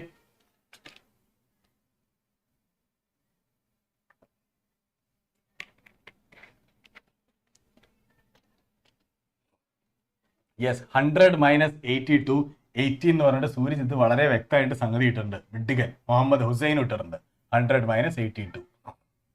Then yes ഡി ആണ് ആൻസർ പറയുന്നത്. അതായത് how much percentage of girls are not attending school attend ചെയ്യാത്ത കുട്ടികൾ. അപ്പൊ percentage of rural children aged at 10 to 14 years attending school. അതിൽ 85% മെയിൽസ് അറ്റൻഡ് ചെയ്യുന്നുണ്ട്, 82% ഫീമെയിൽ അറ്റൻഡ് ചെയ്യുന്നുണ്ട്. അപ്പോൾ ഫീമെയിൽസ് 82% അറ്റൻഡ് ചെയ്യുന്നുണ്ടെങ്കിൽ അറ്റൻഡ് ചെയ്യാത്തവർ എത്രയാ? 100 മൈനസ് 82 18 ആണ്. യെസ്, വളരെ സിമ്പിൾ ആയിട്ടുള്ള ഒരു കാൽക്കുലേഷൻ ആണ്. ഓക്കെ, സെറ്റ് അല്ലേ? അപ്പൊ ഇങ്ങനത്തെ ചോദ്യം ചോദിക്കാം. പക്ഷെ നമ്മളിത് കാണുമ്പോൾ ഡാറ്റ ഭയങ്കര വലിയ ഡാറ്റയാണ്. ഇത് മുഴുവൻ വായിക്കണമെന്ന് വിചാരിക്കും. ആദ്യം തന്നെ എന്താ ഇങ്ങനത്തെ ഒരു ഡാറ്റ തന്നു കഴിയുമ്പോൾ നേരെ പോയിട്ട് ആ ക്വസ്റ്റ്യൻ എന്താണെന്നുള്ളത് അയച്ചു നോക്കാം. How much percentage of girls are not attending the school. അത് നോക്കി കഴിഞ്ഞ് കഴിഞ്ഞാൽ നമുക്ക് ഏത് ഡാറ്റ ആവശ്യം എന്ന് വെച്ചാൽ അത് മാത്രം നോക്കിയാൽ മതി. അതിന് മുമ്പത്തെ 2 ഡാറ്റ ആവശ്യമുണ്ടോ? നമുക്കത് വായിച്ചു പോകേണ്ട കാര്യമുണ്ടോ? ഇല്ല അല്ലേ? ഓക്കെ, ദെൻ അപ്പോ ആൻസർ എന്തായിരുന്നു? ഡി ആണ് answer, 18%. Then fourth one, absenteeism is one of the most basic indicators of to what extent the educational needs of students are met by schools. If the students are turning their back onto the education they are provided, it means that we need to ask ourselves, is something happening in our schools and classrooms that distract students from education? അപ്പോൾ ഇങ്ങനെ ഒരു situation, അതായത് കുട്ടികൾ സ്കൂളിൽ പോകാതിരിക്കുന്ന ഒരു situation എന്ന് പറയുമ്പോൾ ഇങ്ങനത്തെ ഒരു അനാലിസിസ് നടക്കുകയാണ് എന്ന് പറഞ്ഞു കഴിഞ്ഞാൽ ഈ ഒരു റിസർച്ച് അനാലിസിസ് എന്ന് പറയുന്നത് researchers are most likely referring to the factors that affect dash. എന്താ സ്കൂളിൽ പോകാതിരിക്കുക എന്ന് പറഞ്ഞു കഴിഞ്ഞാൽ, സ്കൂളിൽ പോകാതിരിക്കുക എന്ന് പറഞ്ഞു കഴിഞ്ഞാൽ തന്നെ എന്താ സ്കൂളിൽ പോകാതിരിക്കുക എന്ന് പറഞ്ഞു കഴിഞ്ഞാൽ തന്നെ എന്താ ആൻസർ എന്താ? യെസ്, ബി ആണ് ആൻസർ. നെറ്റ് അറ്റൻഡൻസ് റേഷ്യോനെ കുറിച്ചിട്ടാണ് ഇവിടെ പറഞ്ഞിരിക്കുന്നത്. ഇങ്ങനെയാണ് ചോദ്യങ്ങൾ കൂടുതൽ ചോദിക്കുക. ഇല്ല അതെ, നെറ്റ് അറ്റൻഡൻസ് റേഷ്യോ എന്താണെന്നുള്ളത് നേരെ ചോദിക്കാനുള്ള ചാൻസസ് കുറവാണ്. ബട്ട് ഇതേ രീതിയിൽ ചോദിക്കാനുള്ള ചാൻസസ് ഉണ്ട്. നമ്മൾ ഡിസ്കസ് ചെയ്തിരിക്കുന്ന മിക്കവാറും ക്വസ്റ്റ്യൻസ് ഒക്കെ തന്നെ ആ രീതിയിലുള്ളതാണ്. കുറേ ഡയറക്റ്റ് ആയിട്ട് നമ്മൾ കോൺസെപ്ച്വൽ ആയിട്ടുള്ള ക്വസ്റ്റ്യൻസ് ചോദിച്ചിട്ടുണ്ട്, ഫാക്ച്വൽ ആയിട്ടുള്ള ക്വസ്റ്റ്യൻസ് ചോദിച്ചിട്ടുണ്ട്. പക്ഷേ അതിനെ നമുക്ക് കോൺസെപ്ച്വൽ ആയിട്ട് ഇതേപോലെ, ഇതിനെയാണ് കോൺസെപ്ച്വൽ ക്വസ്റ്റ്യൻസ് എന്ന് പറയുന്നത് ഈ രീതിയിൽ. അപ്പോൾ ഞാൻ ഇങ്ങനെ കുറേ സാധനങ്ങൾ പറയുമ്പോൾ കേസ് ബേസ്ഡ് പറഞ്ഞു, കോമ്പിറ്റൻസി ബേസ്ഡ് പറഞ്ഞു, കോൺസെപ്ച്വൽ ക്വസ്റ്റ്യൻസ്, ഒന്നും പേടിക്കാനില്ല, ഇതൊക്കെ തന്നെയുള്ളൂ. ഇപ്പൊ നമ്മൾ ഈ കണ്ടില്ലേ, ഇന്നലെ നമ്മൾ കണ്ടു കുറേ ക്വസ്റ്റ്യൻസ്, ഇന്ന് നമ്മൾ കണ്ടു കുറേ ക്വസ്റ്റ്യൻസ്, ഇതേപോലെയൊക്കെ തന്നെ ചോദിക്കുന്നതിനുള്ള പേരുകൾ, ആ പേരുകളൊന്നും അറിഞ്ഞിരുന്നതുകൊണ്ട് CBSE നമുക്ക് മാർക്ക് തരത്തില്ല. അയ്യോ ഇത് കോൺസെപ്ച്വൽ ക്വസ്റ്റ്യൻ ആണ്, അല്ലെങ്കിൽ ഇത് കോമ്പിറ്റൻസി ബേസ്ഡ് ക്വസ്റ്റ്യൻ ആണ്, ഒറ്റ മാർക്ക് പോലും തരില്ല. പക്ഷെ അത് നമ്മൾ വായിച്ച് മനസ്സിലാക്കുക, നമ്മൾ അതിന്റെ ആൻസറിലേക്ക് എത്തുക. Very simple. Yes, okay. ഞാൻ അധികം ശബ്ദം എടുക്കാതെ പറഞ്ഞുകൊണ്ടല്ലോ, ഞാൻ ഇച്ചിരി ശബ്ദം കൂട്ടിയെടുത്ത് കഴിഞ്ഞാൽ അപ്പോൾ എനിക്ക് ചുമ വരുന്നുണ്ട്. അപ്പോൾ ചിലപ്പോൾ ഈ പറഞ്ഞ പോലെ തന്നെ നമുക്ക് ബ്രേക്ക് എടുക്കാതെ നമ്മൾ പോയിക്കൊണ്ടിരിക്കുമല്ലേ. അപ്പോൾ അതുകൊണ്ടാണ് ഞാൻ ഇച്ചിരി ശബ്ദം കുറയ്ക്കുന്നത്. അപ്പോൾ അതുകൊണ്ട് ഇച്ചിരി പവർ കുറഞ്ഞായിട്ട് തോന്നുന്നുണ്ടെങ്കിൽ നിങ്ങളൊരു ഇച്ചിരി ഫയർ ഇട്ടെ, ഇച്ചിരി തീ കൊടുത്തേ നോക്കട്ടെ. കുറച്ച് തീ കൊടുത്തേ നോക്കട്ടെ എങ്ങനെയുണ്ട്. എനിക്ക് വേണ്ടിയിട്ട് നിങ്ങളുടെ പവർ വരട്ടെ, അതൊന്ന് കാണട്ടെ.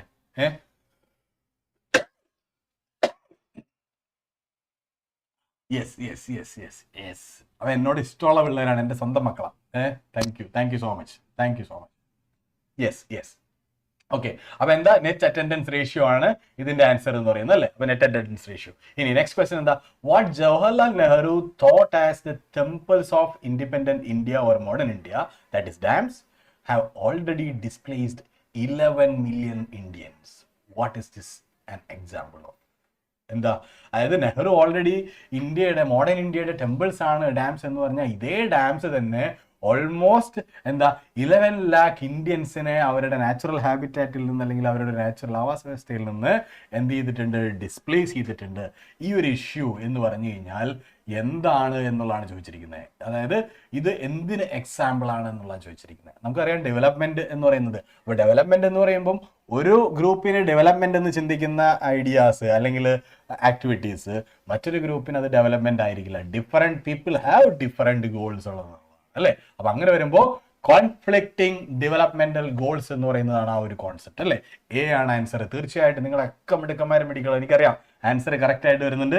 എ ആണ് റൈറ്റ് ആൻസർ എന്ന് പറയുന്നത്. ഓക്കെ, ദെൻ 6th ക്വസ്റ്റ്യൻ വീണ്ടും അസെഷൻ ആൻഡ് റീസൺ. നമ്മൾ അസെഷൻ ആൻഡ് റീസൺ എന്ന് ഡിസ്കസ് ചെയ്തില്ല എന്നുള്ള കാര്യമായിട്ട് അല്ലേ. അപ്പൊ ഇതിൽ വരുന്നുണ്ട് എന്താ? Different people have different different people have different development goals. Then reason എന്താ? People want freedom, equality, security and respect. Different people have different. അപ്പോൾ അസെഷനും റീസൺ എന്താണെന്ന് കഴിഞ്ഞാൽ എന്ത് ചെയ്യണം എന്നാണ് ആദ്യം പറഞ്ഞിരിക്കുന്നത്. ഏറ്റവും ആദ്യം എന്ത് ചെയ്യണം? അസെഷൻ പറഞ്ഞിരിക്കുന്ന ആ സ്റ്റേറ്റ്മെന്റ് കറക്റ്റ് ആണോ, രണ്ടാമത് പറഞ്ഞിരിക്കുന്ന സ്റ്റേറ്റ്മെന്റ് കറക്റ്റ് ആണോ, രണ്ടും കറക്റ്റ് ആണോ എന്നുള്ള ആദ്യം ചെക്ക് ചെയ്യുക. യെസ്, ഫസ്റ്റ് വൺ കറക്റ്റ് ആണ്, രണ്ടാമത്തേതും കറക്റ്റ് ആണ്. ഇനി റീസൺ പറഞ്ഞിരിക്കുന്നത് എയുടെ എക്സാക്ട് എക്സ്പ്ലനേഷൻ ആണോ അല്ലെങ്കിൽ എയുടെ എക്സാക്ട് റീസൺ ആയിട്ടാണോ വന്നിരിക്കുന്നതെന്ന് നോക്കുക. അതെ, ശരിയാണ്, തീർച്ചയായിട്ടും both A and R are true and R is the correct explanation of A. എയുടെ കറക്റ്റ് എക്സ്പ്ലനേഷൻ ആണ് ആർ എന്ന് പറയുന്നത്. അപ്പൊ അതുകൊണ്ട് ഓപ്ഷൻ എന്താ? എ ഓർ ബി എന്നാണ് ചോദിച്ചിരിക്കുന്നത്. A or ബിയോ? ബി പറയുന്നുണ്ട് കുറെ പേര്, എ ബി പറയുന്നുണ്ട്. എ ആണ് നമ്മുടെ റൈറ്റ് ആൻസർ എന്ന് പറയുന്നത്. എ ആണ് നമ്മുടെ റൈറ്റ് ആൻസർ. Okay, fine. അപ്പോൾ അതിൽ സംശയമൊന്നും വേണ്ട, ഒന്ന് നോക്കി നിങ്ങൾ. അതായത് അസെഷൻ എന്താ? Different people have different developmental goals. പല ആളുകൾക്കും പല ഡെവലപ്മെന്റൽ ഗോൾസ് ആണ് ഉള്ളത്. പീപ്പിൾ വാണ്ട് ഫ്രീഡം, അതായത് ചില ആളുകൾക്ക് ഫ്രീഡം ആണ് വേണ്ടത്, ചില ആളുകൾക്ക് ഇക്വാലിറ്റി ആണ് വേണ്ടത്, ചില ആളുകൾക്ക് സെക്യൂരിറ്റി ആണ് വേണ്ടത്, ചില ആൾക്ക് റെസ്പെക്ട് ആണ് വേണ്ടത്, ചില ആൾക്ക് മണിയാണ് വേണ്ടത്. അങ്ങനെ ഡിഫറെന്റ് ഡെവലപ്മെന്റൽ ഗോൾസ് ഉണ്ടാവും പല ആളുകൾക്കുമായിട്ട്. അപ്പോൾ ഇതിന്റെ എക്സ്പ്ലനേഷൻ അല്ലേ ഇത് കൊടുത്തിരിക്കുന്നത്. Correct, yes. അപ്പോൾ നമ്മൾ നെക്സ്റ്റ് ക്വസ്റ്റ്യനിലേക്ക് പോവാണ്. Assume there are 4 families. വീണ്ടും എനിക്ക് റെസ്റ്റ് എടുക്കാനുള്ള ഒരു സമയം കിട്ടുന്നു. Assume there are 4 families in a country. The average per capita income of these families is rupees 5,000. If the income of 3 families is 4,000, 7,000 and 3,000 respectively, what is the income of the 4th family? Sir ഇതെന്താ SST ആണോ mathematics ആണോ എന്നുള്ളതാണ് ചോദ്യം അല്ലേ. ഇത് social studies തന്നെയാണോ അതോ മാത്തമാറ്റിക്സിന്റെ class ആണോ? എനിക്കും സംശയമായി. ഇത് ഇങ്ങനെയൊക്കെ ചോദിച്ചാൽ എന്ത് ചെയ്യും? അപ്പൊ എനിക്ക് ഒന്നാമത്തെ കാര്യം കണക്കറിയാൻ പാടില്ല, എനിക്ക് മാത്സ് അറിയാൻ പാടില്ല. അറിയോ മാത്സ് അറിയോ? മാത്സ് അറിയുന്നുണ്ടെങ്കിൽ ആൻസർ ഒന്ന് പറഞ്ഞേ. മാത്സ് അറിയുന്നുണ്ടെങ്കിൽ ആൻസർ ഒന്ന് പറഞ്ഞേ.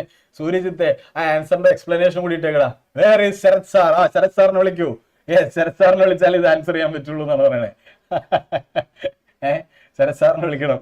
വിളിക്കേണ്ടി വരുമോ? ശരത് സാർ എവിടെ എങ്ങാനും ഉണ്ടോ? ഉണ്ടെങ്കിലും വിളിക്കണോണ്ടോ? ഇത് എനിക്ക് ആൻസർ ചെയ്യാൻ പറ്റുമെന്ന് എനിക്ക് തോന്നുന്നില്ല. ആരെങ്കിലും ഉണ്ടെങ്കിൽ അതിന്റെ എക്സ്പ്ലനേഷൻ കൂടി. Maths is easy. Yes, chill fire. Maths easy ആണോ? എനിക്ക് അത്ര ഈസി അല്ല, അതുകൊണ്ടാണ് ഞാൻ സോഷ്യൽ സബ്ജക്റ്റിലേക്ക് പോയത്. അതാണ് വിഷയം.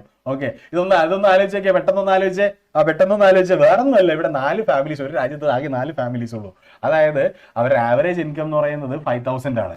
5000 ആണ്, 5000 ആണ് അവരുടെ ആവറേജ് ഇൻകം. അതായത് total population divided by total income divided by total population. അപ്പൊ total income divided total population എന്ന് പറയുമ്പോൾ 4 ഫാമിലി, 4 ഡിവൈഡഡ് ബൈ 4 ആണ്. അപ്പൊ x/4 ആണ് അല്ലെ.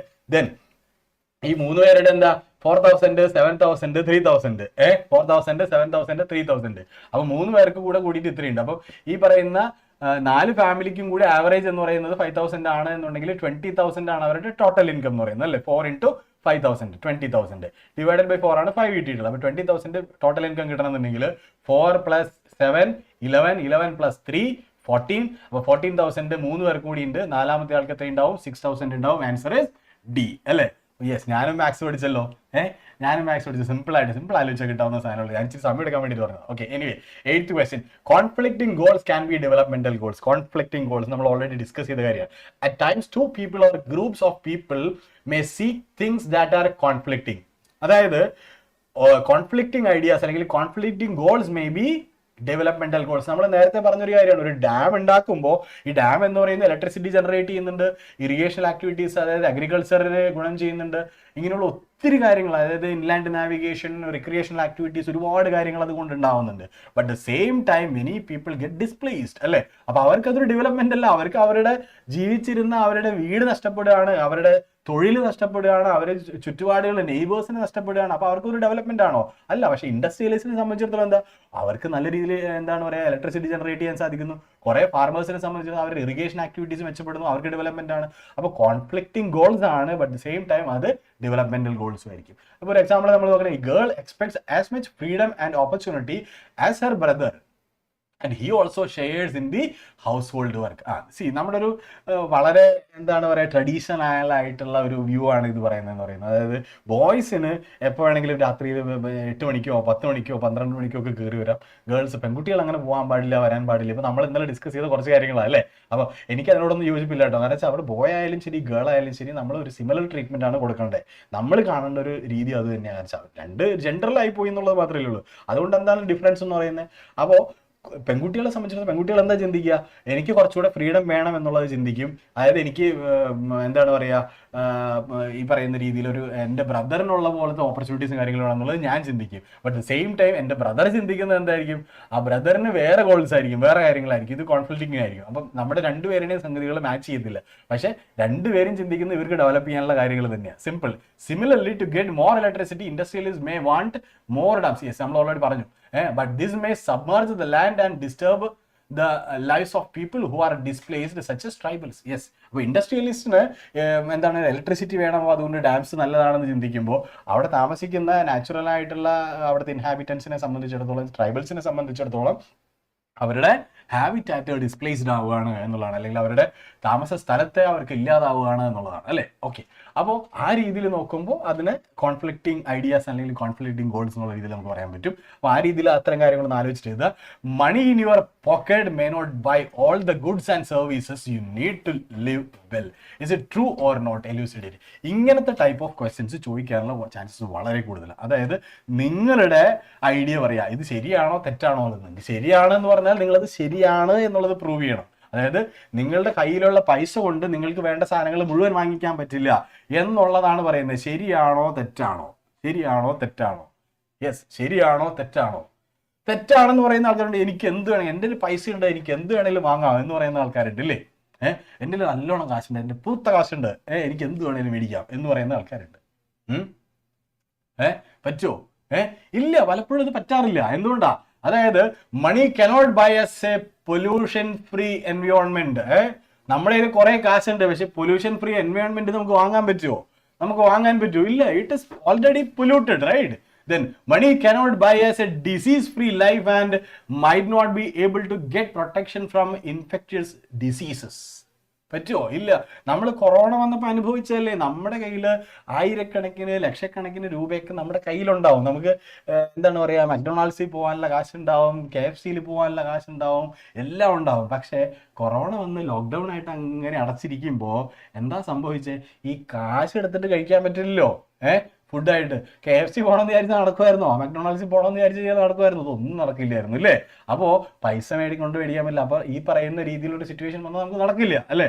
Besides money, people also like to have equal treatment in society, freedom, dignity and honor in their lives, which money cannot buy them. അപ്പോൾ അതുകൊണ്ട് പൈസ, നമ്മുടെ കയ്യിലുള്ള മണി എന്നുള്ളത് വെച്ചുകൊണ്ട് നമുക്ക് എന്ത് കാര്യം വേണമെങ്കിലും അച്ചീവ് ചെയ്യാൻ പറ്റുമെന്ന് ചിന്തിക്കുന്നത് മഹാമണ്ഡത്തരാണ്. അതുകൊണ്ട് സാധിക്കില്ല. അപ്പോൾ അത് മനസ്സിലാക്കാതെ നിങ്ങൾക്ക് ഒരു ജനറൽ ആയിട്ടുള്ള നിങ്ങളൊരു മോറൽ ക്വസ്റ്റ്യനും കൂടിയാണ്. എനിവേ ഇത്തരത്തിലുള്ള ക്വസ്റ്റ്യൻസിലേക്കാണ് CBSE കൂടുതലായിട്ട് ഫോക്കസ് ചെയ്യുന്നത്. അപ്പോൾ anyway 10th question, mention any one measure to increase the per capita income of India. ഇന്ത്യയിലെ പെർ ക്യാപിറ്റ ഇൻകം കൂട്ടാൻ വേണ്ടിയിട്ടുള്ള എന്തെങ്കിലും ഒരു മെഷർ പറയാനാണ് പറയുന്നത്. വേറെ ഒന്നുമല്ല, അതിൽ ഗവൺമെന്റ് ഇന്റർവെൻഷൻസ് തന്നെയാണ് വേണ്ടത്. Per capita income of India may increase through the government's investment in infrastructure, education and training. അതായത് ഗവൺമെന്റിന്റെ ഇൻവെസ്റ്റ്മെന്റ് കൂട്ടണം. ഏതിൽ? ഇൻഫ്രാസ്ട്രക്ചർ ഡെവലപ്മെന്റിലും അതുപോലെ തന്നെ എഡ്യൂക്കേഷനിലും ട്രെയിനിങ്ങിലും എന്താണ് ഗവൺമെന്റിന്റെ ഇൻവെസ്റ്റ്മെന്റ്സ് കൂട്ടിക്കഴിഞ്ഞ് കഴിഞ്ഞാൽ സ്വാഭാവികമായിട്ട് എന്താ കൂടുതലായിട്ട് സ്റ്റുഡൻസിനും ആളുകൾക്കും ഒക്കെ എന്താ കൂടുതൽ ഓപ്പർച്യൂണിറ്റീസ് പ്രൊവൈഡ് ചെയ്യാണ്. കൂടുതൽ എഡ്യൂക്കേഷൻ കിട്ടുന്നു, കൂടുതൽ ട്രെയിനിങ്സ് കിട്ടുന്നു, കൂടുതൽ ഇൻഫ്രാസ്ട്രക്ചറിന് കൂടുതൽ ജോബ് ഓപ്പർച്യൂണിറ്റീസ് വരുന്നു. ദെയർ ഇൻകം വിൽ എന്താണ് പറയുക, ഇൻക്രീസ്, അല്ലേ? അതായത് and education and the job skills allow individuals to produce more goods and services, start business and earn high incomes, അല്ലേ? അപ്പോൾ ആ രീതിയിൽ നമുക്ക് പെർ ക്യാപിറ്റ ഇൻകം കൂട്ടത്തൊക്കെ ആലോചിച്ച് എഴുതാവുന്ന കാര്യങ്ങളേ ഉള്ളൂ, അല്ലേ? Okay. Anyway, we have not inherited the world from our forefathers, we have borrowed it from our children. Explain the above statement with an example. അതായത് എന്താ നമ്മൾ ഇന്ന് അനുഭവിക്കുന്ന ഇന്ന് നമ്മൾ എക്സ്പീരിയൻസ് ചെയ്യുന്ന ഈ ഒരു വേൾഡ് അല്ലെങ്കിൽ ഈ ഒരു ഫെസിലിറ്റീസ് എന്ന് പറയുന്നത് നമ്മുടെ ഫോർഫാദേഴ്സ് നമുക്ക് വേണ്ടിയിട്ട് ഉണ്ടാക്കി വെച്ചിട്ടുള്ള കാര്യങ്ങളല്ല.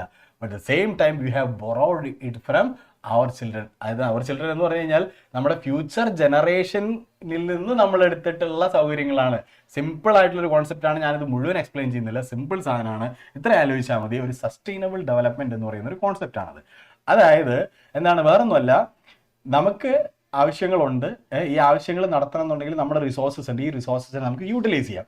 ഈ റിസോഴ്സസിനെ നമ്മൾ ഓവർ യൂസ് ചെയ്ത് കഴിഞ്ഞാൽ, അതായത് നമ്മുടെ നെക്സ്റ്റ് ജനറേഷൻസിന്, നമ്മുടെ കുട്ടികൾക്ക് കൂടെ യൂസ് ചെയ്യേണ്ടതായിട്ടുള്ള സംഗതികളെ നമ്മൾ ഒരു കയ്യും കണക്കില്ലാതെ നമ്മൾ യൂസ് ചെയ്ത് പോയി കഴിഞ്ഞാൽ, ഓവർ യൂസ് ചെയ്ത് കഴിഞ്ഞാൽ അവർക്ക് ഉണ്ടാവില്ല. അപ്പം നമ്മൾ യൂസ് ചെയ്യുന്നത് എന്തായിരിക്കും, അവരും കൂടെ യൂസ് ചെയ്യേണ്ടതായിട്ടുള്ള സംഗതിയാണ്. അപ്പം അതുകൊണ്ടാണ് പറയുന്നത് we have borrowed it from our children എന്ന് പറയുന്ന ഒരു കോൺസെപ്റ്റ്. അപ്പോൾ ഇത് ആലോചിച്ച് വെച്ച് കഴിഞ്ഞാൽ ഇതിൻ്റെ പോയിന്റ്സ് ഈ രീതിയിൽ നമുക്ക് എലാബറേറ്റ് ചെയ്തെടുക്കാനായിട്ട് സാധിക്കുന്നുള്ളതാണ്. Okay. Anyway, chapter 2, second chapter, അതായത് sectors of Indian economy. Sectors of Indian എക്കോണമിയിലേക്ക് നമ്മൾ പോകുമ്പോൾ പ്രധാനപ്പെട്ട കുറച്ച് മിക്കവാറും എല്ലാ കാര്യങ്ങളൊക്കെ തന്നെ എന്താണ് പറയുക, പഠിക്കാനുള്ള കാര്യങ്ങളാണ്.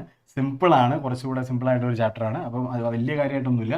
അപ്പോൾ നമ്മൾ വീണ്ടും MCQസിലേക്ക് പോവാണ്. യെസ്, അപ്പോൾ MCQസിലേക്ക് പോവാണ്. First question, arrange the following in the correct sequence. അതായത് ഇതിൻ്റെ കറക്റ്റ് സീക്വൻസിൽ ഇതിനൊന്ന് അറേഞ്ച് ചെയ്യാനാണ് പറഞ്ഞിരിക്കുന്നത്. Transporting cloth to the workshops, sale in shops and showrooms, third one spinning the yarn, the weaving of the fabric. അതായത് ഒരു എന്താണ് പറയുക, ഒരു ടെക്സ്റ്റൈൽ ഇൻഡസ്ട്രിയുടെ ഒരു ഫ്ലോ ആണ് കൊടുത്തിരിക്കുന്നത്. അപ്പോൾ ആ ഫ്ലോയിൽ അതിൻ്റെ ഒരു എന്താണ് പറയുക, ഓർഡറിൽ അതിന് അറേഞ്ച് ചെയ്യാനാണ് പറഞ്ഞിരിക്കുന്നത്. വേറെ ഒന്നുമല്ല, ഇതിൽ ഏതൊക്കെയാണ് എങ്ങനെയൊക്കെയാണ് വരുന്നത് എന്നുള്ളതൊന്ന് അറേഞ്ച് ചെയ്യുക. നമ്മളൊന്ന് ആലോചിച്ച് നോക്കിയേ. ഇതിൽ നമ്മൾ നോക്കുമ്പം രണ്ടാമത്തെ കാര്യം, sale in shops and showrooms, രണ്ടാമത്തതാണ് ഏറ്റവും അവസാനം വരുന്നൊരു കാര്യം, അല്ലേ? രണ്ടാമത്തതാണ് ഏറ്റവും അവസാനം വരുന്നത്. അപ്പോൾ നമുക്ക് എയും ബി എന്ന് പറയുന്ന ഓപ്ഷനേ ഉള്ളൂ. സിയും ഡിയും നമുക്ക് നേരെ കട്ട് ചെയ്ത് കളയാം. അപ്പോൾ രണ്ടിന് മുൻപ് വരുന്നത് എന്തായിരിക്കും, രണ്ടിന് മുമ്പ് വരുന്നത് എന്തായിരിക്കും എന്നുള്ളതാണ് നമ്മൾ ചിന്തിക്കുന്നത്. രണ്ടിന് മുമ്പ് 3 ആയിരിക്കുമോ 1 ആയിരിക്കുമോ വരുന്നത് എന്നുള്ളതാണ്. അപ്പോൾ 3 സ്പിന്നിങ് ദ യാൺ ഉണ്ടാക്കുക എന്ന് പറഞ്ഞു കഴിഞ്ഞാൽ ഓൾമോസ്റ്റ് ആദ്യത്തെ ആക്ടിവിറ്റിയാണ്, അല്ലേ? അപ്പം 3 എന്ന് പറയുന്ന ആദ്യത്തെ ആക്ടിവിറ്റിയാണ്, 2 ഏറ്റവും അവസാനത്തെ ആക്ടിവിറ്റി എന്ന് പറയുമ്പോൾ തന്നെ ബി എന്ന് പറയുന്നതാണ് നമ്മുടെ ഓപ്ഷൻ. നമുക്ക് കിട്ടി, വളരെ സിമ്പിളായിട്ട് കിട്ടി. ഞാൻ എപ്പോഴും ഈ ഒരു മെത്തേഡ് യൂസ് ചെയ്യുന്നത് എന്തിനാണെന്ന് വെച്ചാൽ നിങ്ങൾ ആ ഒരു മെത്തേഡിൽ തന്നെ പഠിച്ചു പോകാം.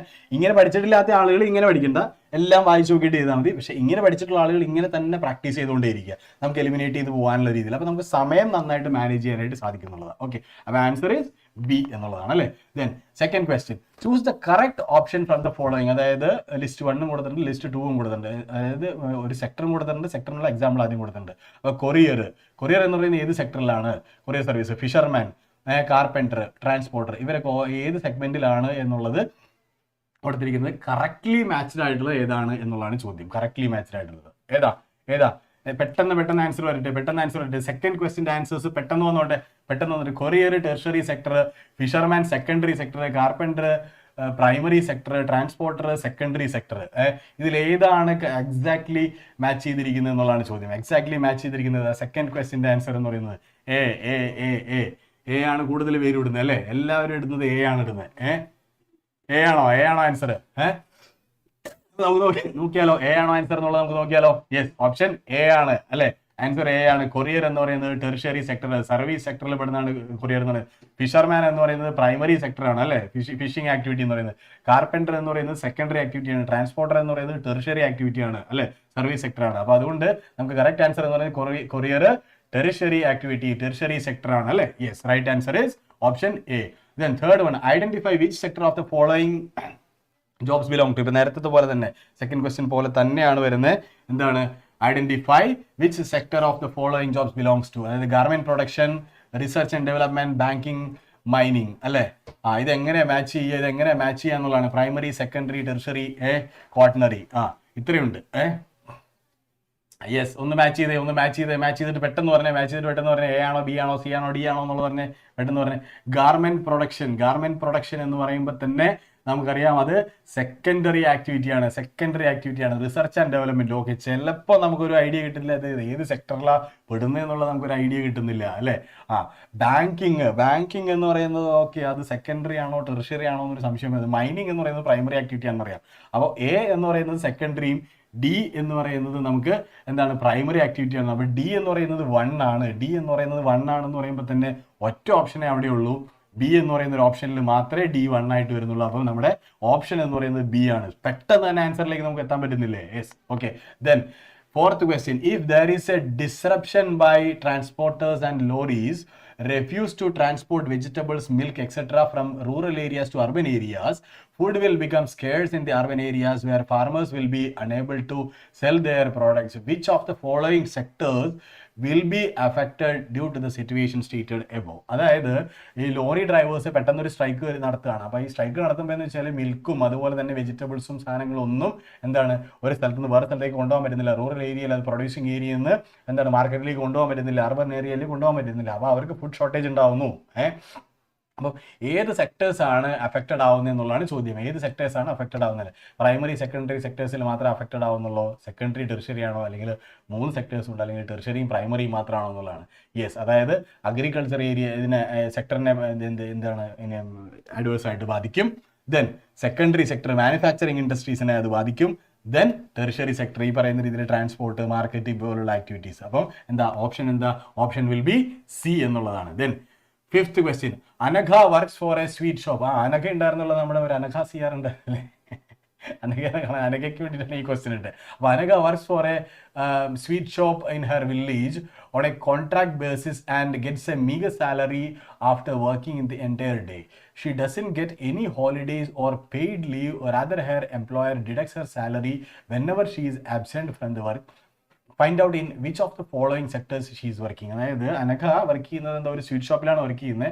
അപ്പോൾ അവിടെ ഒരു എന്താണ് പറയുക, ഹോളിഡേയ്സ് ഒന്നും കൊടുക്കലോ ഓഫ് ഒന്നും കൊടുക്കലോ കാര്യങ്ങളോ ഒന്നുമില്ല. ബട്ട് സെയിം ടൈം ഒരു ദിവസം ഹോളിഡേ എടുത്തു കഴിഞ്ഞാൽ അത് ലീവായിട്ട് മാർക്ക് ചെയ്യും, സാലറിയും കിട്ടാറില്ല.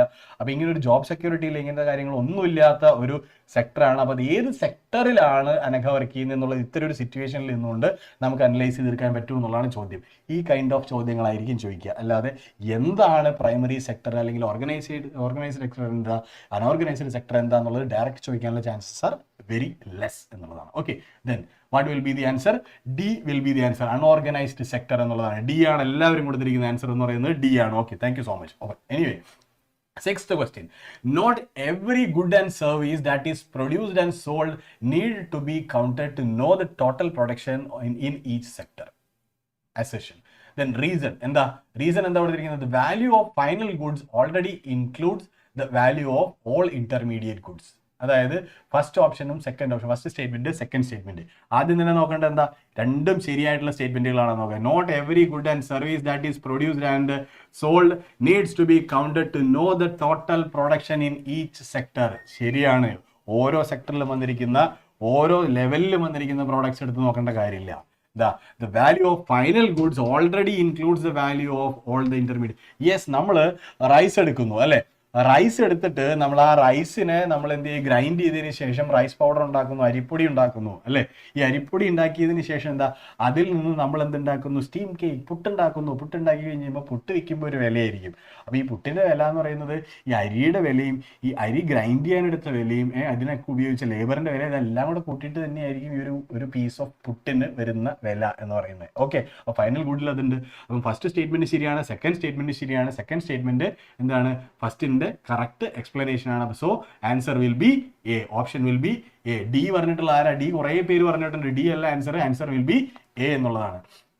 Then, seventh question. With the example of sugar cane, explain the interdependence of all three sectors of the economy. അതായത് ഈ നമ്മൾ എന്താണ് primary, secondary, tertiary sectors of economy ഉണ്ടല്ലോ, ഈ സെക്ടേഴ്സിന്റെ ഒരു ഇന്റർഡിപെൻഡൻസിനെ ഷുഗർ കെയിൻ ഇൻഡസ്ട്രി വെച്ചിട്ടൊന്ന് എക്സ്പ്ലെയിൻ ചെയ്യാൻ, അല്ലെങ്കിൽ അതൊരു എക്സാമ്പിൾ ആയിട്ട് എടുത്തുകൊണ്ട് അതൊന്ന് എന്ത് ചെയ്യാനായിട്ട് പറഞ്ഞിരിക്കുന്നത്? നമുക്കൊന്ന് കാണിച്ചു തരാനാണ് പറഞ്ഞിരിക്കുന്നത്. വേറെ ഒന്നുമല്ല, പ്രൈമറി സെക്ടർ, അതായത് ഷുഗർ കെയിൻ കൾട്ടിവേഷൻ നടക്കുന്നു.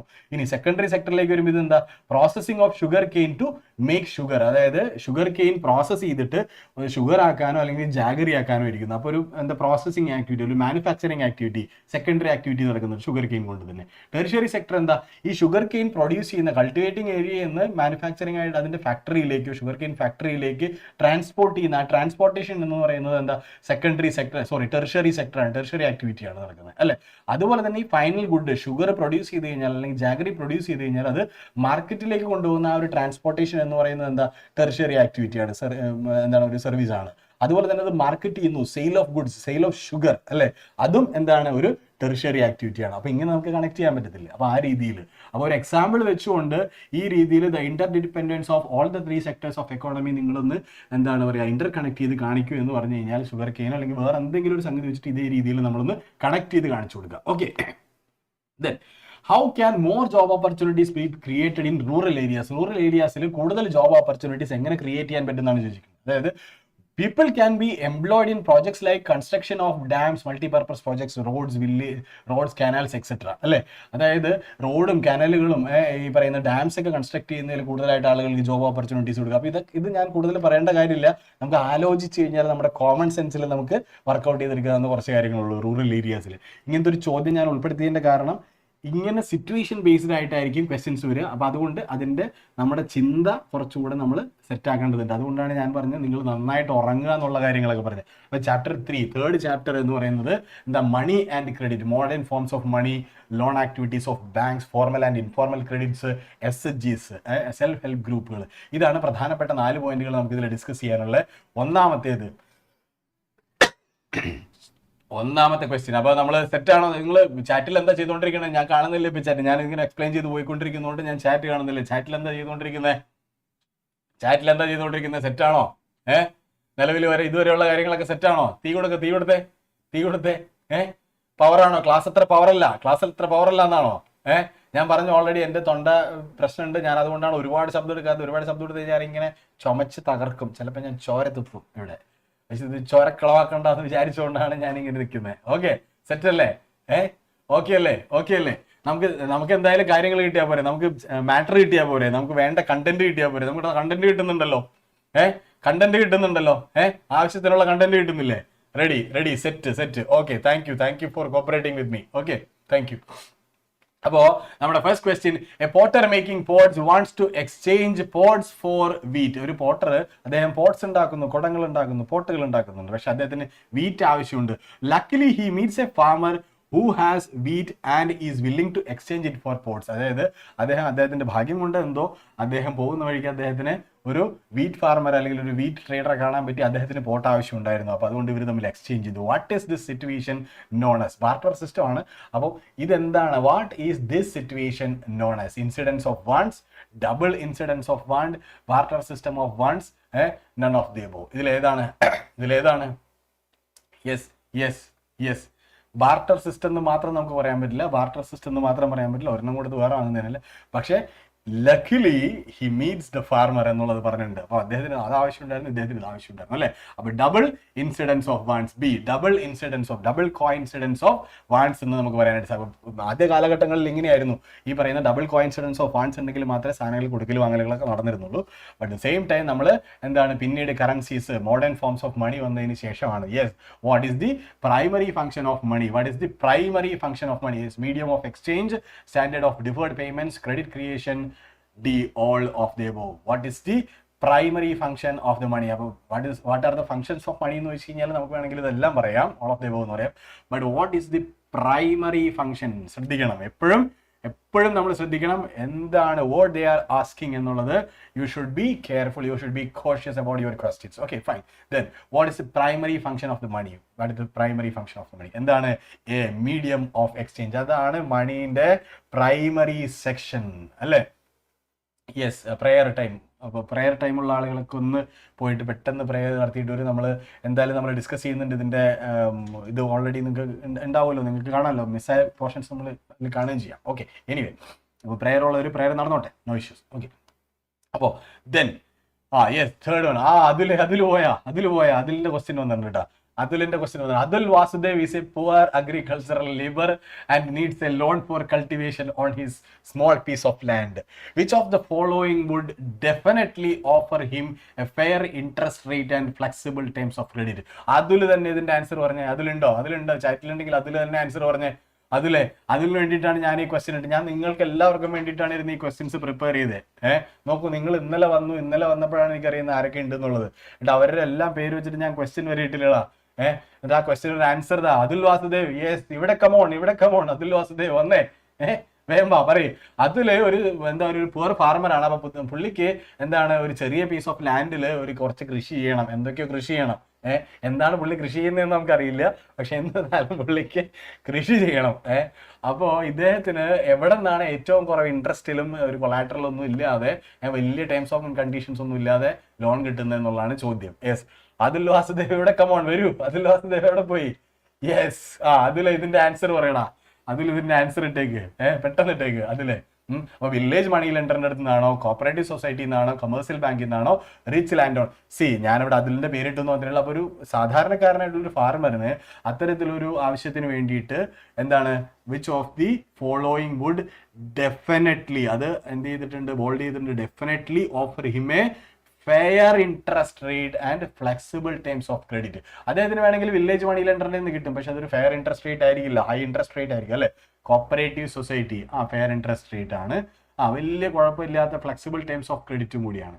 കൊമേഴ്സ്യൽ ബാങ്ക് ആണെങ്കിൽ എന്താ വിഷയം? കൊമേഴ്സ്യൽ ബാങ്ക് ആണെങ്കിൽ അവിടെ ഫ്ലെക്സിബിൾ ടേംസ് ഓഫ് ക്രെഡിറ്റ് ആയിരിക്കില്ല. അവിടെ നമ്മൾ ചിലപ്പോൾ നമ്മുടെ പ്രോപ്പർട്ടി പ്ലെഡ്ജ് ചെയ്യേണ്ടി വരും. അങ്ങനെ കുറെ കാര്യങ്ങൾ ഉണ്ടാവും അല്ലേ. Then D, rich land owner ആണെന്നുണ്ടെങ്കിൽ ഈ പറയുന്ന രീതിയിൽ ഫെയർ ഇൻട്രസ്റ്റ് റേറ്റ് ആയിരിക്കില്ല എന്നുള്ളതാണ്. അപ്പൊ മോസ്റ്റ് പ്രോബബിളി അല്ലെന്നുണ്ടെങ്കിൽ അതിന്റെ ചാൻസസ് ആർ ഹൈ. ബി ആണ്. അതിൽ പറഞ്ഞു, അതിൽ കറക്റ്റ് ആയിട്ട് ആൻസർ പറഞ്ഞിട്ടുണ്ട്. ബി അല്ലേ സാറേ എന്ന് ചോദിച്ചിട്ടുണ്ട്. അപ്പൊ ബി തന്നെയാണ് സാറേ. മനസ്സിലായോ സാറേ? അല്ലെ, അപ്പൊ ബി ആണ് ആൻസർ എന്ന് പറയുന്നത്. ബി ആണ് നമ്മുടെ ആൻസർ. ദെൻ ഫോർത്ത് ക്വസ്റ്റ്യൻ സോറോന് വേണ്ടിയിട്ടാണ് ഫോർത്ത് ക്വസ്റ്റ്യൻ കൊടുത്തിരിക്കുന്നത്. സോറോ has taken a loan of, സോറോ 5 ലക്ഷം രൂപ ലോൺ എടുത്തു. എവിടെ നിന്ന്? From the bank to purchase a house at 12% rate of interest. He has to submit papers about the new house and salary records to the bank. What is this process called? അതായത് sorrow എവിടെ പോയിട്ട് loan എടുത്തു? ഒരു ബാങ്കിൽ പോയിട്ട് loan എടുത്ത് 5 ലക്ഷം രൂപ ലോൺ എടുത്തു. 12% ഇൻട്രസ്റ്റ് റേറ്റിൽ ലോൺ എടുത്തു വീട് മേടിക്കാൻ വേണ്ടിയിട്ട്. പക്ഷെ ബാങ്കിൽ എന്തൊക്കെ കൊടുക്കേണ്ടി വന്നു? ആ വീടിന്റെ പേപ്പറും സോറോന്റെ സാലറിന്റെ ബുക്കും സാലറിന്റെ സ്റ്റേറ്റ്മെന്റ് ഇതെല്ലാം കൊടുക്കേണ്ടതായിട്ട് വന്നു. ഈ കൊടുക്കുന്ന ഈ പ്രോസസ്സിനെ നമ്മൾ എന്താ വിളിക്കുക? ഇൻട്രസ്റ്റ് റേറ്റ് എന്നാണോ, കൊലാറ്റർ എന്നാണോ, പ്രിൻസിപ്പൽ എമൗണ്ട് എന്നാണോ, ഇൻസ്റ്റാൾമെന്റ് എന്നാണോ? സോറോ എവിടെ? സോറോന്റെ ആൻസർ കിട്ടണ്ടേ? സോറോന്റെ ആൻസർ ആണ് കിട്ടണ്ടേ. ഇതിനെന്താ പറയാ, ഇങ്ങനെ ബാങ്കിൽ ഈ രീതിയിൽ ബുക്കിന്റെ പേപ്പർ വീടിന്റെ ഡോക്യുമെന്റും ഇതും എല്ലാം കൊണ്ട് വെക്കുന്നതിന് നമ്മൾ എന്താ പറയാ, ലോൺ അടക്കാൻ ക്യാഷിൽ ആരെങ്കിലും സഹായിക്കും? അത് അത് സോറ പിന്നെ ചോദിച്ചാൽ മതി. ഇതിന്റെ ആൻസർ പറയേ, ഇതിന്റെ ആൻസർ പറഞ്ഞാൽ മതി. ഇതിന്റെ ആൻസർ പറയൂ, ഇതിന്റെ ആൻസർ പറയാ എന്താണ്? ഇതിന്റെ ആൻസർ എന്താ? ബി. യെസ്, ബി ആണ്. കൊളാട്രൽ ആണ് നമ്മൾ കൊടുക്കുന്ന ബാങ്കിന്. ബാങ്ക് നമുക്ക് ലോൺ തരുന്നു, ആ ലോണിന് പകരമായിട്ട് സോറോ കൊടുത്തിരിക്കുന്നു. സോറോന്റെ വീടിന്റെ ആധാരവും വണ്ടിയുടെ പേപ്പറും അല്ലെങ്കിൽ എന്താ സാലറി സ്ലിപ്പ് ഇതെല്ലാം കൊണ്ടുപോയിട്ട് ബാങ്കിൽ കൊടുത്തിരിക്കുകയാണ്. അതിനെയാണ് എന്ത് പറയുന്നത്? കൊളാട്രൽ എന്ന് പറയുന്നത്, അല്ലേ? കൊളാട്രൽ ആണ്. ഫോർത്ത് ക്വസ്റ്റിന്റെ ആൻസർ എന്ന് പറയുന്നത് ബി ആണ് ആൻസർ എന്ന് പറയുന്നത്.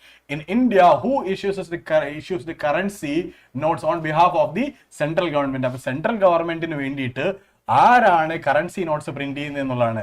Reserve Bank of India, state bank of India, finance minister of India? None. ആരാണ്? റിസർവ് ബാങ്ക് ആണോ, സ്റ്റേറ്റ് ബാങ്ക് ഓഫ് ഇന്ത്യ ആണോ, ഫിനാൻസ് മിനിസ്റ്റർ ആണോ, നൺ ആണോ? ആരാണ്? യെസ്, എ ആണ്. റിസർവ് ബാങ്ക് ഓഫ് ഇന്ത്യ ആണ്, അല്ലെ? റിസർവ് ബാങ്ക് ഓഫ് ഇന്ത്യ ആണ് റൈറ്റ് ആൻസർ എന്ന് പറയുന്നത്. അപ്പോൾ കറക്റ്റ് ആൻസർ ആണ്. In SHGs most of the decisions regarding savings and loan activities are taken by self help ഗ്രൂപ്പുകളിൽ അവരുടെ സേവിങ്സിനെ അല്ലെങ്കിൽ അവരുടെ ലോൺ ആക്ടിവിറ്റീസിനെ കുറിച്ചുള്ള മോസ്റ്റ് ഓഫ് ദ ഡിസിഷൻസ് ആരാണ് എടുക്കുന്നത് എന്നുള്ളതാണ്. യെസ്, ആരാണ് എടുക്കുന്നത്? യെസ്, അതിൽ കമന്റ് സെക്ഷൻ നോക്കിക്കട്ടെ. Yes, in SHGs most of the decisions regarding savings and loan activities are taken by എന്താ? Bank, members, government organisation, LIC. Yes, ഒന്ന് നോക്കിയേ, എന്താണ് ആൻസർ? ആൻസർ എന്താ? Who is the moderator?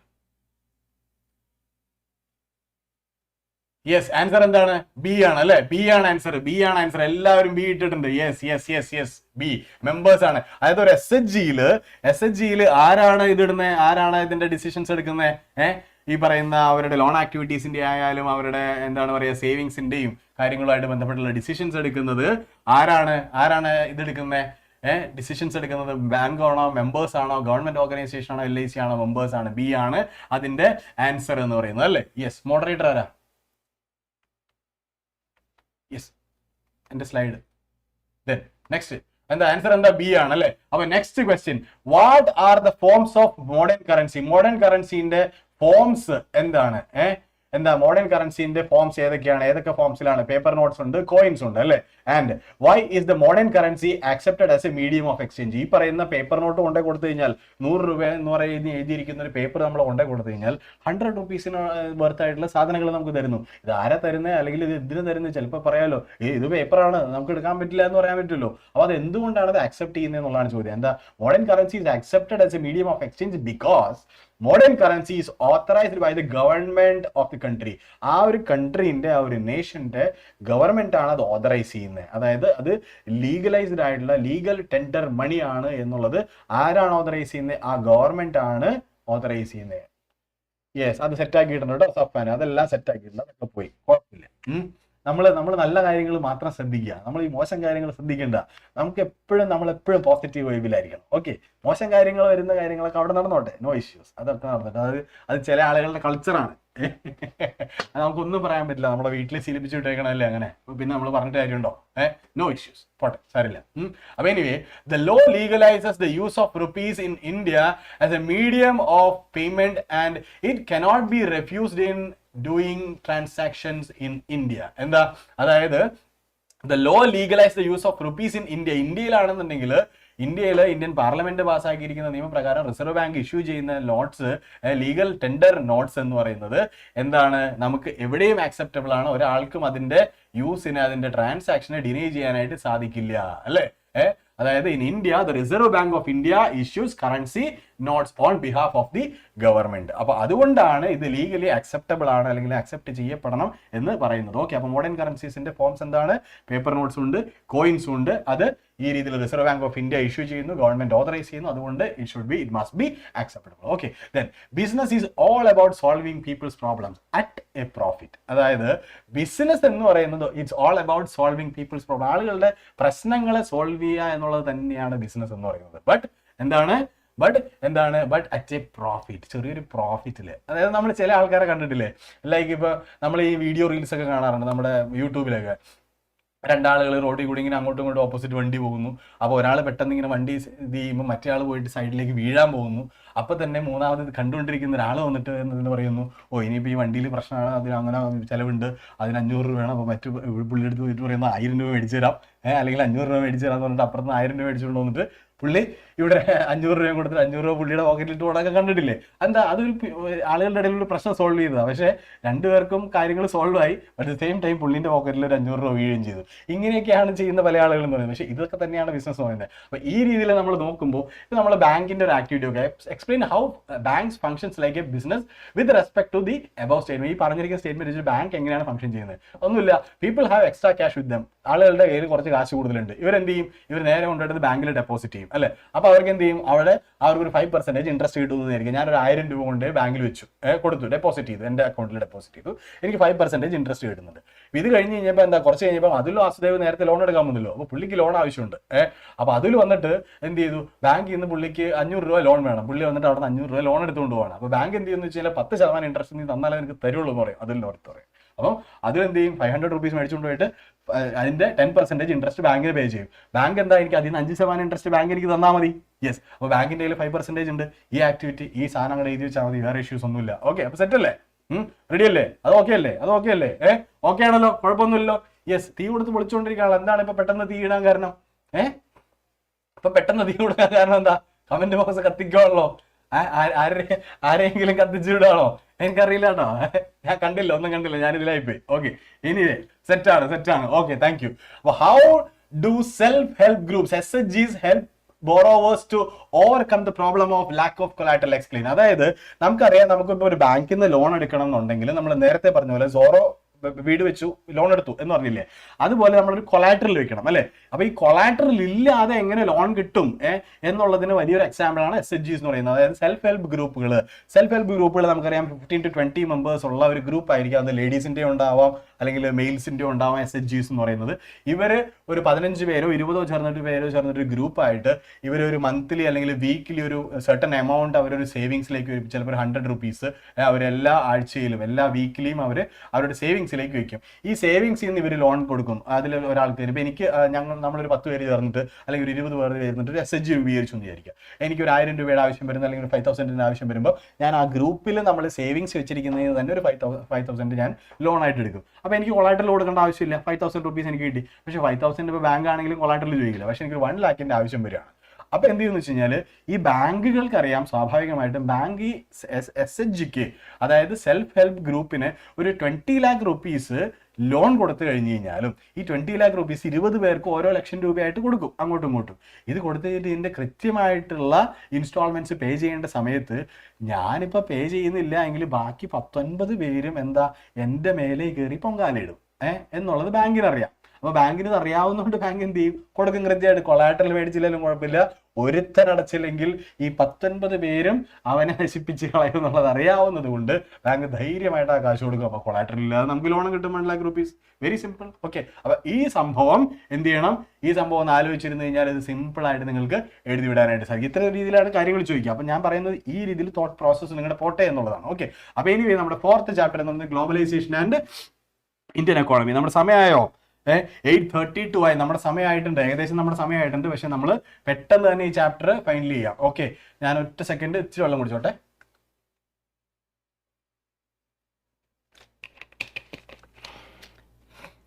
അപ്പോൾ globalisation and Indian economy. Yes, okay. അപ്പോൾ globalisation and Indian economy.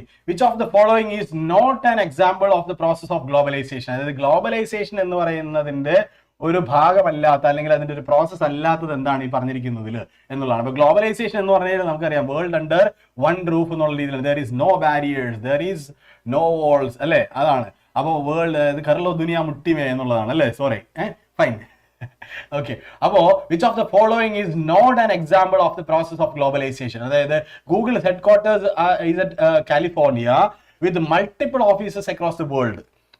അത് globalisation ആണ്. കാരണം HQ ഇരിക്കുന്നത്, ഹെഡ്ക്വാർട്ടേഴ്സ് ഇരിക്കുന്നത് കാലിഫോർണിയയിലാണ്. പക്ഷേ എല്ലാ രാജ്യങ്ങളിലും എല്ലാ സ്ഥലങ്ങളിലും അവരുടെ റീജിയണൽ ഓഫീസസ് ഉണ്ട്. അപ്പൊ അത് ഗ്ലോബലൈസേഷൻ ആണ്. Then railways being the largest public sector undertaking employer in India. Railways, Indian railways എന്ന് പറയുന്നത്, ഇന്ത്യൻ റെയിൽവേസ് ഇന്ത്യയിൽ മാത്രമേ ഉള്ളൂ. അത് പാകിസ്ഥാനിലും ഇല്ല, അഫ്ഗാനിസ്ഥാനിലും ഇല്ല, USA യിലും ഇല്ല, കാനഡയിലും ഇല്ല, മലേഷ്യയിലും ഇല്ല.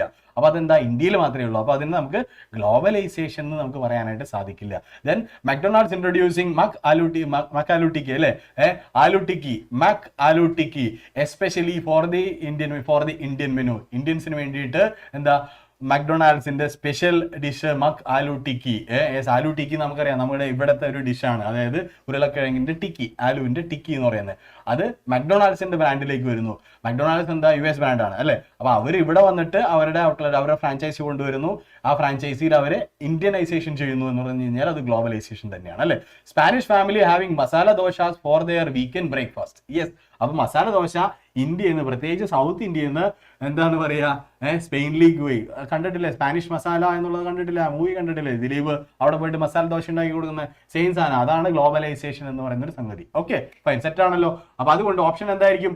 ഓപ്ഷൻ എന്താണ്? ഏതാണ് ഇതിന്റെ which is not an example of the process of yes B ആണ് അതിന്റെ ആൻസർ എന്ന് പറയുന്നത് അല്ലേ. Globalisation refers to the integration of global economies, industries, markets, culture and policies making around the world free from socio-political control and reduces distance between regions or countries through a global market of trade, communication, immigration and transportation. അതായത് world under one roof എന്നുള്ളതാണ് ഈ ഒരു long സെന്റൻസിന്റെ എന്താണ് പറയുക സം എന്ന് പറയുന്നത്. Okay, this is called globalisation. Fine. Then second question, identify the correct statements about globalisation. Globalisation പറഞ്ഞിരിക്കുന്നതിൽ ഏതാണ് കറക്റ്റ് സ്റ്റേറ്റ്മെന്റ്?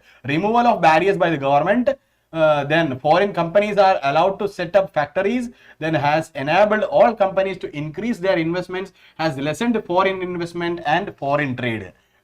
ഏതൊക്കെയാണ് കറക്റ്റ് സ്റ്റേറ്റ്മെന്റ്സ് എന്നുള്ളതാണ് ചോദിച്ചിരിക്കുന്നത്. Removal of barriers by the government അല്ലെ, ട്രേഡ് ബാരിയേഴ്സ്, ടാക്സ് ബാരിയേഴ്സ് ഇതെല്ലാം കുറയ്ക്കുന്നുണ്ട് അല്ലെ. അപ്പൊ എന്ന് പറഞ്ഞു കഴിഞ്ഞാൽ ഒന്ന് എന്തായാലും ഉണ്ട് എന്ന് പറയുമ്പോൾ ബിയും ഇല്ല ഡിയും ഇല്ല, നമുക്കത് കട്ട് ചെയ്ത് കളയാനായിട്ട് സാധിക്കും. Second one, foreign companies are allowed to set up factories. അതാണല്ലോ ഗ്ലോബലൈസേഷന്റെ വലിയൊരു കാര്യം എന്ന് പറയുന്നത്. അപ്പൊ ഒന്നുണ്ട് രണ്ടും ഉണ്ട്. അപ്പൊ ഒന്നും രണ്ടും ഉള്ളതെന്ന് പറയുന്നത് എ മാത്രമാണ്. അപ്പൊ നമ്മുടെ ആൻസർ എന്താ? സിമ്പിൾ ആയിട്ട് നമുക്ക് കിട്ടി. എന്താ?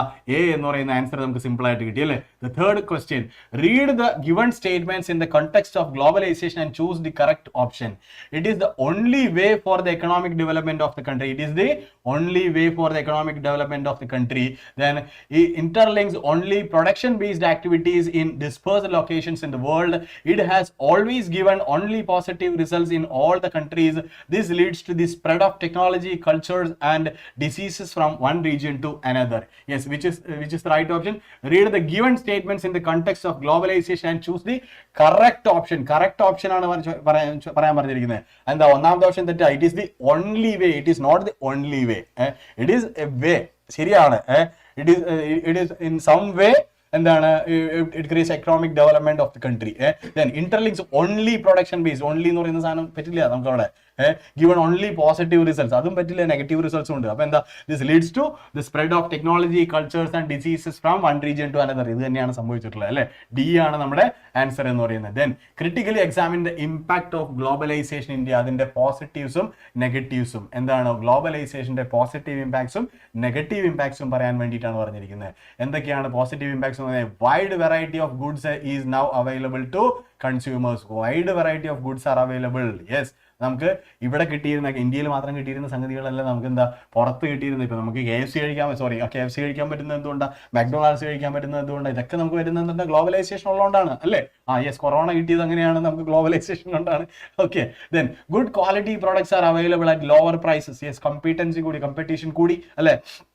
അപ്പോൾ പുറത്തൊരു കമ്പനി കൊണ്ടുവരുന്ന അതേ സെയിം സാധനം വേറൊരു കമ്പനി കൊണ്ടുവരുമ്പോൾ എന്താ? രണ്ടുപേരും തമ്മിൽ വിലയുടെ കാര്യത്തിൽ വ്യത്യാസം ഉണ്ടെന്നുണ്ടെങ്കിൽ എന്താ? ഇത് ഗ്ലോബലൈസേഷൻ ഡിലീറ്റഡ് അല്ല. Globalisation it's impact in India എന്ന് പറയുന്ന മീൻസ് ആ രണ്ട് ടോപ്പിക്സ് നമുക്ക് നിലവിലുണ്ട്. അത് ബോർഡ് എക്സാമിന് ഉണ്ട് എന്നുള്ളത് തന്നെയാണ് നമുക്ക് പറഞ്ഞിരിക്കുന്നത്. ഓക്കെ, അതെന്തായാലും ഡിലീറ്റഡ് പോർഷൻ അല്ല. ഓക്കെ, എന്തായാലും ഇത് അറിഞ്ഞിരിക്കും. ഓക്കെ, എനിവേ, അപ്പോൾ ഇതിന്റെ നെഗറ്റീവ് ആസ്പെക്ട്സും നമ്മളൊന്ന് ചിന്തിക്കുക. Globalisation may not help achieving sustainable development. കാരണം എന്താ വെച്ച് കഴിഞ്ഞാൽ increased commercial activities, increased manufacturing activities, ഇങ്ങനെയുള്ള കുറേ കാര്യങ്ങൾ വരുമ്പോൾ സസ്റ്റൈനബിൾ ഡെവലപ്മെന്റ് ഗോൾസിന് നമുക്കതൊരു എന്താണ്, ഒരു ഹിൻഡ്രൻസ് ആയിട്ട് മാറാണ്. It may lead to the widening of income inequalities ഉണ്ടാകുന്നത്. അപ്പോൾ അങ്ങനെയുള്ള കുറച്ച് നെഗറ്റീവ് ആസ്പെക്ട്സും കൂടെ ഇതിലുണ്ടാകുന്നുണ്ട്. അപ്പോൾ അതൊന്ന് നമ്മളൊന്ന് ഒന്ന് ആലോചിച്ച് കഴിഞ്ഞാൽ നമുക്ക് വായിച്ചാൽ മനസ്സിലാക്കാൻ പറ്റുന്ന കുറച്ച് കാര്യങ്ങളേ ഉള്ളൂ. അപ്പോൾ ഇതാണ് നമുക്ക് പൊതുവിൽ നമുക്ക് ഈ ഒരു ചാപ്റ്ററിനെ കുറിച്ച് നമുക്ക് പറയാനുള്ളത്. 4th ചാപ്റ്റർ നമ്മുടെ ലാസ്റ്റ് ചാപ്റ്റർ ആയിരുന്നു. അപ്പോൾ നമ്മുടെ ചാപ്റ്റേഴ്സ് എല്ലാം നമുക്ക് കംപ്ലീറ്റഡ് ആണ്. നമ്മൾ ജോഗ്രഫിയും എക്കണോമിക്സ് നമ്മൾ ഇന്ന് കംപ്ലീറ്റ് ചെയ്തു. ഇന്നലെ നമ്മൾ ഹിസ്റ്ററിയും നമ്മുടെ സിവിക്സും നമ്മുടെ പൊളിറ്റിക്സും നമ്മൾ കംപ്ലീറ്റ് ചെയ്തു. ഓൾമോസ്റ്റ് നമ്മൾ 19 ചാപ്റ്റേഴ്സ് നമ്മൾ കംപ്ലീറ്റ് ചെയ്തിട്ടുണ്ട്. അപ്പോൾ ഇതെല്ലാം സെറ്റാണ്, നിലവിൽ നമുക്കിത് ക്ലിയർ ആണ്. നിങ്ങൾക്ക് ഒരു പേടിയും വേണ്ട, സ്വസ്ഥമായിട്ട് പോയിട്ട് എക്സാം എഴുതാം. അപ്പോൾ നമ്മളൊരു കമ്മിറ്റ്മെന്റ് കൂടെ നമ്മൾ പറഞ്ഞിട്ടുണ്ടായിരുന്നു, മാപ്പ് ബേസ്ഡ് കുറച്ച് കാര്യങ്ങൾ വരാനുണ്ട് അല്ലേ? യെസ്, മാപ്പ് ബേസ്ഡ് നമ്മൾ പറയാനായിട്ട് പറഞ്ഞിട്ടുണ്ടായിരുന്നു. മാപ്പ് ബേസ്ഡ് കാര്യങ്ങൾ നമ്മൾ വരുമ്പോൾ എന്താ, മാപ്പ് ബേസ്ഡ് നമ്മൾ നോക്കുകയാണെന്നുണ്ടെങ്കിൽ ഹിസ്റ്ററിയിൽ ചാപ്റ്റർ 2 സെക്കൻഡ് ചാപ്റ്ററിൽ നിന്നാണ് ചോദ്യങ്ങൾ ചോദിക്കാൻ. വളരെ ഇമ്പോർട്ടൻ്റ് ആണ്, നിങ്ങൾ എല്ലാവരും ശ്രദ്ധിക്കുക. ചാറ്റ് ഒന്ന് തൽക്കാലത്തേക്ക് നിങ്ങൾ എല്ലാവരും ചാറ്റിൽ നിന്ന് ഒന്ന് തൽക്കാലത്തേക്ക് ഒന്ന് ഒരു ബ്രേക്ക് കൊടുത്തേ. നിങ്ങളെല്ലാവരും, ഞാൻ ഇവിടെ നിന്ന് കൊടുക്കാനല്ല പറയുന്നത്, നിങ്ങൾ സ്വയം ഒരു ബ്രേക്ക് കൊടുക്കുക. നിങ്ങൾക്ക് ഒരു 5 മാർക്ക് ഷുവർ ഷോട്ട് കിട്ടുന്ന ഒരു കാര്യമാണ് ഡിസ്കസ് ചെയ്യുന്നത്. ഹിസ്റ്ററിയിൽ second chapter nationalism in India. ഇതിൽ എന്താണ് പറയുക, ഇന്ത്യൻ നാഷണൽ കോൺഗ്രസിന്റെ 3 sessions, Calcutta session, Nagpur session, Madras session. അതായത് കൽക്കട്ട, നാഗ്പൂർ, മദ്രാസ്. അപ്പോൾ ഈ സെഷൻസ് ചോദിക്കാനുള്ള ചാൻസസ് ഉണ്ട്. ഈ സെഷൻസ് ചോദിക്കാന്ന് വെച്ചാൽ മാപ്പ് ആയിട്ടായിരിക്കും ചോദിക്കുക. അപ്പോൾ ഈ മാപ്പ് എടുത്ത് വെച്ചിട്ട് നിങ്ങളുടെ മാപ്പ്, നിങ്ങളുടെ അറ്റ്ലസ് എടുത്ത് വെച്ചിട്ട് ഈ സ്ഥലങ്ങൾ കൽക്കട്ട എവിടെയാണ്, നാഗ്പൂർ എവിടെയാണ്, മദ്രാസ് എവിടെയാണ്. അപ്പോൾ ചിലപ്പോൾ ചോദ്യം എങ്ങനെയായിരിക്കും, അതായത് 1920 സെപ്റ്റംബറിലെ സെഷൻ ഇന്ത്യൻ നാഷണൽ കോൺഗ്രസിന്റെ സെഷൻ, അല്ലെങ്കിൽ 1927 ഇന്ത്യൻ നാഷണൽ കോൺഗ്രസിന്റെ സെഷൻ നടന്ന സ്ഥലം മാർക്ക് ചെയ്യൂ എന്ന് പറഞ്ഞു കഴിഞ്ഞാൽ ഇറ്റ് ഇസ് മദ്രാസ് എന്നുള്ളതാണ്. ആ രീതിയിലാണ് ചോദിക്കാനുള്ള ചാൻസ് എന്ന് പറയുന്നത്. അതല്ല എങ്കിൽ നേരിട്ട് മദ്രാസ് ചോദിച്ചിട്ട് അത് ചിലപ്പോൾ എന്താണെന്നുള്ളത് ചോദിക്കുന്ന ഒരു ഇതുണ്ടാവും, ലേബലിംഗ്, നമുക്ക് ഐഡന്റിഫൈയിങ് ഉണ്ടാവും. ഓക്കെ, ദെൻ എന്താണ് ഇന്ത്യൻ നാഷണൽ മൂവ്മെന്റിന്റെ മേജർ സെന്റേഴ്സ് നമുക്ക് ചിലപ്പോൾ ചോദിക്കാം. അതായത് ചമ്പാരൻ സത്യാഗ്രഹ നടന്നിട്ടുള്ളത് അല്ലേ. മൂവ്മെന്റ് ഓഫ് ഇൻഡിഗോ പ്ലാന്റേഴ്സിന്റെ ബീഹാറിലാണ്, ചമ്പാരൻ എന്ന് പറയുന്നത് ബീഹാറിലാണ്. Then Kheda satyagraha peasant movement ആയിരുന്നു, പെസന്റ് സത്യാഗ്രഹമായിരുന്നു. അത് എന്താണ് ഗുജറാത്തിലാണ്, അതും ചോദിക്കാനുള്ള സാധ്യതയുണ്ട്. അതുപോലെ തന്നെ Ahmedabad mill strike, cotton mill സ്ട്രൈക്കായിരുന്നു അഹമ്മദാബാദിലുണ്ടായിരുന്നത്. അമൃത്സർ എന്താണ് ജാലിയൻ വാലാബാഗ് മസാക്കർ അല്ലേ. Then Dandi march, civil disobedience മൂവ്മെന്റുമായിട്ട് ബന്ധപ്പെട്ട്. അപ്പോൾ ഈ 5 സ്ഥലങ്ങൾ വളരെ ഇമ്പോർട്ടൻ്റ് ആണ്. ഇത് ചോദിക്കാനുള്ള ചാൻസസ് ഉണ്ട്. ഞാൻ ഈ ചോദിക്കാൻ ഏറ്റവും ചാൻസസ് ഉള്ള സ്ഥലങ്ങൾ മാത്രമാണ് തരുന്നത്. അപ്പോൾ ഇതെന്തായാലും ഇത് നിർബന്ധമായിട്ട് നിങ്ങൾ നോക്കിയിരിക്കണം. എവിടെയാണ് മാപ്പിൽ വന്നിരിക്കുന്നത് എന്നുള്ളത് നിങ്ങൾ നിർബന്ധമായിട്ട് നോക്കിയിരിക്കണം. ഇതിൽ നിന്ന് എന്തായാലും 2 or 3 നിങ്ങൾക്ക് മിനിമം പ്രതീക്ഷിക്കാം. 2 or 3 എന്തായാലും ഉറപ്പായിട്ട് പ്രതീക്ഷിക്കാം. ഒരു സംശയ കാര്യത്തിൽ വേണ്ട ഹിസ്റ്ററിയിൽ. ഓക്കെ, ദെൻ ജോഗ്രഫിയിൽ വരുന്ന എന്താ, വാട്ടർ റിസോഴ്സസിൽ ഡാംസ്, സലാൽ ഡാം, ഭഗ്രാനങ്കൽ, തേരി, റാണ പ്രതാപ്, സർദാർ സരോവർ, ഹിരാക്കുഡ്, നാഗാർജുന സാഗർ, തുംഗഭദ്ര. ഇത്രയും ഡാംസ് ഇത് എവിടെയാണ് ലൊക്കേറ്റ് ചെയ്തിരിക്കുന്നത് എന്നുള്ളത് നിങ്ങളൊന്ന് ലൊക്കേറ്റ് ചെയ്ത് വെക്കണം. ഓരോന്നും ലൊക്കേറ്റ് ചെയ്ത് വെക്കണം. ഇത് ലൊക്കേറ്റ് ചെയ്യുമ്പോൾ വേറൊരു കാര്യം കൂടി ഉണ്ട്. ഇപ്പോൾ ചിലപ്പോൾ ഭക്രാനങ്കൽ എടുക്കുമ്പോൾ ഇത് കഴിഞ്ഞിട്ട് ആ സമയം ഇതിൽ തന്നെ ആയിരിക്കും ചിലപ്പോൾ ഡൽഹി എവിടെയാണെന്ന് ചോദിച്ചിട്ടുണ്ടാവും. അപ്പോൾ ഭക്രാനങ്കൽ കൊടുത്തിട്ട് ഭക്രാനങ്കലിന്റെ മേലെ കൊണ്ടുപോയിട്ട് ഡൽഹി വെക്കരുത്. ഇത് തമ്മിലുള്ള ഇതിന്റെ ഒരു അപ്പാരന്റ് പൊസിഷൻ എങ്ങനെയാണോ എന്നുള്ളതും കൂടെ നിങ്ങൾ അറിഞ്ഞിരിക്കണം. ഓക്കെ, ക്ലിയർ ആണല്ലോ? ഞാൻ പറഞ്ഞ കാര്യം ക്ലിയർ ആണല്ലോ? ആ രീതിയിലാണോ എപ്പോഴും മാപ്പിൽ മാർക്ക് ചെയ്യാനായിട്ട്. അതിന്റെ ഒരു എന്താ, നോർത്ത് വാർഡാണോ സൗത്ത് വാർഡാണോ, അതുപോലെ തന്നെ വെസ്റ്റേൺ ആണോ, വെസ്റ്റേൺ സൈഡിലാണോ, ഈസ്റ്റേൺ സൈഡിലാണോ എന്നുള്ളതൊക്കെ കറക്റ്റ് ഒന്ന് നോക്കിയിട്ട് വേണം വെക്കാനായിട്ട്. ഓക്കെ, ദെൻ നെക്സ്റ്റ് എന്താ, വാട്ടർ റിസോഴ്സസിൽ ചാപ്റ്ററിൽ ഡാംസ് വരുന്നുണ്ട്. ദെൻ ചാപ്റ്റർ 5 ജോഗ്രഫിയിലെ ചാപ്റ്റർ 5 മിനറൽസ് ആൻഡ് എനർജി റിസോഴ്സസിൽ തെർമൽ പവർ പ്ലാന്റ്സും ന്യൂക്ലിയർ പവർ പ്ലാന്റ്സും. തെർമലിൽ നമരൂപ്, സിംഗ്റോലി, രാമകുണ്ടം. അതുപോലെ തന്നെ ന്യൂക്ലിയർ പവർ പ്ലാന്റ്സിൽ നറോറ,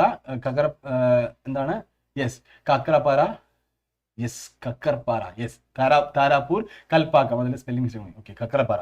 യെസ്, ദെൻ താരാപൂർ, കൽപ്പാക്കം. ഇത്രയും ന്യൂക്ലിയർ പവർ പ്ലാന്റ്സ് വരുന്നുണ്ട്. ഈ 4 ഈ പറയുന്ന ആദ്യം കൊടുത്തിരിക്കുന്ന 3 7 എന്താണ് പവർ പ്ലാന്റുകൾ, ന്യൂക്ലിയറും തെർമലുമായിട്ട്. അത് നോക്കിയിരിക്കണം, അതിന്റെ പൊസിഷൻ എവിടേക്കാണെന്നുള്ളത് ലൊക്കേറ്റ് ചെയ്തിരിക്കണം. ദെൻ ചാപ്റ്റർ നമ്പർ 6 മാനുഫാക്ചറിംഗ് ഇൻഡസ്ട്രീസിൽ software technology parks. Noida important ആണ്, ഗാന്ധിനഗർ, മുംബൈ, പൂനെ, ഹൈദരാബാദ്, ബാംഗ്ലൂരു, ചെന്നൈ ആൻഡ് ട്രിവാൻഡ്രം. ഇത്രയും സ്ഥലങ്ങൾ ഇത് തന്നെ റിപ്പീറ്റ് ചെയ്തിട്ട് വേറെ എന്തെങ്കിലുമൊക്കെ വരാട്ടോ. അപ്പൊ അതുകൊണ്ട് ഈ സ്ഥലങ്ങൾ വളരെ പ്രധാനമാണ്. ഈ പറഞ്ഞ സ്ഥലങ്ങളൊക്കെ തന്നെയാണ് ചോദിക്കാനുള്ള ചാൻസസ് ഏറ്റവും കൂടുതൽ. ഓൾമോസ്റ്റ് ഒരു 99% ഇത് തന്നെയാണ് ചോദിക്കാൻ ചാൻസസ് പറയുന്നത്. ദെൻ ചാപ്റ്റർ നമ്പർ 7 എന്തൊക്കെയായിരുന്നു, life lines of national economy. അതായത് മാപ്പ് മാർക്കിംഗ് എന്നുള്ളത് മാത്രമാണ് ഇതിൽ പറഞ്ഞിരിക്കുന്നത്, life lines of national economy. അപ്പോൾ ഇതിൽ നിന്ന് ചോദിക്കാനുള്ള ചാൻസസ് കൂടുതലാണ്. അപ്പോൾ major sea ports, Kandla port, എന്താണ് പറയുക, മുംബൈ, മർമഗാവ്, ന്യൂ മാംഗ്ലൂർ, കൊച്ചി, ട്യൂട്ടിക്കോറിൻ, അതായത് Thoothukudi, Chennai, Visakhapatnam, Paradip and Haldia port, sea port. ഇത്രയും സീ പോർട്ടുകൾ നമ്മൾ മനസ്സിലാക്കിയിരിക്കുക, എവിടെയാണ് അതിന്റെ പൊസിഷൻ ലൊക്കേറ്റ് ചെയ്തിരിക്കുന്നത് എന്നുള്ളത്. ദെൻ എയർപോർട്ട്സ് നമ്മൾ നോക്കുകയാണെങ്കിൽ ഇന്റർനാഷണൽ എയർപോർട്ട്സ്, അമൃത്സർ ചിലപ്പം പേരായിരിക്കും തന്നിരിക്കുക, അതായത് രാജാ സൻസി ശ്രീ ഗുരു Ramdas G airport. ഡൽഹിയിലാണെന്നുണ്ടെങ്കിൽ Indira Gandhi international airport. അതുപോലെ തന്നെ ഛത്രപതി ശിവാജി വരുന്നത് മുംബൈയിലാണ്. ചെന്നൈയിലാണെന്നുണ്ടെങ്കിൽ മീനമ്പക്കം. Then Kolkata Netaji Subhash Chandrabose, Hyderabad Rajeev Gandhi international airport. ഈ എയർപോർട്ടുകളുടെ പേര് കൂടി ഒന്ന് ഓർമ്മയിൽ വെച്ചിരിക്കണം കേട്ടോ. അപ്പോൾ ഒരു 5 മാർക്ക് ഈ പറഞ്ഞിരിക്കുന്ന ഇപ്പം നമ്മൾ കാണിച്ചിരിക്കുന്ന ഒരു 4 സ്ലൈഡിൽ നിന്ന് തന്നെ നിങ്ങൾക്ക് 100% തന്നെ നിങ്ങൾക്ക് പറയാൻ പറ്റും. ഇതല്ലാതെ ചോദിക്കാനുള്ള chances are very very very very less. Okay, അപ്പോൾ ഇതെല്ലാം എടുത്തിട്ട് മാപ്പിൽ മാർക്ക് ചെയ്ത് കാണിക്കാനുള്ള ഒരു സമയം നമുക്കില്ലാത്തതുകൊണ്ടാണ്. ബട്ട് ദ സെയിം ടൈം ഇത് നിങ്ങളുടെ ഓർമ്മയിൽ വെച്ചിരിക്കണം. ഇത് നിങ്ങൾക്ക് സ്ക്രീൻഷോട്ട് എടുക്കാൻ പറ്റിയിട്ടില്ല എന്നുണ്ടെങ്കിൽ തീർച്ചയായിട്ടും നിങ്ങൾ ഇതിന് ശേഷം പോയിട്ട് റിവൈൻഡ് അടിച്ചിട്ട് ഈ ക്ലാസ് ഒന്ന് കാണുക, അതിൻ്റെ സ്ക്രീൻഷോട്ട് എടുത്ത് വയ്ക്കുക. നിർബന്ധമായിട്ട് ഇത് നിങ്ങളുടെ ടെക്സ്റ്റ് ബുക്കിലോ നിങ്ങളുടെ മാപ്പ് ഒന്ന് വരച്ചിട്ടോ അതിലൊന്ന് മാർക്ക് ചെയ്തിട്ട് പഠിക്കുക. നിർബന്ധമായിട്ട് ഇത് എന്തായാലും ഉറപ്പായിട്ടുണ്ടാകും. ഓക്കെ, അപ്പോൾ ഇത്രയും കാര്യങ്ങളാണ് നമുക്ക് നിലവിൽ നമുക്കിത് പറയാനുള്ളത്. അപ്പോൾ എന്തായാലും നമ്മുടെ സോഷ്യൽ സ്റ്റഡീസ് എക്സാം എനിക്ക് തോന്നുന്നു തീർച്ചയായിട്ടും നിങ്ങൾക്ക് വളരെ ഈസി ആയിരിക്കാനുള്ള എല്ലാ ചാൻസസും ഞാൻ കാണുന്നുണ്ട്. കാരണം എന്താ വെച്ച് കഴിഞ്ഞാൽ നമ്മൾ ഈ പഠിപ്പിച്ച നമ്മൾ ഇന്നലെയും ഇന്നുമായിട്ട് Day 1-ലും Day 2-ലുമായിട്ട് നമ്മൾ ഡിസ്കസ് ചെയ്തിട്ടുള്ള കാര്യങ്ങൾ തന്നെയാണ്. അത് തന്നെയാണ് ഒരു 95% മുകളിലും നമുക്ക് വരാനുള്ള ചാൻസ്. ഒരു 5% ഞാൻ വിട്ടുകളയാണ്, വേറൊന്നും കൊണ്ടല്ല, നമുക്ക് അത്യാഗ്രഹം വേണ്ട അല്ലേ. അപ്പോൾ എനിവേ ആ 5% കൂടെ കിട്ടുവാണെങ്കിൽ നമുക്ക് നല്ലതായിരുന്നു. പക്ഷേ എന്തായാലും അത് കൂടെ കിട്ടാൻ വേണ്ടിയിട്ട് ഞാൻ പ്രാർത്ഥിക്കാം. തീർച്ചയായിട്ടും നമ്മളെല്ലാ കുഞ്ഞുമക്കൾക്കും വേണ്ടിയിട്ട്, എല്ലാവർക്കും വേണ്ടിയിട്ട് ഹൃദയം നിറഞ്ഞ മനസ്സ് നിറഞ്ഞ പ്രാർത്ഥനയുണ്ട്. എല്ലാവർക്കും വളരെ ഈസി ആയിരിക്കും. ഒരു പേടിയും വേണ്ട, ഒരു പേടിയില്ലാണ്ട് പോയിട്ട് എക്സാം എഴുതാം കേട്ടോ. കാരണം എന്താ വെച്ച് കഴിഞ്ഞാൽ നമുക്ക് എന്താണോ എക്സാംസിന് കിട്ടുന്നത് അത് മാത്രം മതി നമുക്ക് കിട്ടാൻ വേണ്ടിയിട്ട്, നമ്മുടെ മാർക്ക് സ്കോർ ചെയ്യാൻ വേണ്ടിയിട്ട്. ഈ പറഞ്ഞിരിക്കുന്ന 2 ക്ലാസ്സുകളിൽ നമ്മൾ എന്തെല്ലാം ഡിസ്കസ് ചെയ്തിട്ടുണ്ട് ആ കാര്യങ്ങൾ കൃത്യമായിട്ട് അതിനെ എന്താണ് പറയുക, നിങ്ങൾ ഒരു പേടിയും കൂടാതെ, നിങ്ങൾക്ക് ഒരു ടെൻഷനും കൂടാതെ നിങ്ങൾ വളരെ ഈസി ആയിട്ട് അതിനെ അപ്രോച്ച് ചെയ്യുക. ഭയങ്കര സിമ്പിളായിട്ട് തന്നെ എക്സാം എഴുതാൻ പറ്റും. ഒന്നും പേടിക്കണ്ട. നന്നായിട്ട് സ്വസ്ഥമായിട്ട് കിടന്നുറങ്ങുക, മനസ്സ് നല്ല തെളിഞ്ഞ മനസ്സായിട്ടിരിക്കുക. എക്സാമിന് കയറുന്നതിന് മുൻപായിട്ട് എല്ലാവരെയും ആലോചിക്കുക, നിങ്ങളുടെ ടീച്ചേഴ്സിനെയും നിങ്ങളുടെ പാരൻസിനെയും നിങ്ങളുടെ ഫ്രണ്ട്സിനെയൊക്കെ ആലോചിക്കുക. എല്ലാവർക്കും നന്നായിട്ട് എഴുതാൻ പറ്റും, ഭയങ്കര സിമ്പിളായിരിക്കും എന്നൊക്കെ വിചാരിച്ച് നന്നായിട്ട് പ്രാർത്ഥിച്ച് മനസ്സിനെ ഭയങ്കര പീസ്ഫുള്ളാക്കി ശാന്തമാക്കിയിട്ട് എന്താ പറയുക, അടിപൊളിയായിട്ട് സെറ്റായിട്ട് എക്സാം എഴുതണം. സെറ്റല്ലേ? എല്ലാവരും സെറ്റല്ലേ? അപ്പോൾ എല്ലാ പ്രാർത്ഥനയുണ്ട്, എല്ലാ പ്രാർത്ഥനയും വിന്നേഴ്സ് ഫാമിലിയുടെ തന്നെ ഫുൾ ഫാമിലിൻ്റെ പ്രാർത്ഥന നിങ്ങളോടൊപ്പം ഉണ്ട്. ഒരു സംശയം വേണ്ട, നിങ്ങൾ അടിപൊളിയായിട്ട് എക്സാം എഴുതും. ഒരു സംശയം അതിന് സാറിനില്ല. നിങ്ങൾക്കാണ് ഇനി ഒട്ടും സംശയം ഇല്ലാതിരിക്കേണ്ടത്. കാരണം എന്താ വെച്ച് കഴിഞ്ഞാൽ നമ്മൾ ചെയ്യേണ്ട കാര്യങ്ങൾ ഓൾമോസ്റ്റ് നമ്മൾ എല്ലാ കാര്യങ്ങളും ചെയ്യേണ്ടത് മുഴുവനായിട്ടും തന്നെ നമ്മളിപ്പം വരെ നമ്മൾ ചെയ്തിട്ടുണ്ട്. ഓക്കെ, അപ്പോൾ എല്ലാവരും സെറ്റാന്ന് വിചാരിക്കണം. സെറ്റാണോ? സെറ്റാണോ? അങ്ങനെയാണെന്നുണ്ടെങ്കിൽ കമന്റ് ബോക്സിൽ തീയിട്ടങ്ങോട്ട് തകർക്ക്, മൊത്തം തീയിട്ടങ്ങോട്ട് തകർത്തോ. അപ്പൊ സാറിതേ പോവാണ്. അപ്പൊ എല്ലാവർക്കും ശുഭനിദ്ര, ശുഭരാത്രി. Yes, good night. അപ്പൊ